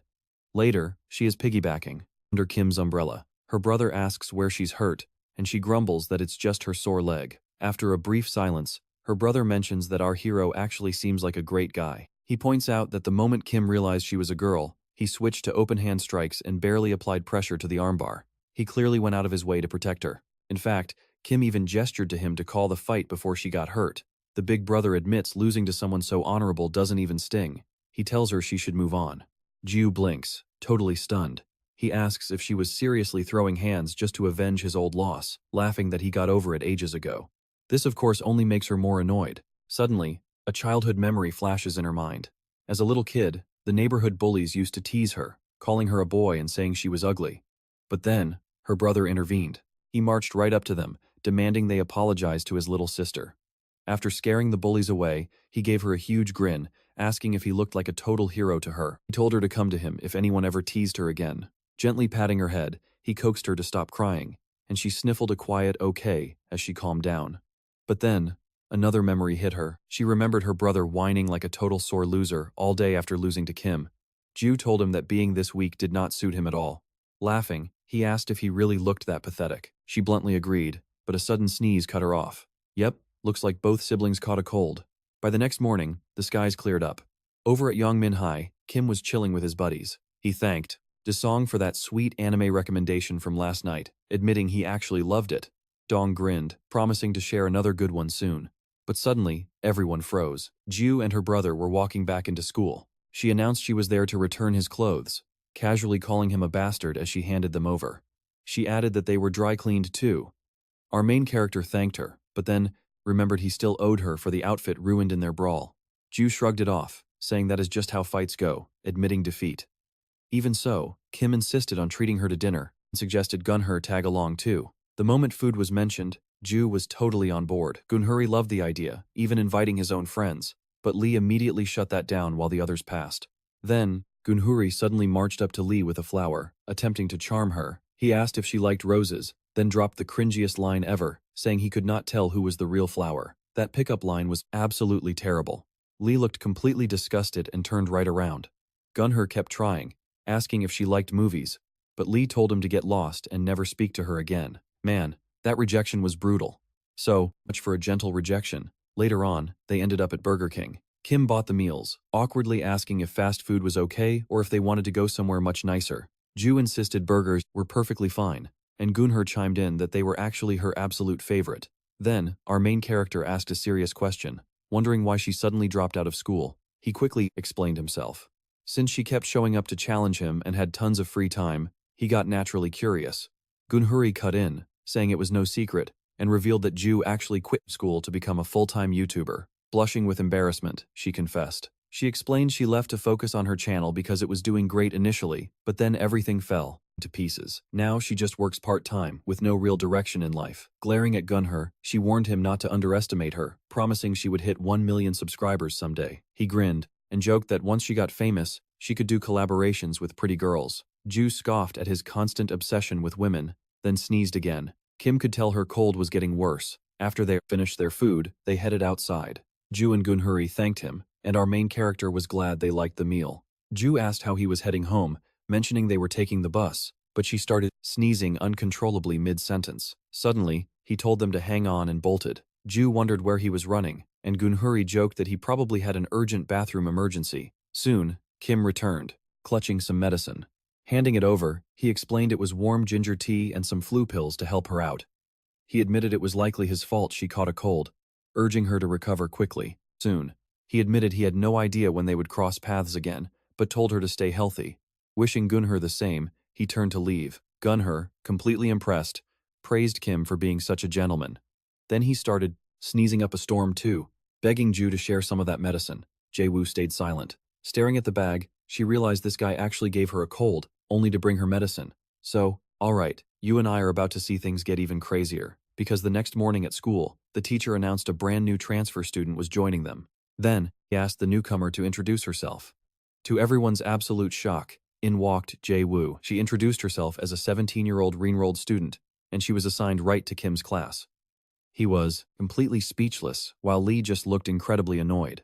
Ju, however, looked pretty pleased with herself. Even with the occasional chaos, their peaceful school days continued, but a brand new storm was brewing. Ever since she enrolled, Ju started following Kim absolutely everywhere.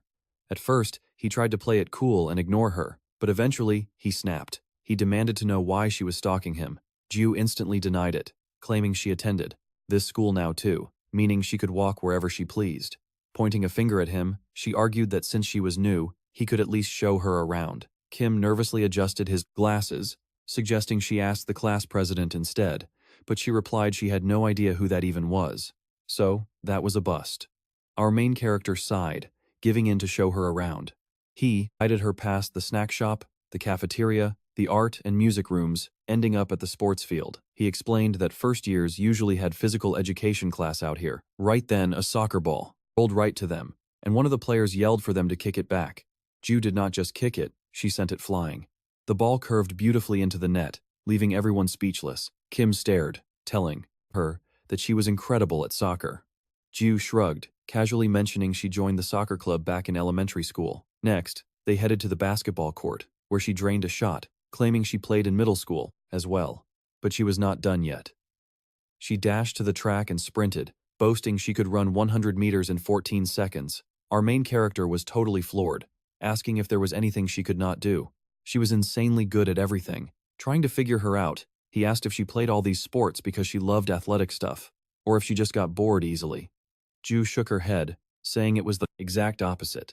She was just incredibly curious, so whenever something caught her eye, she dove in completely. That memory reminded her of a conversation a few days ago, when Gunhoo asked if she re-enrolled solely because of Kim. She turned bright red and shrieked, "What?" From that reaction alone, Gunhoo saw right through her and asked if she had a crush. She denied it, but he just laughed at the obvious lie. He teased that everyone in their family falls in love way too fast, including him, their mother, and father. Ju quickly protested, trying to explain rather poorly that she was only slightly intrigued by him. That was all. She claimed she did not know why, but she wanted to figure out what kind of guy he actually was.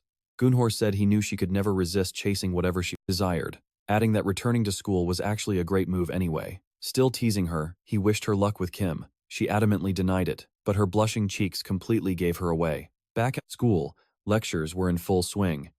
Our main character realized that while helping Lee was important, he seriously needed to focus on his own grades. He could not keep ignoring his studies. Suddenly, he felt someone nudging him with their foot. It was Ju. Leaning close, she whispered to ask about his plans after school.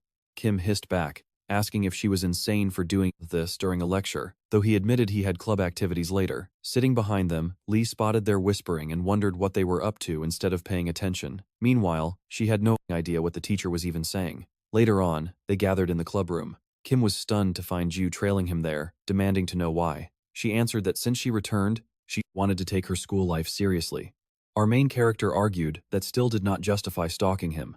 He admitted her constant fighting challenges were weird, but now this behavior was just plain bizarre. Right then, the other club members entered and immediately recognized Ju as the girl seen with Kim before. Ju introduced herself, announcing her wish to join their club. Dawson looked surprised, but warmly welcomed her and introduced herself too. Soon, the final members arrived, apologizing for the delay. Dam quickly introduced Ji-woo, and the boys mentioned they remembered her face. However, something felt totally off about them. They seemed incredibly depressed, prompting Dam to ask about their fancy clothes, which looked like expensive designer brand gear. Awkwardly, they mumbled a confusing yes and no. When Kim asked what that meant, they finally admitted some shady upperclassmen forced them to buy it. Stick around, it is about to get wild. Ah yes, the classic senior special discount, which was basically just selling trash at used clothing prices. One of the freshies complained that these guys were clearly targeting clueless first years. These knockoffs were so fake, it was painful. But saying no meant getting a free one-way ticket to Bullytown. Dawson was utterly shocked, while our boy Kim just stood there. Kim got this look on his face and demanded to know who these jerks were. Little did our main character know, the mastermind was Park Dose, number 5 in the Invincible gang. They stepped outside and led Kim straight to Dose. Pointing at the blonde bully, Kim asked if this was the guy scamming them. But right then, our hero realized he was in deep trouble. Confronting an Invincible member? Bad idea. Kim remembered how this gang had been trying to recruit him for ages, and he had spent his entire life successfully avoiding them. So, naturally, our main character completely folded and apologized. He claimed he wanted to help, but had no clue the gang was involved, admitting he kept his distance for personal reasons. There was literally nothing he could do. His friends, being absolute sweethearts, said it was fine and just venting helped. They figured they would just take the loss like usual. Reporting it would only make things 10 times worse. They just prayed the gang would leave them alone, leaving Kim to apologize again. Meanwhile, Dosip and his crew were counting their loot. They were admiring a bag of wallets. Dupe bragged he bought them for 2,001 each from some guy. They joked about getting rich quick, then asked if they were fake. Dasyop casually confirmed it. The lackey asked if Philip knew about their little side hustle. Dasyop replied that Philip was completely clueless, and this was just his personal cash grab. Then, he ordered them to target the freshmen, so they started shaking down first years, claiming these cheap knockoffs were actual luxury brands. But when some smart kids questioned the quality, Doziop's crew immediately went on the defensive. They accused the kids of calling them scammers, claiming that touching a wallet meant buying it due to fingerprints. Talk about sales tactics. When that failed, Doziop's crew got physical, slapping and insulting the freshmen until they coughed up the cash. Easy money, right? Dacia was practically gloating about how simple it was. But then, they spotted Kim's unfortunate friends. The exact same kids they had already extorted, just trying to eat their lunch. Dossip recognized them instantly. His buddy asked if they should target them again, and Dossie laughed, calling them easy marks. With a smirk, they approached the 3 freshmen, asking for a quick friendly chat. They dragged them behind the school, completely out of sight. There, Dossip asked if they liked their purchases. The poor boys nervously mumbled that they were keeping them safe, which just made Dossip and his crew burst out laughing. Then, Dacia pulled out even more wallets, claiming they were the real deal. He offered a special student discount of 200,001 each. Skinny Glasses hesitantly pointed out they already bought some, desperately hoping they would let them go. Dacia just told them to buy more for their girlfriends. Fat Glasses awkwardly admitted they obviously did not have girlfriends. Still trying to stay polite, Skinny Glasses tried to decline. He politely asked to be let off. Dacia paused, his voice turning icy as he asked, "Oh, really? Then, without warning, he slapped Skinny Glasses right across the face. Grinning like a maniac, Dossip claimed he was asking very politely. Panicking, Skinny Glasses stammered that they were completely broke after the last purchase. Dossie, however, had a brilliant idea. He suggested an installment plan like he was doing them a massive favor. But Fat Glasses spoke up, questioning if these wallets were even real, saying it felt like a total scam. That completely set Dossie off. He punched Fat Glasses in the stomach, relentlessly beating him while calling him a pig. After he finished, he turned back to Skinny Glasses with a question. He asked if he still wanted to refuse. Then, Dossie grabbed the kid's bag of chips, threw dirt inside, and even flicked cigarette ash right into the mix. Talk about a cursed snack. He offered a lovely choice: eat the dirty chips and go, or buy the wallet. Skinny Glasses begged for mercy, but Dossiup did not care. He grabbed the boy's face and forced his mouth open. Pouring the filthy mess straight down his throat, he forced his mouth shut and ordered him to chew. When the boy resisted, Dossiup grabbed his head and began punching him in the jaw. In the end, the boy's mouth filled with blood. But Dossiup kept going, slamming his head into the ground and beating him, demanding to know if he was going to buy the wallet. The poor kid got beaten so badly, he actually wet himself. Seeing this, the last remaining friend stepped in, begging Dossie to stop and promising to transfer the money immediately. He paid up. Once the transfer went through, Dossie mocked them for not paying sooner, laughing like a psychopath. He tossed them the cheap wallet, telling them to use it well before walking away.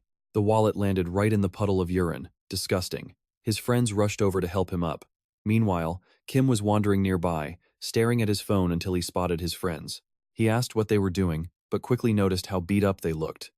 He demanded to know what happened, and after a heavy silence, they spilled the entire story, fueling Kim's anger. Her rage took over as he clenched his fists.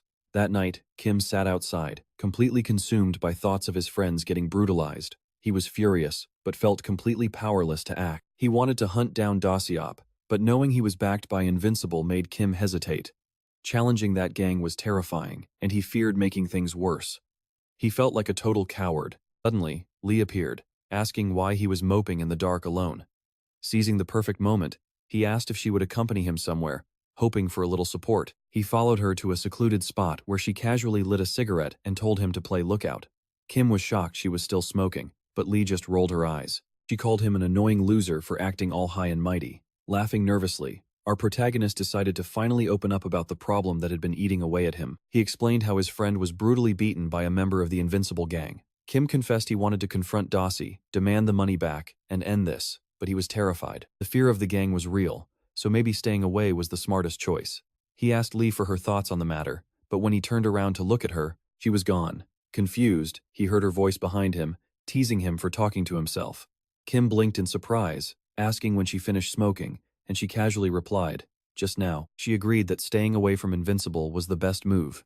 They were the kind of absolute trash nobody should mess with, and getting involved would only bring massive trouble. Besides, was not this what he wanted? Nobody was targeting him anymore. She reminded him that he had asked her to teach him how to fight, and she had done exactly that. The bullies finally left him alone. Since he got what he wanted, why start trouble now? Did he think he was some hero of justice? She told him straight to his face. No matter how strong he thought he was, there would always be someone stronger. Messing with this gang would only get him hurt. Kim had to admit that Lee was absolutely right. He learned to fight to protect himself, and it worked. He got his peaceful life, so why ruin it? Keeping his head down was the smartest move. He pondered this on his way to school. Suddenly, he heard students whispering. He looked over and spotted Dossiup cornering Fatty and the other friend who escaped the beating. Doss was aggressively demanding the rest of his dirty money. He demanded to know where the Skinny Glasses kid was, only to find out he was absent. They were right outside the club room when the wild commotion brought Dossiup and Dian out. "All right, you and I are about to see a wild confrontation." She straight up asked if they were peddling fake luxury goods to students, but Dossiup just smirked and openly admitted it. He bragged that the gear was real, claiming he got it from a business contact. But honestly, no normal student could afford that much high-end swag. It was clearly fake. Getting closer, Dossiup called her pretty and offered $100 to hang out. He sneered that most girls easily sell out for that, asking if she was the same while his crew laughed. "That was it," Dian snapped, grabbing Dose by the collar and screaming at him to take it back. Dose just chuckled, headbutted him, and showed off some flashy boxing footwork. He buried a brutal punch right into Dian's stomach, sending him flying back into the room. Dian collapsed, unable to stand, while Dop cackled and mocked his pathetic weakness. Calling him all talk, Dose warned everyone not to mess with Invincible before strutting out. As his crew left, terrified students started whispering in absolute fear. Even Kim was shaking from the sheer terror. But later, our main character marched straight into the gym storage room, Invincible's secret base, holding bags of Dosiop's trashy knockoffs. He demanded refunds for all the scammed first years, but Dosiop just laughed it off. So Kim laid down the law: pay up, or get ready to fight. That actually caught Dose off guard. Kim proposed the terms. If he loses, Dosiop can take his money and torment him forever. But if Kim wins, Dosiop stops bullying everyone. Hearing that, Dose just lost it. He chuckled, gave Kim a cold glare, and agreed, admitting he'd been dying to trash him anyway. Just then, Philip stepped in, calling out to Dosiop. Philip demanded to know what this freshman hustle was about. Dop casually brushed it off, admitting he was just making quick side cash off fake goods. He totally blew his own cover. Philip raised an eyebrow, pissed that Dose was making bank without letting him in on the action. Right then, the quiet guy reading in the corner slammed his book shut. Slamming it down, he called out Dosiop in perfect English, reminding him that Invincible only moves on Philip's command. Dos just chuckled, completely unbothered by the call-out. He snarked back, telling him to speak Korean since he didn't get English anyway. Walking over, the book guy switched languages, his voice turning ice cold as he warned him to fall in line. Dosiop just laughed, matching his threat with pure malice. He grinned, challenging the book guy to a fight, asking if they should resettle their crew rankings right then and there. Suddenly, Philip jumped between them, casually draping his arms over their shoulders. With a fake smile, he reminded them that Invincible members don't fight their own. While smiling, he secretly crushed Dosio's elbow, wiping the smirk off his face instantly. Philip kept grinning, telling them to play nice, leaving Kim standing there totally bewildered. As Kim wondered what kind of circus this was, Philip turned to him, asking if he really came to challenge Dose for a refund. Our main character confidently nodded, but Philip's expression went dark. He asked if Kim realized that challenging Dosio meant waging war on all of Invincible, forcing him to face the entire crew. Kim completely froze. He hadn't planned for a gang war. How could he possibly fight this entire crew alone? But then Philip burst out laughing, revealing he was just messing with him. Did the main character seriously think they'd jump him? Sure, Philip was annoyed at Dosiop's shady business, but he loved a good fight, so he ordered them to get it on. Right on cue, the crew began clearing out the furniture to make some space. Let me tell you, the tension was unreal, as Kim and Dosio squared up right in the center. Philip gave them the green light to brawl in front of everyone, letting them settle their own terms. As they raised their fists, he casually wished them both luck. May the best man win. Meanwhile, outside, the rain was pouring, and Lee was already irritated, wondering if Kim had an umbrella. She went to text him, but paused. She hadn't seen the guy since cleanup duty, and wondered where he'd vanished to. Suddenly, Ju called her name. Lee was shocked, questioning how Ju even knew who she was. Ju pointed out they were classmates, so obviously she knew. When asked what she wanted, Ju admitted she was looking for Kim, whom she called Kiddo, while Lee called him Loser. Lee scoffed, asking if she meant that loser. Ju looked super confused, asking why she'd use such a rude nickname. Lee just waved it off, telling her to ignore it. Suddenly calling Ju Fangs, she asked if she had an umbrella. Annoyed, Ju snapped back that she hated that nickname and didn't have one anyway, while Lee cursed the sudden downpour. Holding her uniform jacket over her head, Ju offered to share.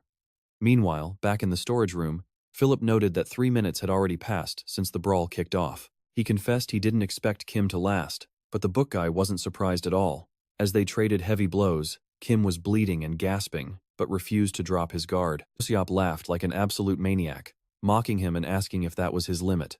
He sneered that Kim talked a big game but was too weak to stand among them. Kim was secretly panicking. He couldn't even track Dosiop's lightning-fast hands and was getting completely overwhelmed. Suddenly, Dosi lunged forward, screaming that our main character was pathetic. He cracked him right in the face. Before Kim could recover, Doyop slipped to his blind spot and landed another brutal hit. Kim was stunned. He'd never faced someone this insanely fast. Dozens of punches rained from his blind spots. Kim tried desperately to block and realized he had to strike back, but his wild swings hit nothing but empty air.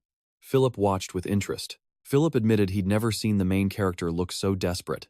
The book guy noted that fear was taking over. Kim tried throwing kicks in panic, but those missed too. Every single miss just opened him up for another punishing counter. Even his desperate takedown attempts were stuffed effortlessly. Kim was getting tossed around like a rag doll, completely helpless. Kim realized Doyop had elite boxing skills, and with none of his own hits landing, he was fresh out of ideas. The book guy murmured that Kim's MMA style should theoretically counter pure boxing, but Philip pointed out that style advantages only matter when the fighters are close in skill. Dose was on a whole different level, trained as an elite boxer at a sports academy. Dose didn't treat boxing like a clean sport, he fought dirty, like a street brawler. Philip recalled how Dose once bit off a guy's nose just for taunting him, shattering his face completely. He even beat up the opponent's coach, leading to his forced transfer to their school. That's how this absolute menace, Park Dozy, joined them. Back in the fight, Doziop ripped his shirt off. He was cackling like a total psycho, screaming about how much fun he was having. Kim stood frozen, knowing he was in deep trouble, with absolutely no clue how to survive. Outside, the storm worsened. Jill Woo insisted they run for it, but then stopped, asking if Lee was slow. Just then, Du walked out with 2 freshmen, and Lee asked if they had umbrellas. When they said no, Lee clicked her tongue and snapped at them to carry umbrellas like normal humans. Her fierce attitude absolutely terrified the freshmen, making them wonder if she was a bully. Lee then demanded to know where Kim went. When Du asked why, she admitted she wanted the loser to bring her an umbrella, but Du had no clue where he'd vanished to. Lee grumbled, annoyed that our main character vanished right when she needed him. You and I know how stubborn she is, so when Jiwa said her brother was coming, Lee just let out a massive sigh and accepted it. Everyone at school was still wondering where Kim went. Little did they know, he was busy getting absolutely demolished by Dosiup. Heavy punches kept smashing into his face from every angle, leaving his body completely bruised. The moment Kim tried swinging back, Dosiup casually dodged, countered with a brutal hook to the jaw, and knocked him off balance. Right. Then, Lee's warning flashed in his head. A single clean jaw shot will end anyone, no matter how tough. And yep, that advice was spot on. Kim fell to his knees, utterly exhausted and barely conscious. Philip just smirked, asking if things were getting blurry. His sidekick joked that a hit like that leaves anyone staggering. Our main character's vision went blurry. His head spun, and his ears rang. Total overload. Kim had been in scraps before, but Dusiop was a different breed. The monster grabbed him, hoisting him up like a rag doll, yelling that they weren't done yet. He blasted Kim right in the face again, demanding he stay awake. Cackling like a total lunatic, Dusiop kept laying into the poor guy without any mercy. Stopping. Terrified, Kim realized he might actually die here. Throwing his hands up, he sobbed and begged Dosiop to stop, screaming that he surrendered. At that exact second, he knew this psychopath would kill him if he didn't quit. But the monster just laughed and threw another punch, sending Kim crashing down. Pain-racked and desperate, Kim kept begging him to stop, sobbing that he already gave up. But Dusiop just yelled that if someone picks a fight, he never lets them walk away otherwise. He looks soft. As another heavy fist connected, he screamed that he only stops when his target is half dead. His demonic laughter filled the room. Kim was absolutely paralyzed with fear. He was actually going to die. So, our main character chose survival. He scrambled up and ran. Covered in blood, he screamed for help like a terrified child. Behind him, Dusiop cackled, but blocking the exit were Philip and his sidekick. Completely dizzy, Kim collapsed onto the floor, desperately gasping for air. Looking up at Philip, he begged them to move, wheezing that he was done and just wanted out. Instead, Philip smirked, locked the door, and offered him a spot in Invincible. Kim stared in absolute horror. Philip calmly added that if he refused, he was as good as dead. Suddenly, Dosiup sneaked up behind Kim, fist raised for another blow. Kim spun around in sheer panic, throwing his arms up to shield himself. But then, the door behind Philip began to shake violently. Someone was slamming it from the outside so hard the metal warped. Dusiop froze mid-swing, and even Philip looked baffled as the door literally bent inward. Then crash! The door shattered, and stepping through the wreckage was the legend himself, Gun-Hu. Silence filled the room. The thugs demanded answers, but Philip recognized the intruder instantly. He muttered that this was the beast from earlier, the guy who fought Kim. Gun-Hu from Unrivaled. Gun-Hu confirmed it with a shrug. When Philip demanded to know why he trashed the door, Gun-Hu casually apologized, saying he was just worried about Kim. A little earlier, Gun-Hu had shown up with umbrellas. He had overheard students telling Lee that Kim went to Invincible to demand a refund, but then vanished. When they reached the storage room, they heard screaming. Finding it locked, Gun-Hu simply kicked it down. He walked right over, picked Kim up, and said he was taking him since the fight was clearly over. Philip glared, warning him that this was Invincible's business. His tone turned icy as he asked if Unrivaled wanted a war. Gun-Hu calmly shook his head and told Philip not to misunderstand. He came completely alone. This was personal. Looking Philip straight in the eye, he asked if it wasn't pathetic to torture someone who already gave up, who already surrendered. The other thugs lost it, screaming threats and asking if he wanted to die, right here. Gun-Hu didn't even flinch. He coldly told them that if they had a problem, they could find him at Bacon High School. he'd take them all on. With that, he carried Kim out. The sidekick whispered, asking if they should call Unrivaled and find out what they were planning. But Philip brushed it off, chuckling. He sat back down, saying that at least Kim's beating was pure entertainment. Later at the hospital, our protagonist got patched up while his loyal squad waited. As they left, Gunhoo told him he got off lucky since nothing was broken. But Jiwoo was not having it. She pointed at Kim's swollen face, cursing the cowards who did this. She demanded to know who they were, screaming that she'd personally hunt them down and beat them up. But trying to demonstrate her moves, she accidentally kicked him right in the stomach. She panicked and apologized, but that was the exact spot he'd been hit earlier. Kim forced a painful smile and thanked them all, especially Gunhoo. The savior told him to just focus on resting, adding that he and his sister needed to catch their bus. Jiwoo waved and said goodbye, warning Kim not to skip class tomorrow. Dian offered to walk him home, but Kim insisted he was fine. Lee, however, wasn't letting him off that easily. She coldly asked why he always acted so cocky. Too ashamed to look her in the eye, Kim kept his head down. Later that night, the shower ran at his apartment as he stood under the warm water. For the first time, he faced reality. He lost. Before, he thought he was special, but the loss wasn't the worst part. It was the terrifying fear. That dread settled deep inside him. He could still feel the crushing impacts and remember believing he would die. It was pure terror. After drying off, Kim walked out and nearly jumped out of his skin. Lee was sitting in his room. She commanded him to sit, and when he hesitated, she snapped at him to shut up. Grabbing some ointment, she dabbed a bit on her finger and gently massaged his swollen eye. As Kim stared in confusion, she sighed, muttering about how badly he got trashed. How could anyone destroy a weakling like him this badly? Kim stayed quiet, his mind racing. Was this tough girl actually showing concern? Lee grumbled, demanding to know why he picked a fight without telling her first. Swearing softly, she snapped that, as his teacher, he owed her that much. Kim apologized, admitting he let his anger take over. But Lee wasn't satisfied, pointing out that even if he had prepared, he still would have lost. He just charged in blind with rage. She noted his mom was away on business until next week, which was lucky. She didn't need to see him like this. Lee brutally reminded him that the world is full of real monsters. She told him to drop the ego, called him a pathetic loser, and issued a final warning. If Kim ever fought again without her permission, she would personally end him. She labeled him an arrogant idiot once more. Standing up, she grumbled that seeing him get crushed like that bruised her pride as his master. Kim silently agreed, but deep down, a switch flipped. The fire was gone. He was too terrified to fight.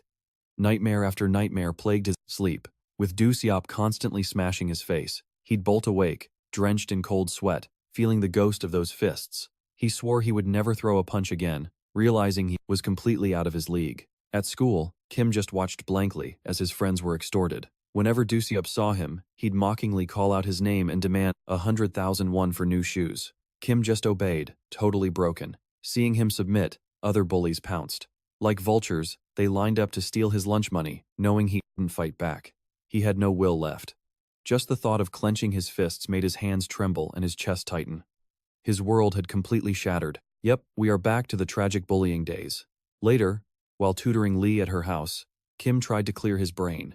He kept chanting, focus on the lesson, ignore the reckless thoughts. See, he promised to get her into Seoul University, but then the doorbell interrupted. Lee figured it was her delivery and ordered him to go grab it. Kim was totally dumbfounded. She claimed she was starving and demanded he hurry. With a heavy sigh, he walked over, complaining that she was planning dinner during study time. How was she ever getting into college? But when he opened the door, he froze. No delivery guy here, folks. It was Sarah. She laughed, saying it had been forever, and teasingly asked if he had actually missed her. Kim just stood there, completely lost. Sarah giggled, saying she only came because she missed him. Before he could process, she lunged forward, hugging him tight, and asked how life was. Then she saw his face. Poking his bruised eye after ripping off his glasses, she asked if Lee beat him up. Kim whimpered for her to stop, but she laughed, saying it felt squishy. Right then, Lee walked downstairs, and Sarah immediately tackled her with a massive hug. Sarah whined about it being months, but Lee deadpanned that it really had not been that long. Sarah teased her about her toned hips, but a blushing Lee claimed she only had time for non-stop studying. Then, pointing right back at Kim's face, Sarah asked again if Lee did it. Lee laughed it off, explaining that Kim fought a delinquent and got absolutely wrecked. Sarah burst out laughing, while Lee awkwardly clarified that this was not some ordinary, run-of-the-mill thug. No, he was dangerous. Sarah offered fake sympathy and opened her arms for a hug. But psych. She laughed, yelled just kidding, and instantly locked him in a brutal chokehold instead. Our poor main character gasped for air, begging her to let go. Releasing him, Sarah grinned, noting that since Kim was decent now, whoever beat him must have been a total monster. Still wheezing, Kim admitted it. Sarah stared and asked if that was why he was acting so depressed. Then she teased him with a free pass to touch her chest. Pure troll energy. Just kidding. She laughed, pointing out to Lee how his eyes instantly popped open. Lee giggled and called him a total pervert. Blushing harder than ever, our main character wanted to sink. He begged them to stop. This girl was pure chaos. Later, she got a bit serious, saying win some, lose some, so there was no point being this deeply crushed about it. No matter who did it, she offered to teach him how to actually win, but he politely declined, claiming his fighting days were over. Sarah shrugged, telling him she was there if he changed his mind. Oh, and she casually dropped that she was crashing at his place. Mom already greenlit it. He was shocked, his mom agreed. But honestly, having Sarah around actually cheered him up a bit. Unfortunately, school was still a living nightmare. Dap kept extorting cash, and due to their pre-fight deal, Kim had to pay up. Dap even offered to buy him a cheap wallet. Insult to injury. Kim just silently accepted, too broken to fight back. Even walking past the club room felt suffocating. He assumed he would just be a useless burden, but as he dragged his feet down the hall, a familiar voice called out. He turned to find the two freshmen. The tall one claimed they had urgent news. Cut to that night, Kim was walking the streets with his underclassmen. They explained that Ilgu had vanished from school since getting thrashed. He was not picking up calls, either. The chubby freshman worriedly added that locals saw him lurking on the roof at night. What if he did something extreme? Kim immediately panicked, realizing the gravity of the situation. They had to go right now. Moments later, they arrived at Ilgu's building and looked up. The chubby kid gasped and pointed. Ilgu was indeed standing on the roof. Horrified, they screamed at him, begging to know what he was doing, before charging up the stairs like madmen. But when they burst onto the roof, Ilgu was just casually crushing pull-ups. He had earbuds in, completely oblivious to their screaming. He pulled them out, staring at his frantic friends in total confusion. The tall freshman grabbed him, blubbering about how they feared he was going to end it all. Ilgu just blinked, utterly baffled. He was literally just getting a late-night workout in. He explained he ignored calls because he needed to isolate himself. He confessed he had been deeply depressed and locked in his room, but the sheer frustration finally drove him to climb up here. He found some old training gear and just started grinding. Punching the bag, his mind kept returning to Kim. Ilgu admitted he wanted to become strong, just like our main character. Strong enough to face his tormentors. Getting bullied did not terrify him anymore, it just made him furious. Kim listened in silence, feeling a sudden surge of respect for the kid. Wait, your leg placement is completely wrong, Kim noted, adjusting the kid's terrible stance. The others chuckled at Ilgu's clumsy form. Still, he was trying, fighting back with everything he had, and looking at him, Kim felt like the real coward who ran away. He realized that giving up after a single defeat was pathetic. He remembered the terrifying monsters he used to fear, Jo Sang-bum, the massive Hongdiong, and the immovable Do-hee. He had been absolutely terrified back then too, but when cornered, he never bowed his head. He just kept swinging. Punch after punch, he fought. Armed with this new spark of resolve, Kim went straight home. He looked Sarah dead in the eye and demanded she teach him how to win. She smirked. Thrilled by his sudden motivation, Sarah laughed. But first, she needed to analyze his opponent's style. Did he have any footage of the beatdown? Naturally, he did not. Plan B, it is. They had to dissect his moves to craft a strategy. She asked if anyone knew how Doyo fought. Kim thought for a second and realized there might be someone. The very next day, he approached Do-hee at school. Do-hoon explained he investigated Do, and even reached out to Suku. Suku revealed that Do's was ranked 3rd in Invincible, but when things got dirty, he was easily number 1. The guy beats victims to within an inch of their lives. Soku asked if Do-hoon was crazy enough to fight him. If so, he was basically dead meat. Da-hoon quickly clarified he was not the one fighting. Sioku warned him to stay out of trouble, mentioning he still wanted to recruit him eventually. But then, Sioku offered a loophole. There was a way to watch Da-hoon action. He brought up a viral YouTube channel, Real Fight Club, where amateurs duke it out. And guess what? Da-hoon was scheduled to fight in 2 days. 2 p.m., parking lot right next to 00 school. Back in the present, Do-hoon passed all this intel to Kim, suggesting he go watch if he wanted to analyze Dose. Then, looking worried, he asked if Kim really had to go through with this. Kim fell silent. He pictured his friends getting endlessly harassed. Finally, he answered, he had to, because staying quiet changes nothing. On the day of Dose's match, a massive crowd packed the parking lot. Lee and Sarah secured front row spots, and Kim arrived completely disguised. Sarah immediately burst out laughing. She giggled, asking if this was the official Real Fight Club set. Kim nodded silently. Sarah grinned, thrilled to see the drama unfold live. Meanwhile, Lee was just impatient for the action. The host hyped up Gong Yurong Min, better known as the Murder Demon, a veteran semi-pro MMA savage. He announced the bout would begin the moment Dosi arrived. Gong stretched, looking impatient. Gong growled, wondering what was taking Dosiop so long. Right on cue, Dosiop strutted in, laughing as he whipped off his hoodie. The crowd went wild, chanting his nickname, Dopamine Addict. Sarah leaned in, asking Kim how Doyop fought during their clash. Kim noted he only used hands, claiming to be a former elite boxer. This actually caught Sarah slightly off guard. If he is purely a boxer, Sarah mused, he should be useless on the ground. Lee agreed, saying a simple takedown would end him. Then she turned to Kim and asked, "How did you even lose?" Our main character admitted he couldn't score a single takedown, and his kicks were totally useless. But as soon as the match started, Dosi charged the moment Gong threw his first punch. Lee noticed Dosio's crazy reflexes and slick movements looked exactly like a pro boxer's. He was dodging attacks effortlessly. Gong made a smart play though, shooting in for a double leg tackle against the striker.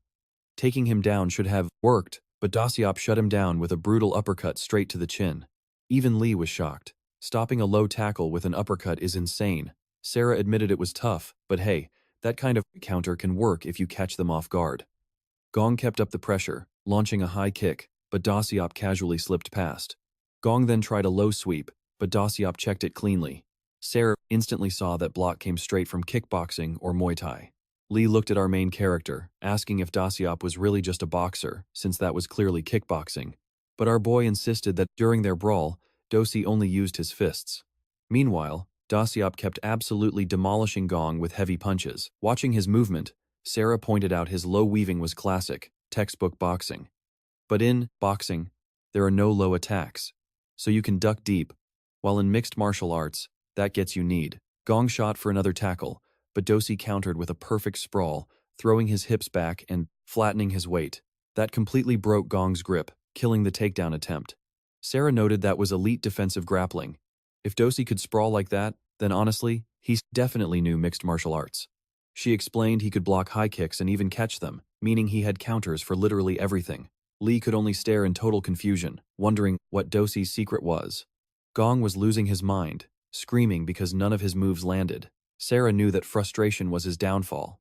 Once you lose your cool, Dosi gets his opening. And then, split second later, a massive strike to the jaw put Gong completely to sleep.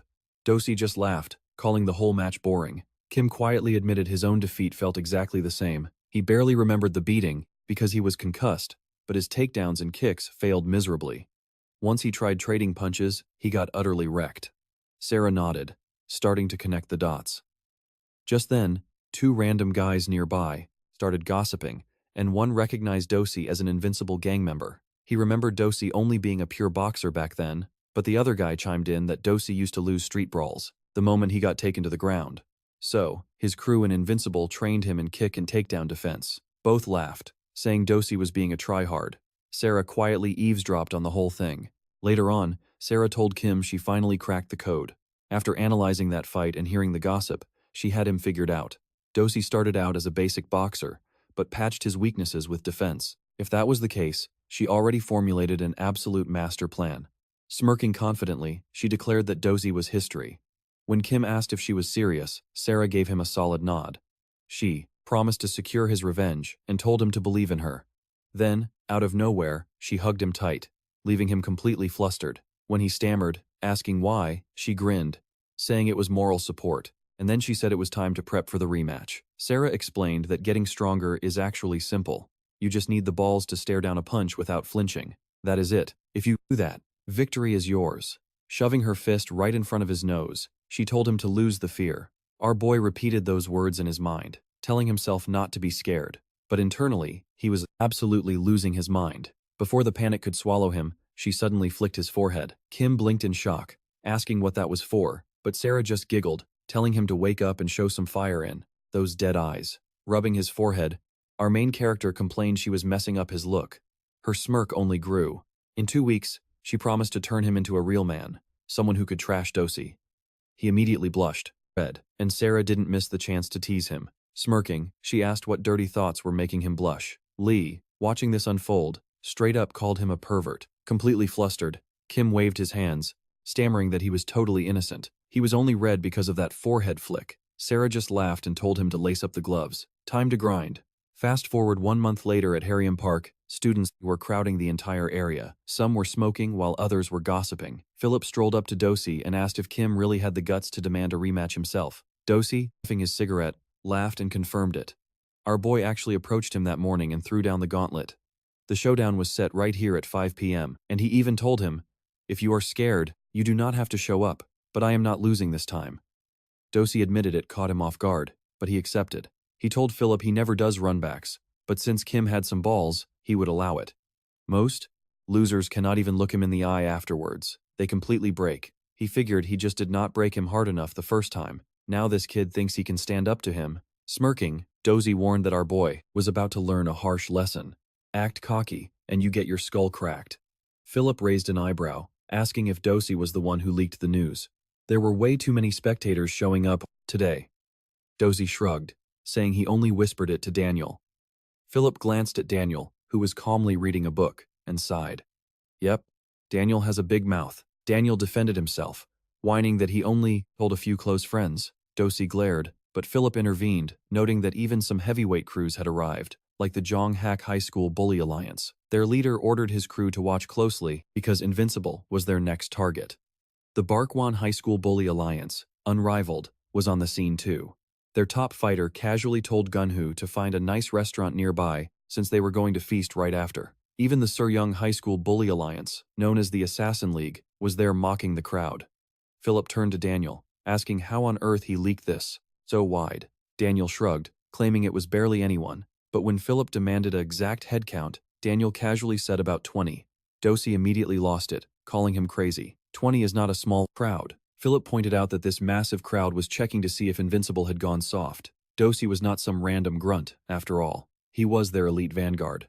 Then Philip casually added that some major VIPs had arrived. Confused, Dosi asked who. Philip gestured behind him, saying they had already arrived. 2 figures walked up. One was tall and quiet, while the other was a bald tank of a guy, immediately searching the crowd for girls. The tall guy was Taro, Invincible's number 3, 18 years old, and a dropout from this school. The bald dude asked if any cute girls were around, instantly disappointed to find none. His name was Chi Huang, also 18 and number 4 in the gang. Though looking at him, you would never believe he was only 18. Philip smiled, welcoming them back.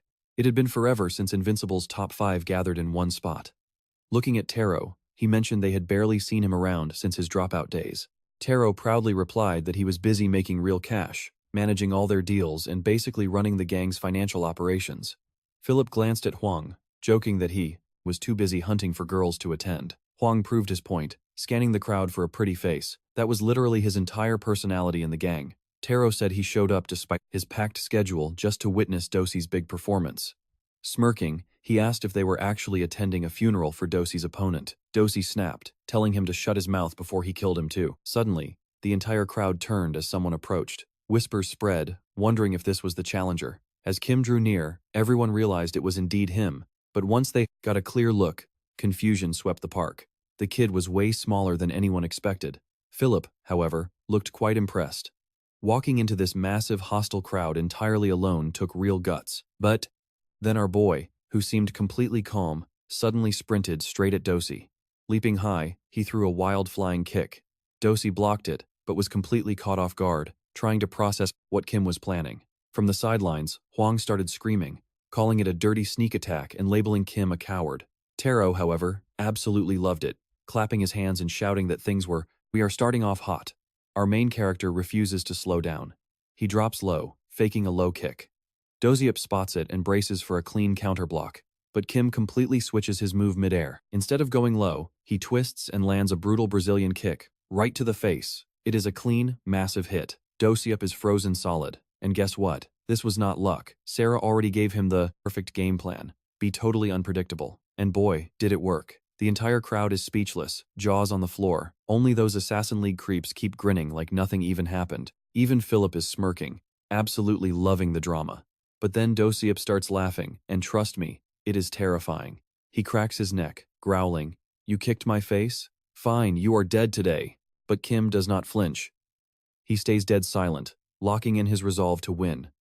Cue the flashback. Sarah asks him if he has actually analyzed how Dosi fights. Turns out, he uses high-level boxing for offense, but guards kicks with catches and shuts down takedowns with perfect sprawls. He fights like a boxer, but his defense? A complete hybrid of styles. Then Sarah brings up some school gossip. Dosiup has trained to block every standard kick low, mid, high, even push kicks. In a duel, blocking just a few kicks lets him counter instantly. So, what happens if Kim throws some absolute weirdness at him? Since Dosiup has never faced real mixed martial arts, he has no clue how to deal with strikes that change paths mid-air. And boom, back in the present, that is exactly what Kim did. That crazy Brazilian kick caught Dosiup completely off guard. But wait, the hype is just getting started, because right after, Kim's squad finally rolls up, hoping they are not too late. The fresh recruits are literally praying their main character survives. Dosi is still absolutely raging, charging back in with a lightning-fast jab. It looks like a high punch, but he drops low instead. A textbook jab feint into a single-leg takedown. Dosiup reads it instantly and braces to block, but Kim suddenly spins, unleashed. He smashes Dosi right in the jaw with a spinning back elbow. Sarah actually warned our boy that Dosi possesses insane reaction speed, making repeated takedowns a massive waste of energy. She told him he had to go blow for blow in a striking war. That absolutely terrifies Kim. I mean, think about it, if they just start boxing, Dosi is on a whole different level. Sarah totally agrees. She admits Dosi's boxing skills are superior to both hers and Lee's. Cue Lee throwing a massive tantrum, insisting he is still the best. But Sarah tells him to relax. Sure, Kim will strike, but not like a traditional boxer. He has to use moves they never see coming, like that glorious spinning back elbow he just served up. Boxers have no defense for that. The spectators are losing their minds, watching Kim pull off that sick feint and elbow combo. Looking on, Philip realizes our main character planned this whole sequence out. Absolutely genius. This is not just luck. Gunhu gets completely hyped, screaming at Kim to keep pressure on him. Back in the action, Kim does not let up, following up with a brutal headbutt straight to Dosiup's chin. Sarah always said that while headbutts are totally illegal in boxing, this is a street fight and winning is all that matters. If the shot is there, take it. Dosiup is visibly stumbling. Kim remembers Sarah's ultimate rule: the moment you get a clean opening, you must end the fight immediately. Our main character goes absolute beast mode, unleashing a storm. He is throwing a non-stop barrage of punches. Dosiup barely keeps his guard up. The other gang bosses notice he is still dazed. Daniel wonders if Dosiup is actually going to lose this. Philip shrugs, saying maybe. When asked if he even cares, Philip just laughs. He only cares about backing the winner. Back to the clash. With Kim pressing hard, Dosi finally fires back. Kim slides back to dodge, realizing his opponent might already be recovering. Seeing the pure rage in Dosi's eyes, he prepares his next move. Flashback time. We cut to Sarah's training ground. Sarah announces they have brought in a special guest tutor for a brand new style. Kim is totally confused until Jumu slides in. Lee mentioned Junu knows Taekwondo, so she is here to help. It is time to learn some elite kicking. Jumu wastes no time and gets straight to work. Back in the present, Kim suddenly gets dead quiet, adjusting his stance and readying his feet. He leaps high into the air, launching a beautiful Taekwondo 540 spinning kick. It smashes directly into Dosiup's face. The crew is utterly stunned. But wait, Dosiup recovers instantly, throwing a counter. Kim barely blocks the incoming fist. That was way too close, 1 second slower, and he would have been knocked out cold. Realizing the danger, Kim immediately backs off to create some space. Meanwhile, Dosiup is absolutely boiling with rage. Cursing up a storm, he unzips his jacket and tosses it aside, standing completely wide open with zero guard. The gang bosses are totally baffled. The red-haired leader chuckles, while Gunhu's boss explains that Dosiup is just setting a trap. They stare each other down. Kim has no idea what this psycho is planning, but he cannot freeze up now. If Dosiup is going to stand there, Kim will make the first move. He charges in with that Taekwondo spin kick he learned from Sanji Wu. Dosiup does not even flinch. He absorbs the entire impact. Daniel wonders if the guy has just given up, but Philip tells him to watch carefully. Dosiup winds up a massive counter and unleashes a monster punch. It hits so hard it sends Kim flying onto the dirt. Philip explains that Dosiup took the kick on purpose, just to time that counter. He is hurting, but he is already back on his feet. He raises his guard, keeping his focus. This is just the beginning. Facing him again, Kim sees Dosiup is still holding that cocky, open stance, daring him to attack. But Kim will not back down. He closes the distance with a double jab, followed by a sudden backspin blow. It connects perfectly with Doziup's face, but the psycho just stands there smiling. Daniel is completely lost. Why is he letting himself get beat up? Philip just shakes his head, explaining that you only get knocked out by the shots you do not see coming. Kim does not waste the opening, preparing a stomp. As the heel flies toward his face, Doziup casually shifts, letting the stomp hit his shoulder instead. He is still smirking. Now Philip finally understands Doziup was baiting him this entire time. Doziup snatches Kim's leg, slamming him down with a devastating punch. Our main character goes flying into the dirt. His friends gasp in absolute horror, screaming at him to wake up. Philip notes that this is a classic high-stakes brawl where you trade flesh for bone. Only one of them is walking out of this. Doziup cackles like an absolute maniac while Kim lies on the ground. Our boy knows one more massive hit like that will put him to sleep permanently. Dragging himself up, he warns himself to be careful. No more counters. He charges back in with a spinning kick. Doziup blocks the kick, but Kim keeps the pressure on, immediately throwing a spinning elbow. But Doziup shuts it down, throwing a punch directly into Kim's elbow. The spectators are completely speechless. He just blocked an elbow with his bare fist. Laughing, Dosi boasts that he can read Kim's entire patterns now. He drives a brutal punch to the ribs, mocking him for repeating his moves. Dosi lands another heavy blow straight to the face. As Kim reels from the impact, he remembers Sarah's warning. Dosi's dynamic vision is insane. If he wants to win, he has to finish this fast. He has to end it before his entire arsenal is figured out. But as the fists keep flying, has Dosiup already downloaded him? Boom! Another massive strike lands clean on his chin. A right hook, then a left. Doziup grins, saying this is finally getting fun.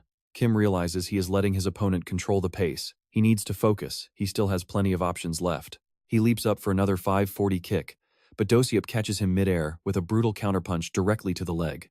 From the sidelines, Taro gasps that Doziup countered it with a check hook. Cackling, Dosi reminds Kim that he warned him about using the same tricks twice.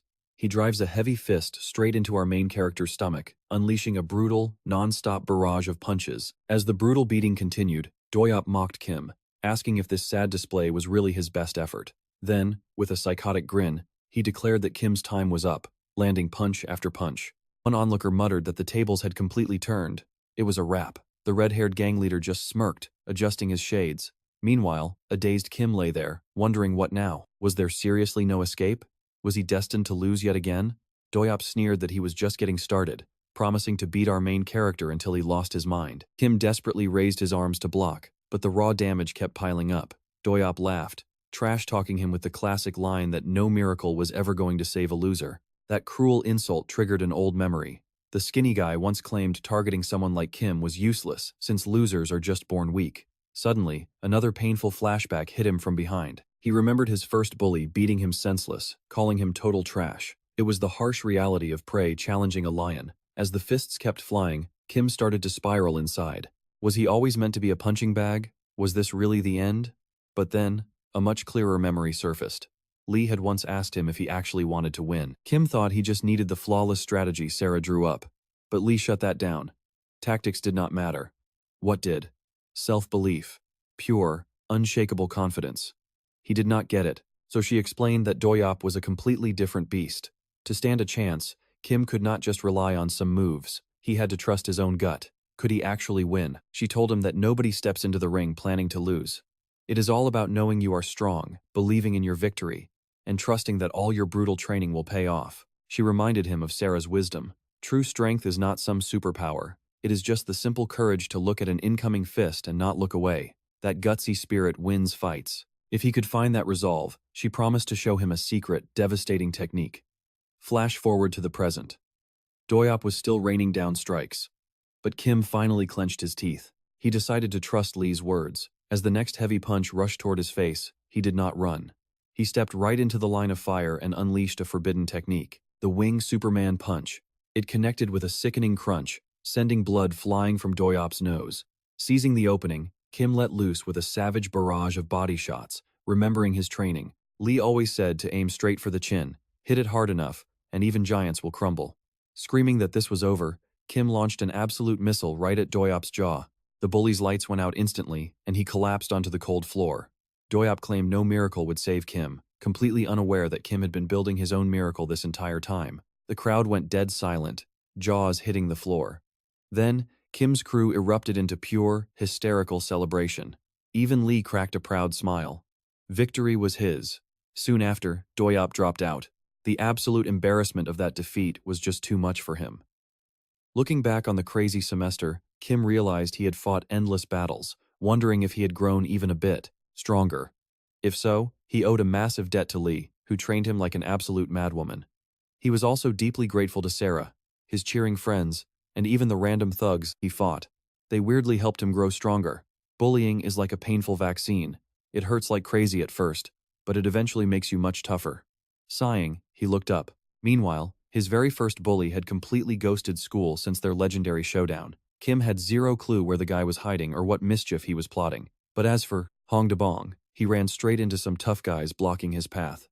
When he demanded they step aside, one jerk insultingly asked why he could not just walk around him. The other barked that they were busy chatting. But Bong was not about to back down. He demanded they clear out, which immediately drew their loud, annoying mockery. And yes, this is the same Bong we used to call Skinny Boy back when he was fat. Now he was actually super thin. Meanwhile, Ano was still up to his old tricks. He walked up to the red-haired leader, handed over cash, and asked if it was enough to destroy their target. On a brighter note, Doyop and Kim became close friends. Kim also hung out with Gunhoo and Jiwoo way more. People whispered that Doyop had cut his hair, hit the gym, and resumed boxing. Soon, final exam season arrived. The first semester exams were an absolute nightmare. Later that night, Kim was tutoring Lee and eagerly asked to see her report card, which immediately annoyed her to no end. She cursed at his eagerness, but he apologized, explaining he was just excited to see her progress. Annoyed, she handed it over anyway. Her grades were still pretty terrible, but they were definitely an improvement. Since she had a long way to go, he teased her about finally reaching middle school level. Frustrated, she demanded to see his scores. She wanted to judge if her tutor was actually legit, but when she saw them, her jaw completely dropped. Kim was a certified genius, scoring near perfection on everything. He even scored a 98 in English, casually claiming he just studied while training. Lee begged him to share half his brain, but he shrugged and flatly refused. Instead, he told her it was time to hit the books again. Later that night, they stepped outside for some air, Lee complaining that her brain was totally fried. She lit up a cigarette and made Kim keep watch. She stared at him, asking if he remembered her previous advice. Kim looked blank, wondering what she was talking about. She reminded him that having the courage to face the punch is how you win. Doyop hit like a truck, but Kim had the absolute nerve to stand his ground. Kim remembered that terrifying moment vividly, surviving on pure grit. Lee added that since Doyop was his toughest opponent yet, taking him down proved our boy was officially pretty strong. His eyes lit up, asking if she truly meant that. She nodded, teasing that while it was a rookie fight to her, he still earned the right to feel proud. Suddenly, her phone buzzed with Sarah absolutely spamming their group chat. That reminded Kim of the day Sarah first met his gang of misfits right before the big showdown. Sarah had cheerfully introduced herself, asking if they were the legendary Small Fry gang.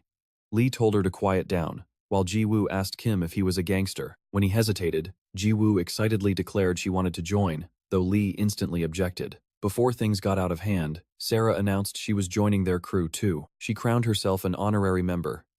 Jiwoo loved the idea, eagerly asking if she could keep coming over. Back in the present, Lee sighed over the non-stop group chat. Sarah had been spamming everyone with summer vacation plans. One of them planned to just binge anime, while Jiwoo happily declared she would be camping out at Kim's place. Lee scolded them all, saying they should be studying for college. The funniest part? Lee was easily the worst student in the chat. Regardless, she turned back to Kim and told him they needed to head back inside to study. Kim agreed. But then, Lee suddenly remarked that since she made him strong, he had to take responsibility for her. Talk about a romantic critical hit. Kim blushed furiously, his mind racing with wild ideas of what responsibility actually meant before he forced himself to snap back to reality. Lee noticed his blank stare, telling him to hurry inside. Despite the brutal studying, Kim loved this sweet, peaceful life. He quietly wished this moment could last forever. And just like that,